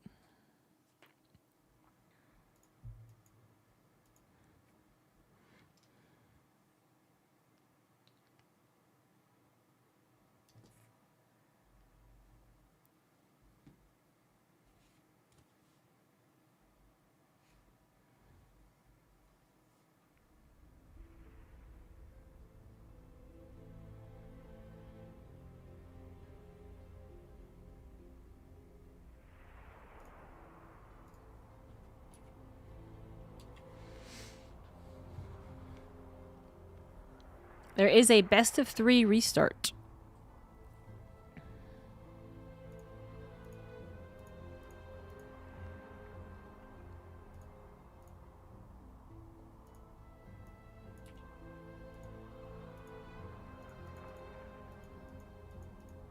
Oh, it's going to be a best of 1. Because these guys have been awake. An unideal time zone.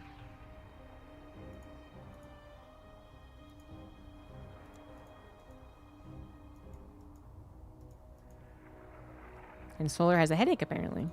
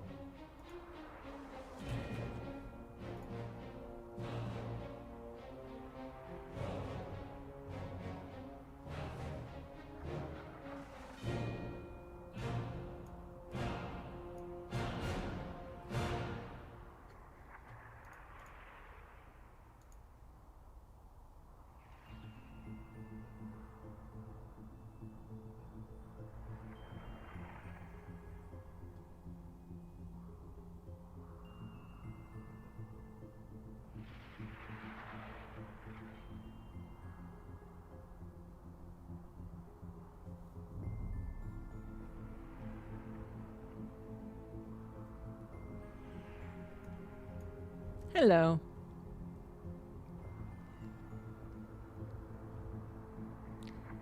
We're just waiting for apparently Hero picking Thank you him for up. becoming a member. And then it's a best of 1. Mies 4. Thank you very much for that tier 1 sub.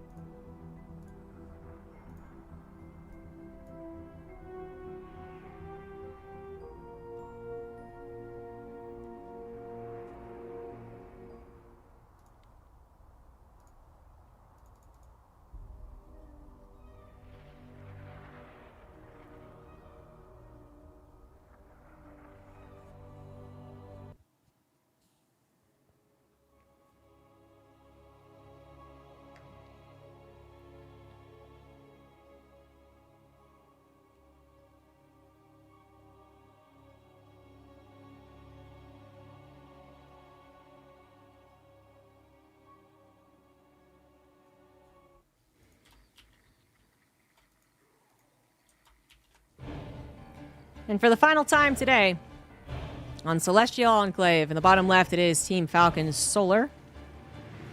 In the top right, for Team T1, he is Hero.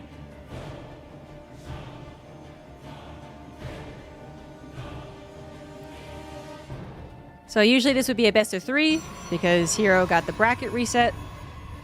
However, because it's 7:30 in the morning in Korea and Solar has a headache, they both agreed to a best of 1, which we're totally okay with.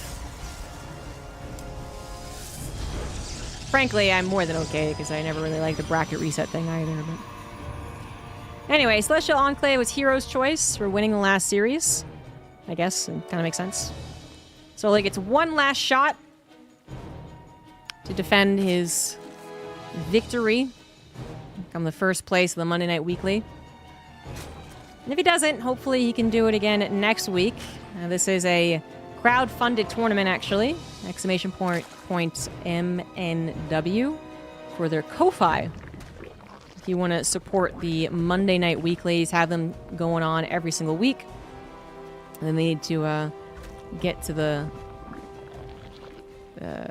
prize pool completion. They need 100% of what they need, and then they'll put on the tournament every week. So that's how that goes.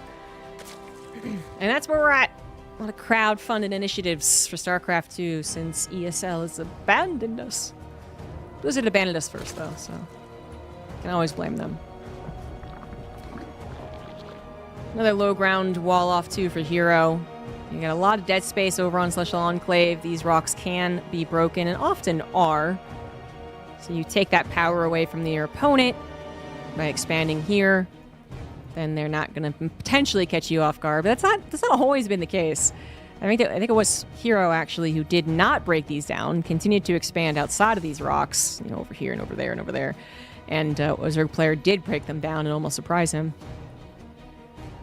So I do like Celestial Enclave. It doesn't have a lot of doodads that are uncommon, like the healing shrines or the slow zone, something like that. It doesn't even have Zalnaga. I do like that it still has this little strategy to play around. Do you break it open? Do you take your kind of triangle expansion? Of course, I'm not talking about the fact that it has an in-pace expansion, which is also very important. But since no one was taking it, I wasn't talking about it. But it's something that players will often take kind of the latest that they think it should be taken, so that it's a very secure natural. Not only that, it's halfsies. Half mineral, 1 gas. Not the best.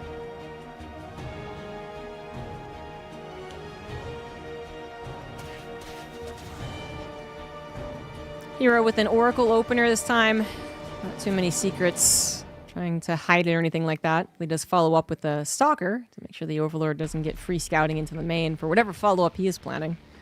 Although he's missed the Overlord. Glorious combat is upon us. Is it, Adept? Is it a glorious combat? Are you sure? I'm pretty sure you're just being tickled by a queen. These StarCraft units are so dramatic.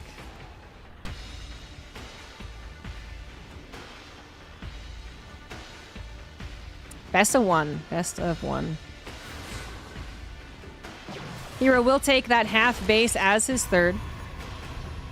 Overlord will get to see that too. Doesn't want to dip any further to see the potential follow-up technology, which we're not quite there yet anyway.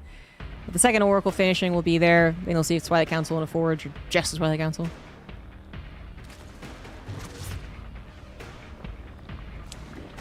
That Blue Stripper coming down for Solar should be another +1 melee opener. I really thought last game he handled the Adepts well. I recognize there's always a cost for Zerg. Having to make Warmy instead of drones. Having to make Banelings that are literally suicidal. But I still felt like it was very good for him.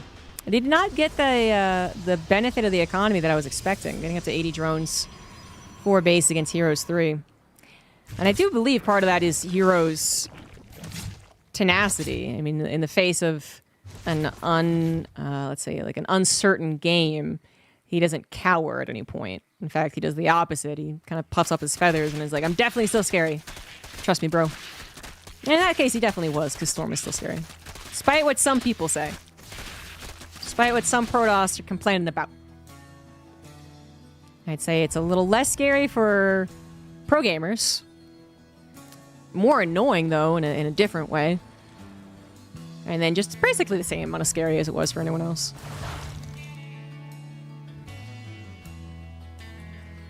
This was more than triple Oracle, by the way. that was a quad Oracle opener. And then the Twilight Council and the Forge were put down. It's going to be Charge, not Blink. So a couple big surprises. A couple of swings being taken by Hero. Will they connect? Solar's 4th could actually be canceled? I mean, yeah, that's almost guaranteed. And now it is guaranteed. There's nothing you can do about that. Should probably cancel it, though. Well, transfuses, but I don't know about this one. The Queen's had a long road to walk to get back here. And yes, the hatchery will go down. Maybe could have microed that Oracle, but say living. The Oracles take down a hatchery completely, entirely. Solar did think he was going to respond in time, but those Queens just a little bit too far. A little bit. Spire's on the way, though, for Solar, so he's taking a big swing of his own. Something that's not yet scouted by Heroes. Now, triple Oracle is still very helpful. Charge coming down, by the way, first is now even more important to note. So it's not Blink. It's not going to be something mobile that shoots up that can take care of a Spire. But if Hero plans an attack anytime soon, he's got to morph that. He wasn't getting the Storm anyway, so I think the plan was to morph it. I think he was actually kind of hiding that it was meant to be Archons, not Storm. And that's why they were High Templars in the first place. So I feel like he might be setting up for an attack. The Robo did just finish. He could be grabbing a War Prism, but he's grabbing an Immortal instead. Now I'm a little more concerned that he thought he got Storm, but he didn't. Okay, another Archon's morphed in. Well, it's whatever it is. These are still not very mobile units. One Archon even getting caught by Lings. Oh, how embarrassing. Ugh. You go into like Protoss heaven and they just all laugh at you. Ugh. That's a lot of mutas on the way that, again, we're still unseen. Hero has no idea about the Spire, didn't scout, a tremendous amount of gas. He hasn't seen anything that really tells him, hey, mutas are on the way. And he has very limited anti-air. There's the attack that I was anticipating. Finally on the way over with the War Prism. But again, so many things do not shoot up. Mutas are now revealed. Hero, what do you do here? Do you go for the attack, buy time, then recall out at the last second? Do you just recall now as roaches are also available? It's not just mutas. Not that many roaches, mind you, and the Oracles help out here too. Queens are available. Focus firing them down nicely. More roaches reinforced. Hero's attack, I don't think is going to find the success that he wants. Meanwhile, mutas trying to ravage the probe line are distracted by stalkers. Both players fighting on two fronts. It looks like Hero is going to lose the bulk of his army as the War Prism comes in too late to save the Immortals. Will at least save the Archons. But more mutas, more damage from the mutas being done as they now are controlled. Yes, they took a fight with stalkers. They probably didn't mean to. But I would say a net gain here for Solar, The mutas didn't kill 30 probes, they killed 13. But the that also forced Hero's hand, forced him to engage, and it did not turn out well for him. 70 supply difference. Storms could help make up for that.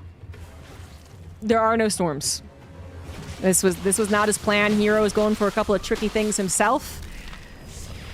That Solar's trick kind of almost hit first, hit better, and is going to win him this game, and thus win him the finals.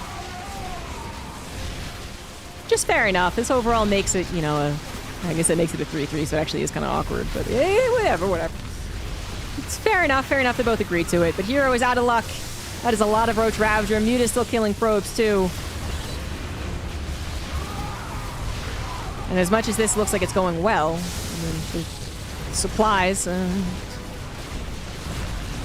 the supply does not lie. So many probes have died, so just ended up being 4 mutas. Just rally those roaches across the map. Just rally them. Okay, maybe stop rallying them. Fair enough, but collect them. Collect them together and he'll win this game. Solar with a headache, just furiously pressing the roach button. She's like, come on, just leave. I want to go to sleep. Come on. And you do have to be careful. I mean, to us, it's very, very obvious Hero's dead. But you never know. Roach Ravager can lose to, you know, even like sometimes half of its supply if the Protoss supply is right. You know, +2, 3 Immortals, Warp Prism Juggle, a couple of Storms. But again, no Storms. No Storms, yes, Immortal Juggle, but not very much else beyond that. Roach Ravager will cut it. If it doesn't, then we could go back into mass mutas. Hero probably a little agitated. Fought so hard for so long. The best of 5. Just lose out in this best of 1. Wow, he had a lot of gas.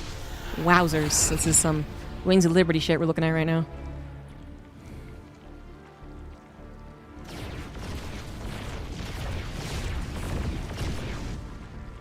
And I think he is going to go back, and at least some mutas. Baneling's being added on. It's okay, he's not giving up. Pretty sure he killed all of his probes. Hero has rebuilt some of them, but there's only so many to rebuild when you're on your original 3 bases, and one of them is a half base. Open up another attack path, breaking down these rocks. Nothing that Hero can do to stop that. Force fields are temporary thanks to this new unit we got. It's called a Ravager. It breaks force fields. Lings it on top of the sentries too, so. Ouchies. I love that Hero is still in this game and that he's still even trying to go for harassment of his own. Mutas once again arrive in the hanging natural here, forcing a warping of Stalkers, which don't have blink, so they're always less than ideal. Warp Prism's gonna be targeted. I think it's even worth sacking the mutas on it. Don't even have to.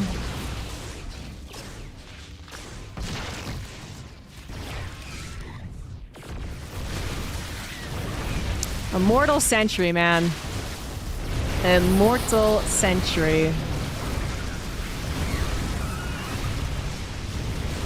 Even Wings of Liberty, even without the Corrosive Biles, I think in this situation, the Zerg would have won. It's too much. Hero taps out. Solar will indeed be the champion of this Monday Night Weekly. Zerg wins. He not only wins the first place prize, but he also wins the extra $25 for being the best performing Zerg, of which he typically wins. So good for him.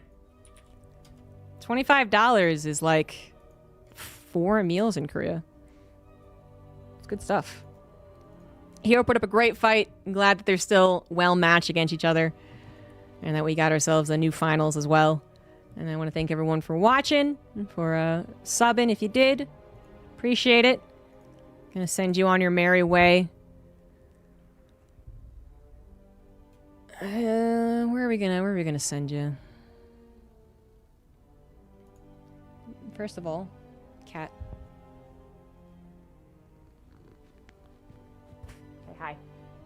He's like, no, I refuse. No, this was less than ideal. I did not want to be hugged. He doesn't like being hugged, but he stays on my lap.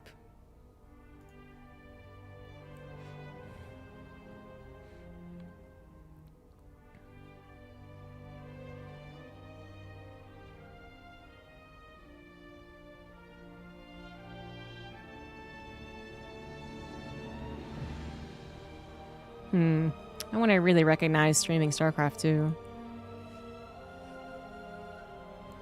Oh, Maynard started streaming, so let's raid Maynard.